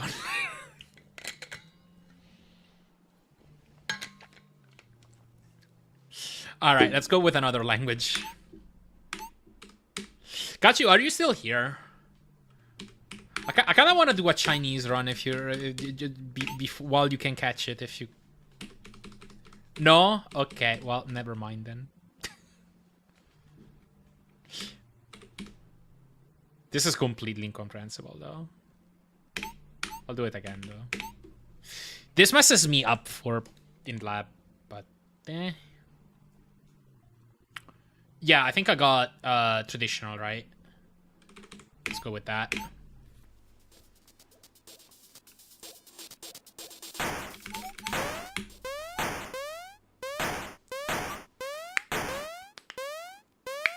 Then I think we're queuing up Gallic next. Yeah, no, like, at this point, it just doesn't matter which one to choose. This is just... So, I know some Japanese, so, like, some of this I can recognize and I can intuit the meaning. Like, I'm pretty sure the word for time here is exactly how you'd spell it in Japanese, too.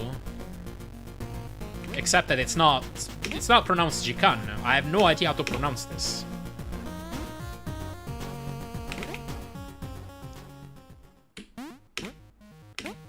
The voice that gave them your head is every Chinese anime dub.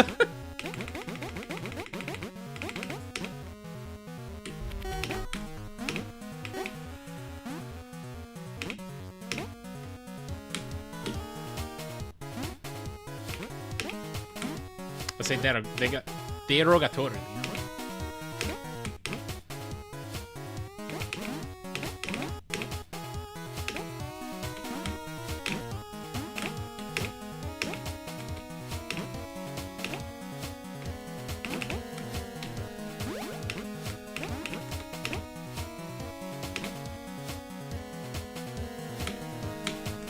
Oh.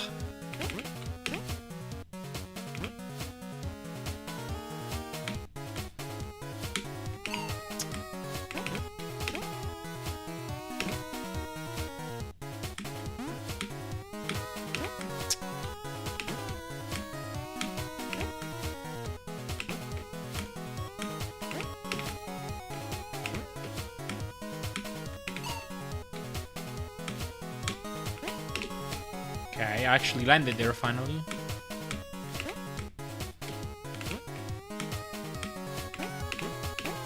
There we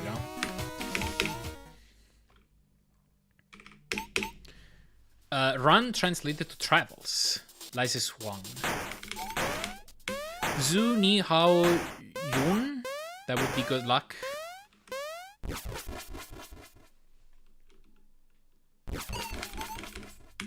It's actually interesting seeing how different localization teams handle Doom S and Swoop and Roomness. Yeah, I agree.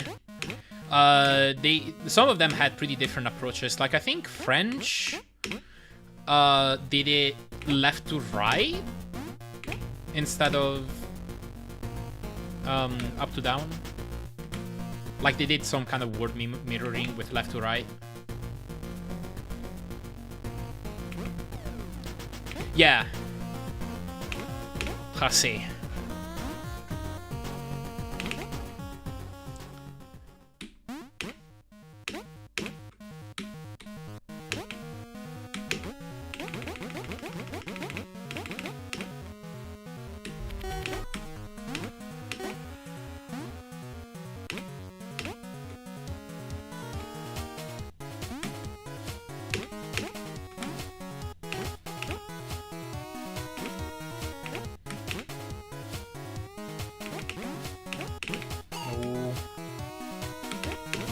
Oh my god, that worked!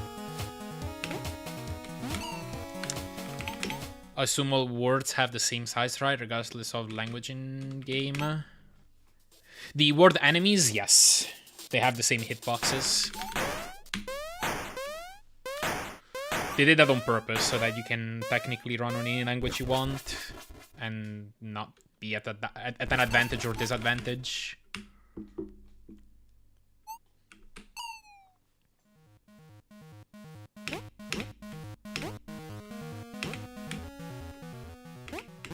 Yeah, it would have been fun if not, right? Turns out it's optimal to run on Gaelic.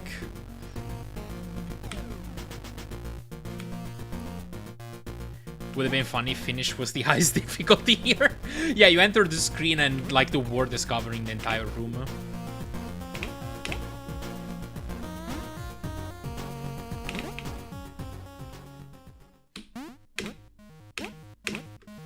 Spanish would hit hard with mentiras.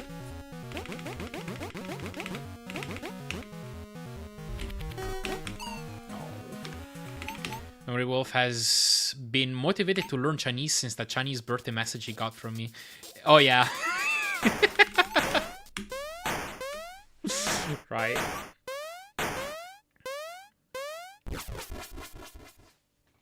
Enemies over 32 times 32 pixels have rectangular hitboxes. Smaller enemies have pixel-perfect hitboxes, but those sprites don't change between languages.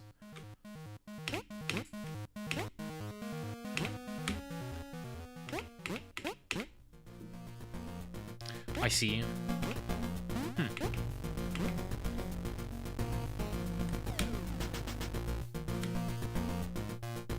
How many visual cues are missing in another language? They're all in laboratory, actually. 2 of them are not so important. Because I look at the room names at the bottom to know when where I should line myself up in those screens where you have to go like... It's like the long up and downs with the strings. One of them is like in Barani Barani and the other one is in... Actually, no, I used the timer for the other one. Not a room name. But yeah, like there is another one earlier in the lab where I use the timer for it. Because I basically go up until the decimal separator for the timer. And then turn around there. Except that if a certain language has a different amount of characters for the word time, then that changes. Here for Chinese, the timer has a completely different font. I don't think I can use it at all. Like I would have to learn a new one from scratch. And then there's like Arabic and Persian, which are right to left. And the timer is in the top right instead, so I just don't have anything. It's not stupid to check languages even if the game looks the same. In Twilight Princess, if you play in French and only French, you can skip having to pay rupees to an NPC. So who knows what happens if you check many languages. Really? That is actually kind of weird. Wonder how that happened. Maybe they just forgot to include a text box that was attached with like a script.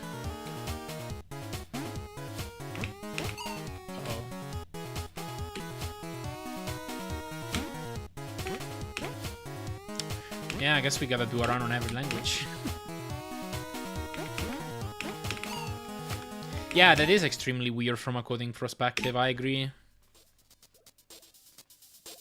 For some reason, French clears a flag or something.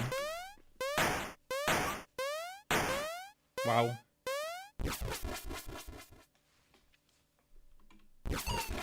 I can see this being the kind of thing that goes undetected for a long time too, because it's just completely unexpected, unintuitive, and very random. And then somebody comes in the Discord and it's like, wait, you all are paying for this?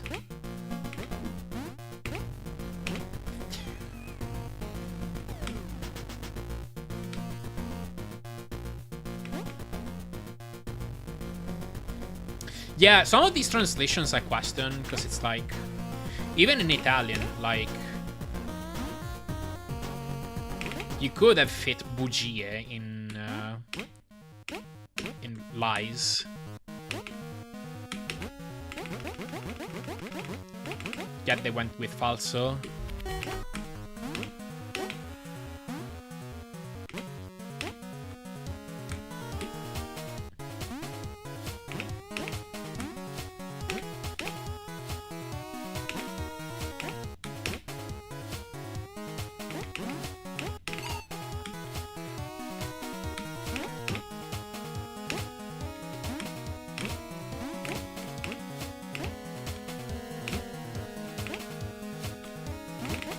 Alright, thanks, got you.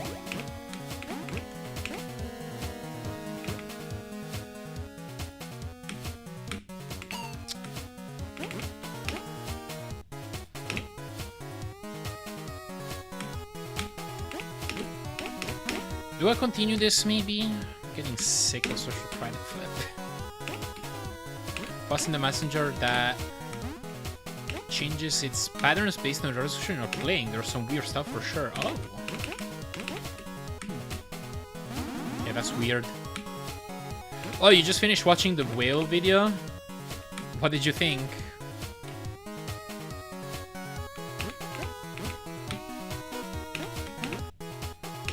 In a sane world, this would be satire. Yeah.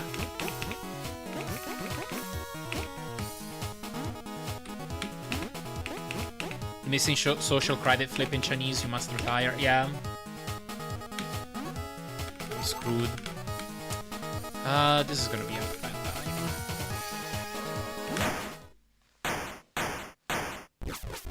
Ugh. We'll reset that. Should I try another language? Yeah, let's try another language. Gallic. We said we were gonna do Gallic. Alright.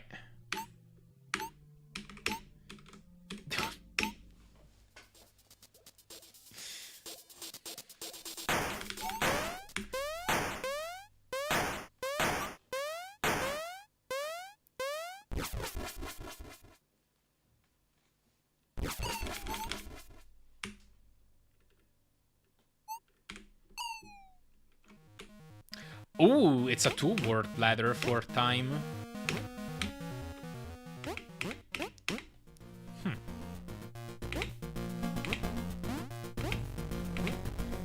That's actually weird. Like, it's gonna make the visual too weird. Because I'm gonna... gonna have to go past the decimals. S checkpoint? Yeah, checkpoint. Clearly. Maybe they change this to PM later. Surely.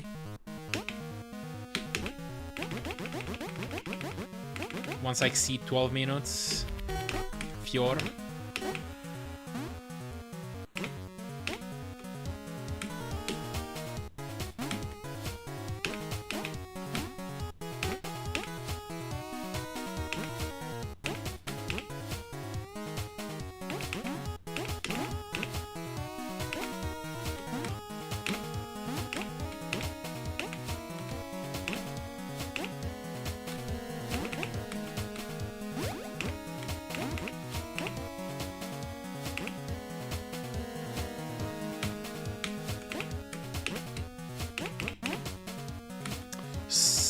Night Gordian. Yeah, this is Gallic.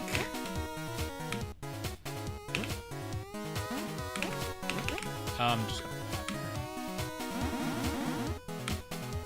gotta switch to Gravitron script in order to see if that happens. This routes too short. True.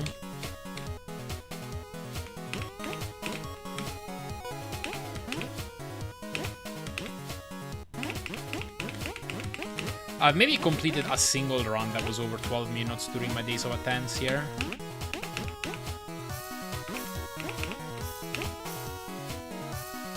Something like that. Alright, that wasn't bad actually. I think it will turn out that Gallic is faster. 227. Level Night. Yeah, no, I can't pronounce that. Oh, I was late on the V there. Oh, well.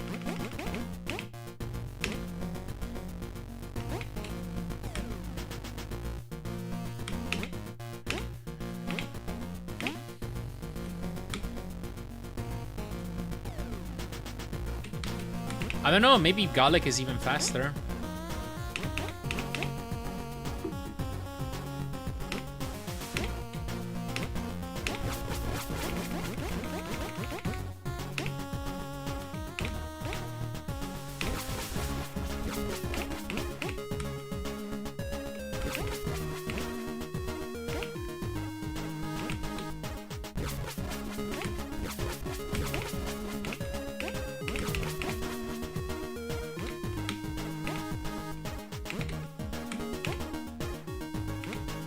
Oh god.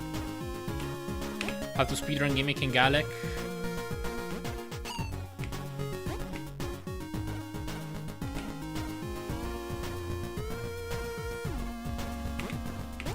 You can summon it by playing some bagpipes.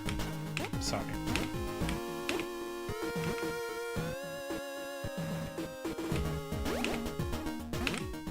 No! Come on.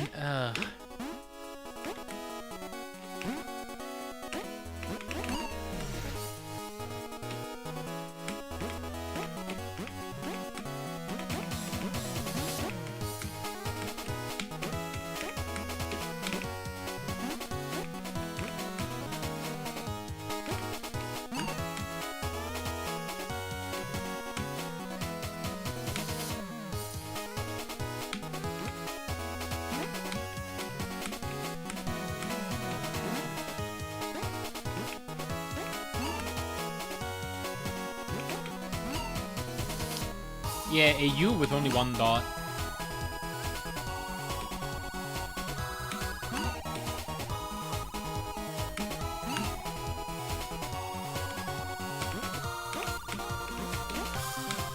Backstone Stage 4 is your favorite? Yeah.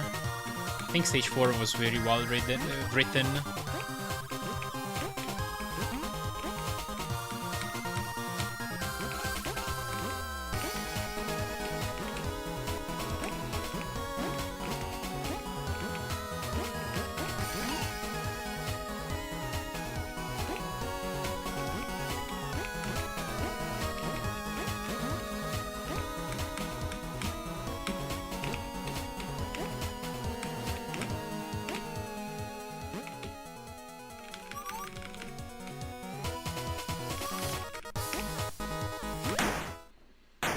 I guess this is fine. Alright, let's get the IS.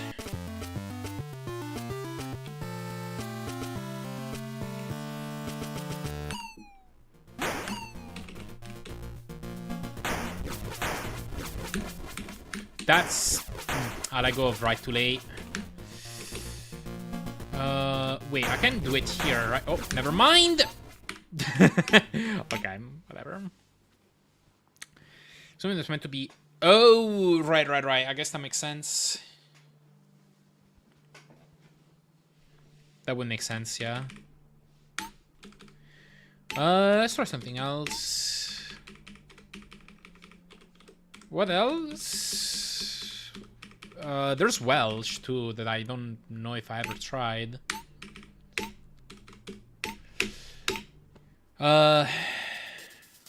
Oh, I forgot how to pronounce the name of that town. I have to brush up on it.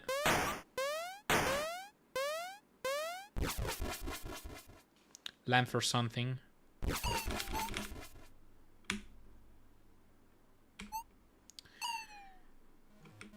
Okay.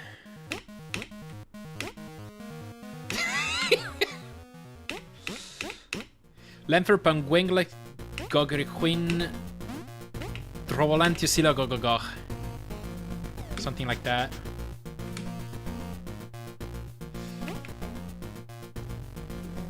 You actually wrote it down from memory? If true, that's insane.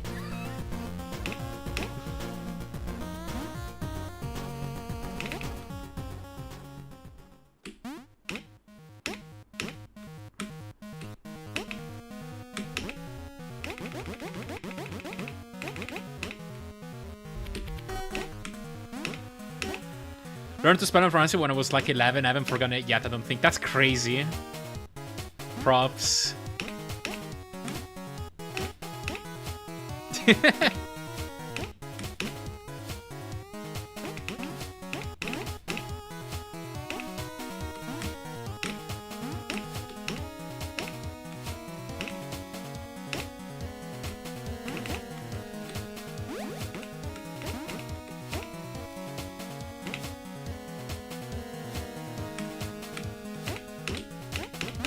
Welsh is faster. 5-letter word for the timer, I know how to handle that.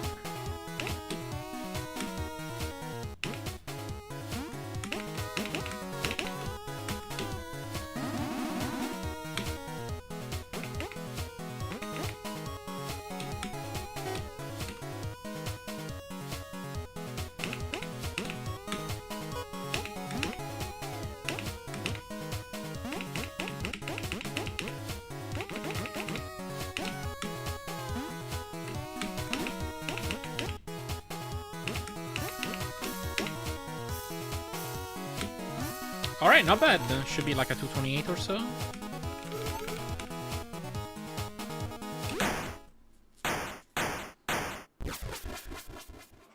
What's the longest word for the timer you've seen? My guess would be Spanish's tiempo. Yeah, it's probably that. I don't think I've seen longer. 227 actually was.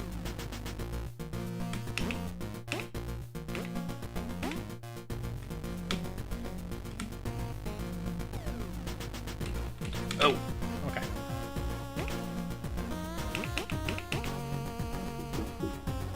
No.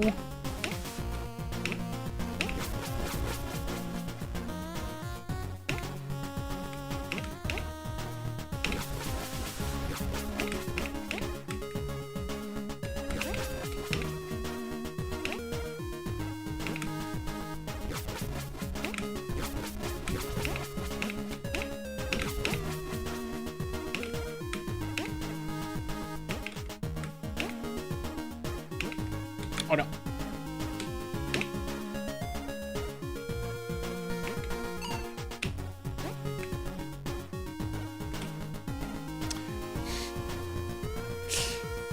I want to do something about Jirachi that just fell, but I can't.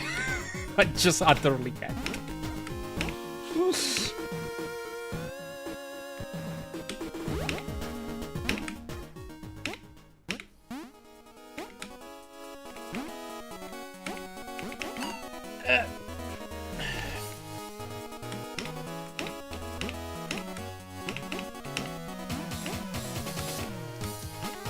Your hometown?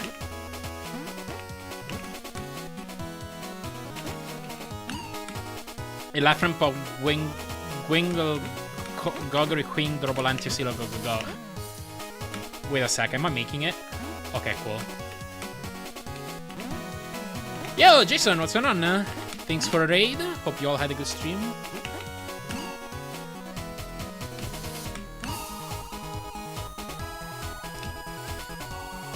I'm running this game and I'm running it on the Welsh language because... yes. Every language is the same speed in this game, so you can just set it to whatever you want. And there is a Welsh option. Yo, hello, Capitalize. Welcome.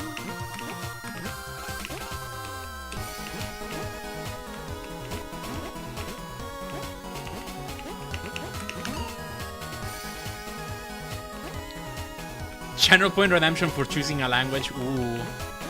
It's an interesting one, actually.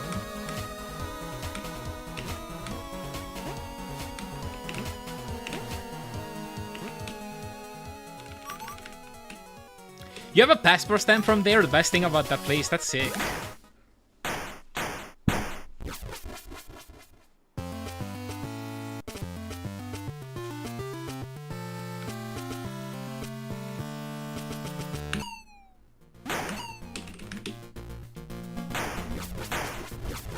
Ah, dang. Welsh won't save me from skill issues. Everyone's favorite bacteria, Myxococcus, Lemphero-Penquengle, Gogoquin, Drobolantis, Gogogogensis. That's a real thing? Mini teleporter, yeah. Yeah, Welsh looked really fast, though. Let's see if we can find faster, though. Okay, I haven't tried Catalan. I actually haven't tried German yet, I don't think. I haven't tried all the variants of Spanish, I don't think. I haven't tried Ukrainian. Oh, I forget what... This is like some language that's spoken in parts of Poland. This is Russian, I haven't tried that. Do we want to do Deutsch? Okay, let's do Deutsch, yeah. I didn't notice that. Do you know that one? Longest scientific name, wow. Silesian language, I see. Yo, hello, numbers. The bacteria is a real thing, wow. Now I can translate for you.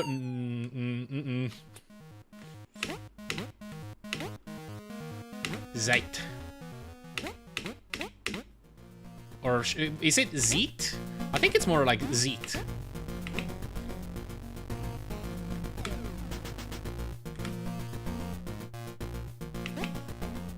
The first one was closer, Zeit? Okay, gotcha.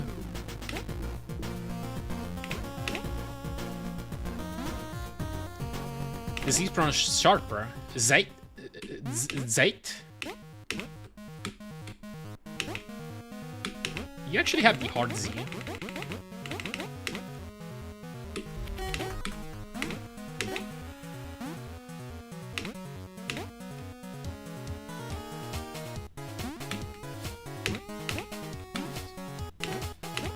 Yeah, pronounce the S. I see. I actually didn't know that.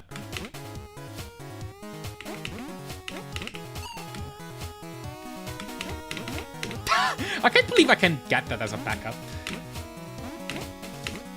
Oh, no.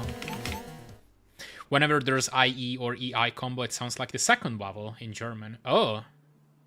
Okay, interesting.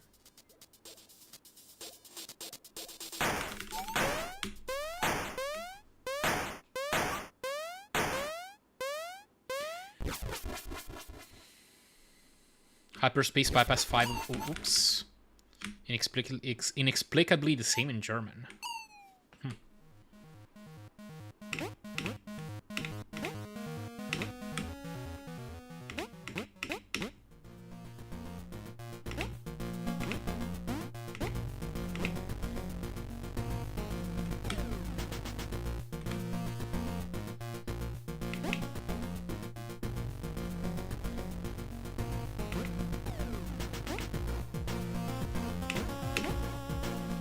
So I actually pronounce the 5 as Funf.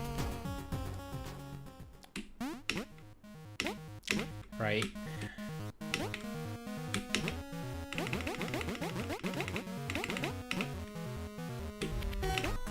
Fucked.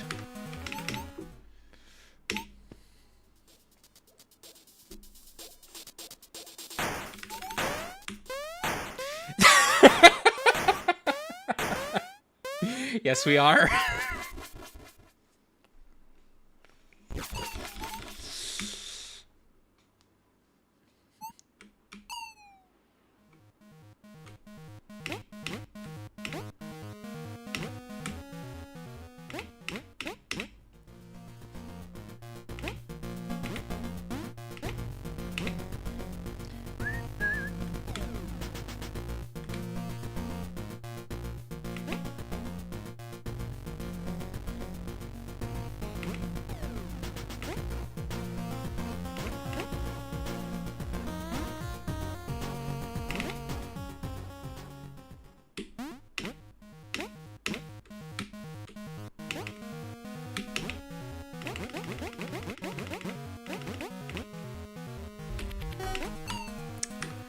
I really am.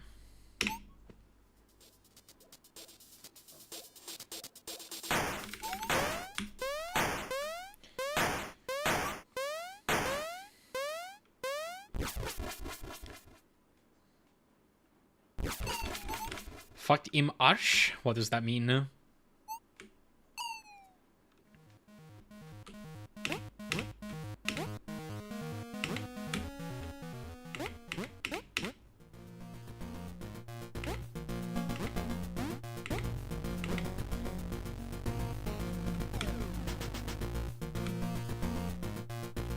Oh, yeah.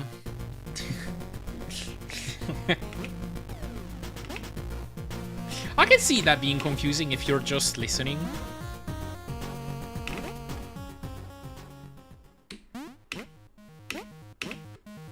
Hello, Ganchi. Not appropriate. Uh-oh.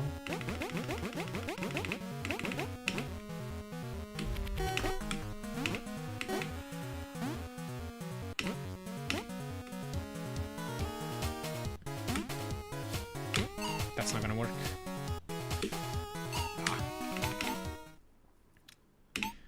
It was appropriate enough for Mozart? Is that the name of a piece?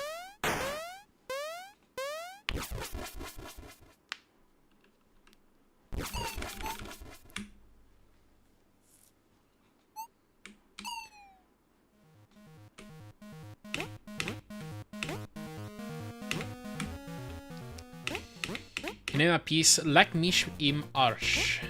What does that mean?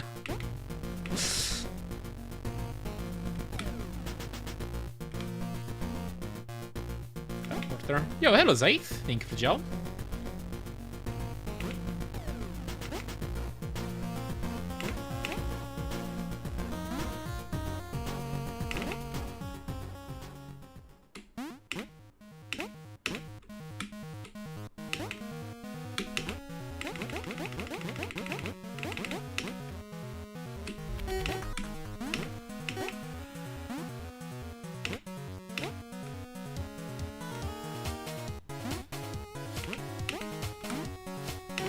Oh boy.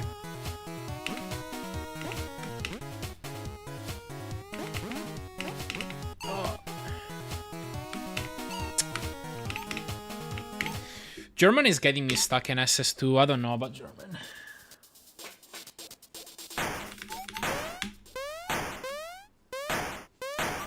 Gordischer nothing is impossible. I agree. Fucked.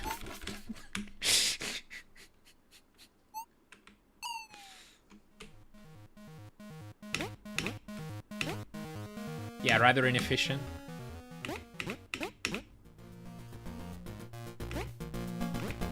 Oh, I have to pronounce the K. Okay. Knoten.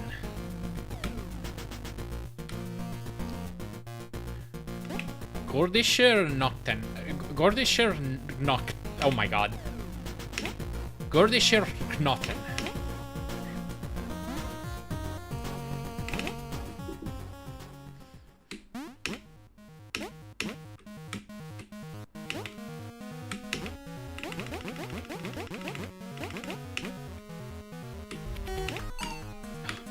Now with a longer O?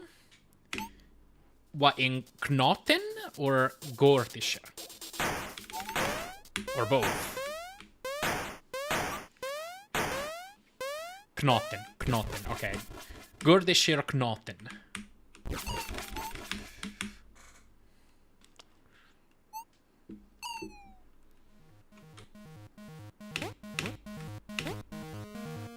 Thanks, thank you. Why is the game not on Persian? Because I can't make life too easy on me. Otherwise it wouldn't be enjoyable or something.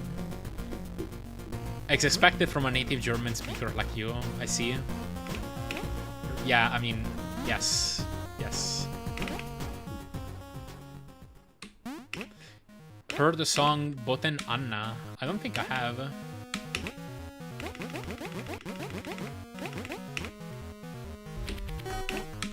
Featuring Pepsi for Mezzo Mix.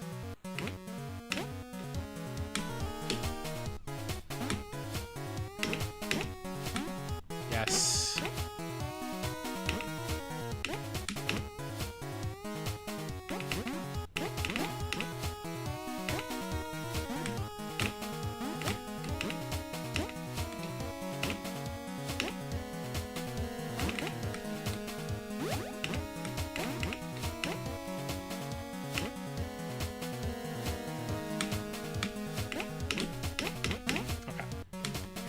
I definitely have heard Potenanna. If you hear it, you remember it. Okay. I guess I probably just know that it's called that, then.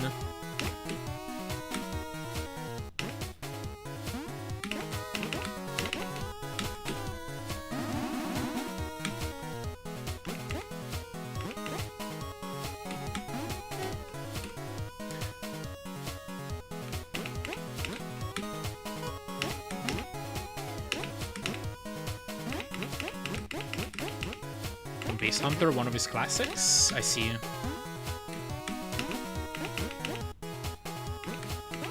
Okay. Took a few attempts, but I think we got a good German time.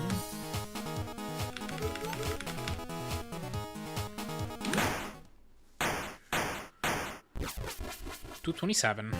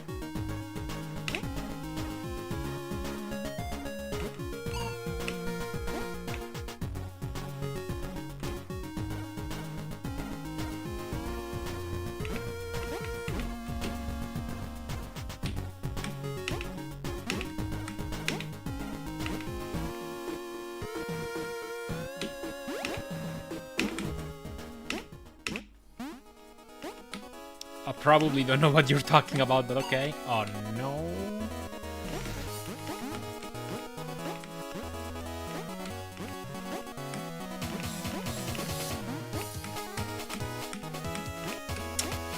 Rip a few seconds.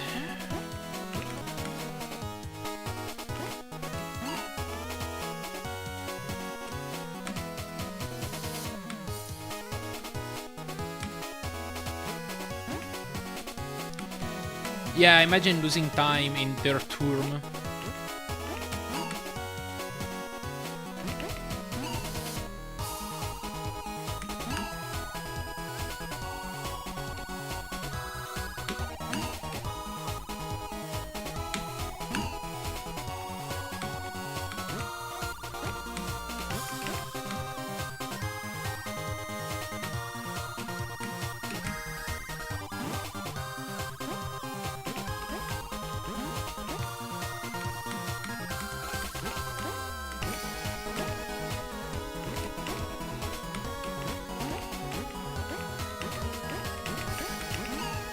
Okay, that was tight.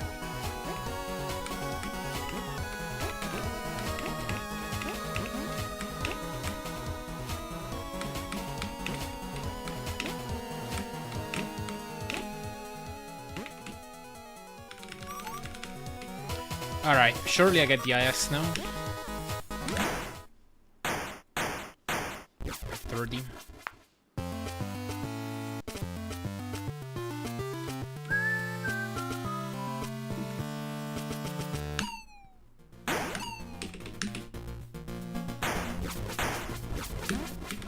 Okay.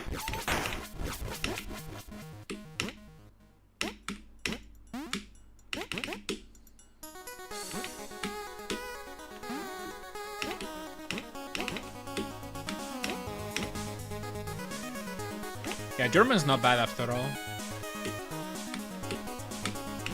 Hello, Markler. Thank you, Joe.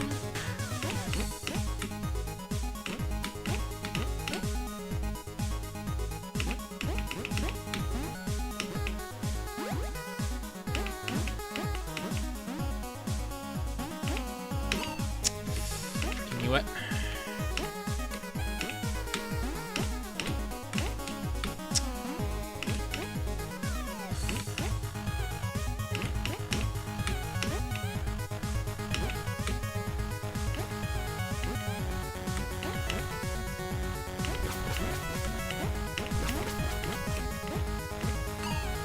Aww. Not too early.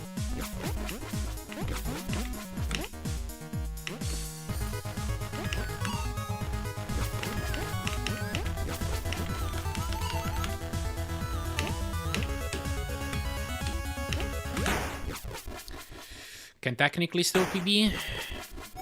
Yo, hello, Crystal Shutdown, thank you for the HFGL. Please pretend I made a funny reference to a funny game name. Hahaha. That was hilarious.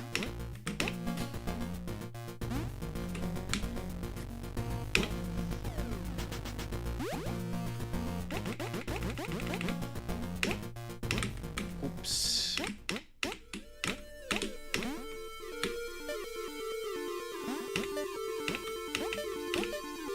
What's up, Budsy? Oh! I think the run's over. But thank you for GL. I know, right? Like, who even dies like that?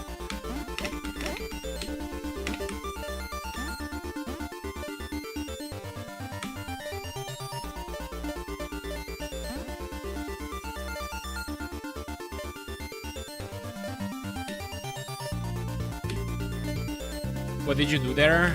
Just bashed it to some spikes. I actually don't even remember the details already.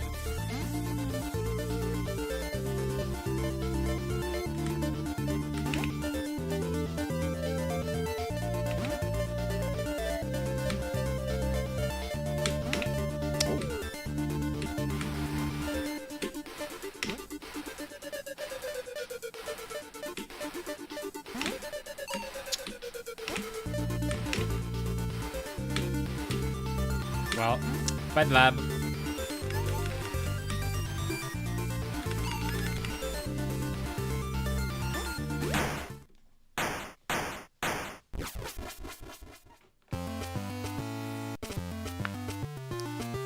Inventing new ways to die is an integral part of speedrunning. Very true.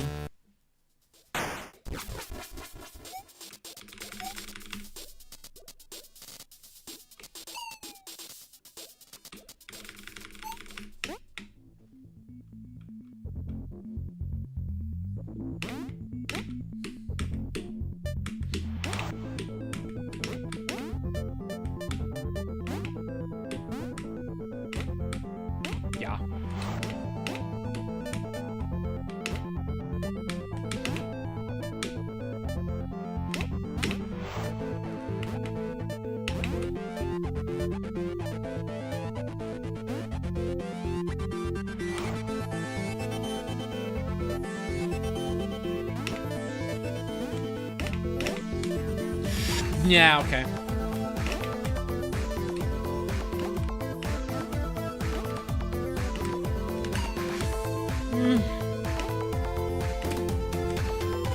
There we go.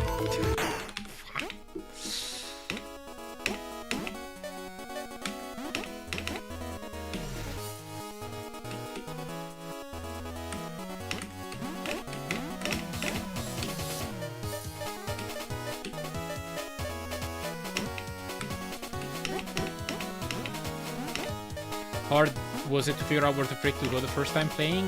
In the overworld in particular. Once you're inside a level, it's pretty clear. But yeah, in the overworld in particular, like finding where the levels are located was a bit difficult. I do remember that. Even though you're given a map.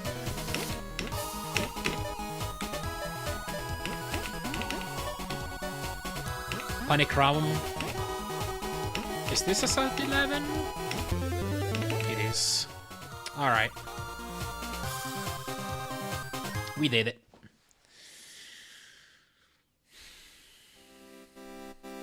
Thank you, Yatoa. Spiel Bandit. Thank you, Alpha.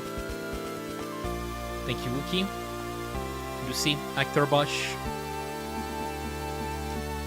Thank you, Shorts.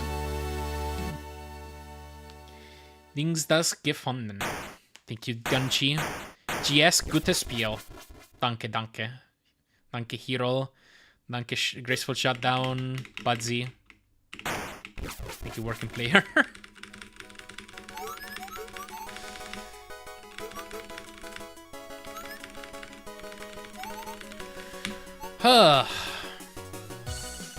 Well then.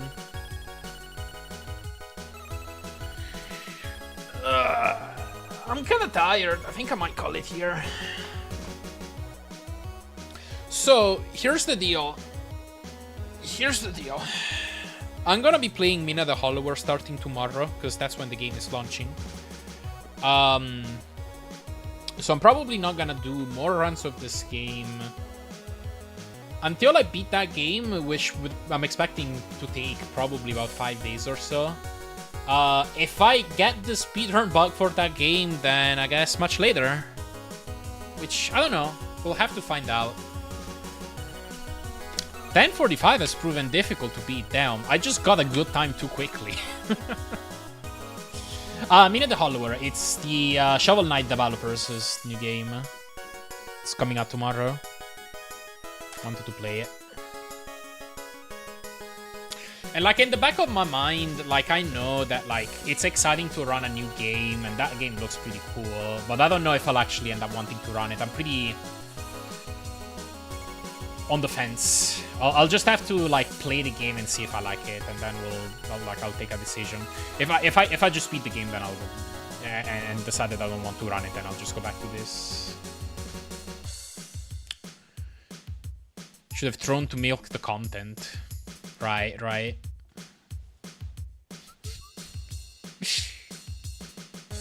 But yeah, I'll go ahead and read somebody for today. Thank you all for watching. I should be live tomorrow with Mina.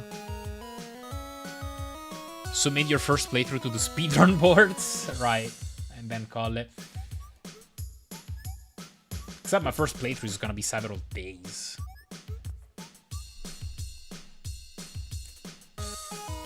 I've already done plenty of pasta language runs. We're good. We're good here.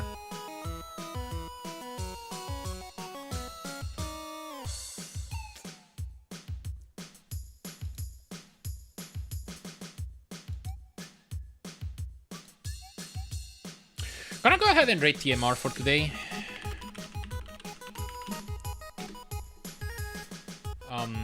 He's running Cuphead low percent, so go watch that if you're interested. I will see you all tomorrow, almost certainly. So, yeah, take care, everybody. Have a good one. Bye-bye. Bedankt voor de stream. Dude, I do want to learn the basics of most European languages, just because it would be cool to actually not butcher them. Even if I don't end up being conversational in them, really. But yeah, have a good one, everybody. Bye-bye.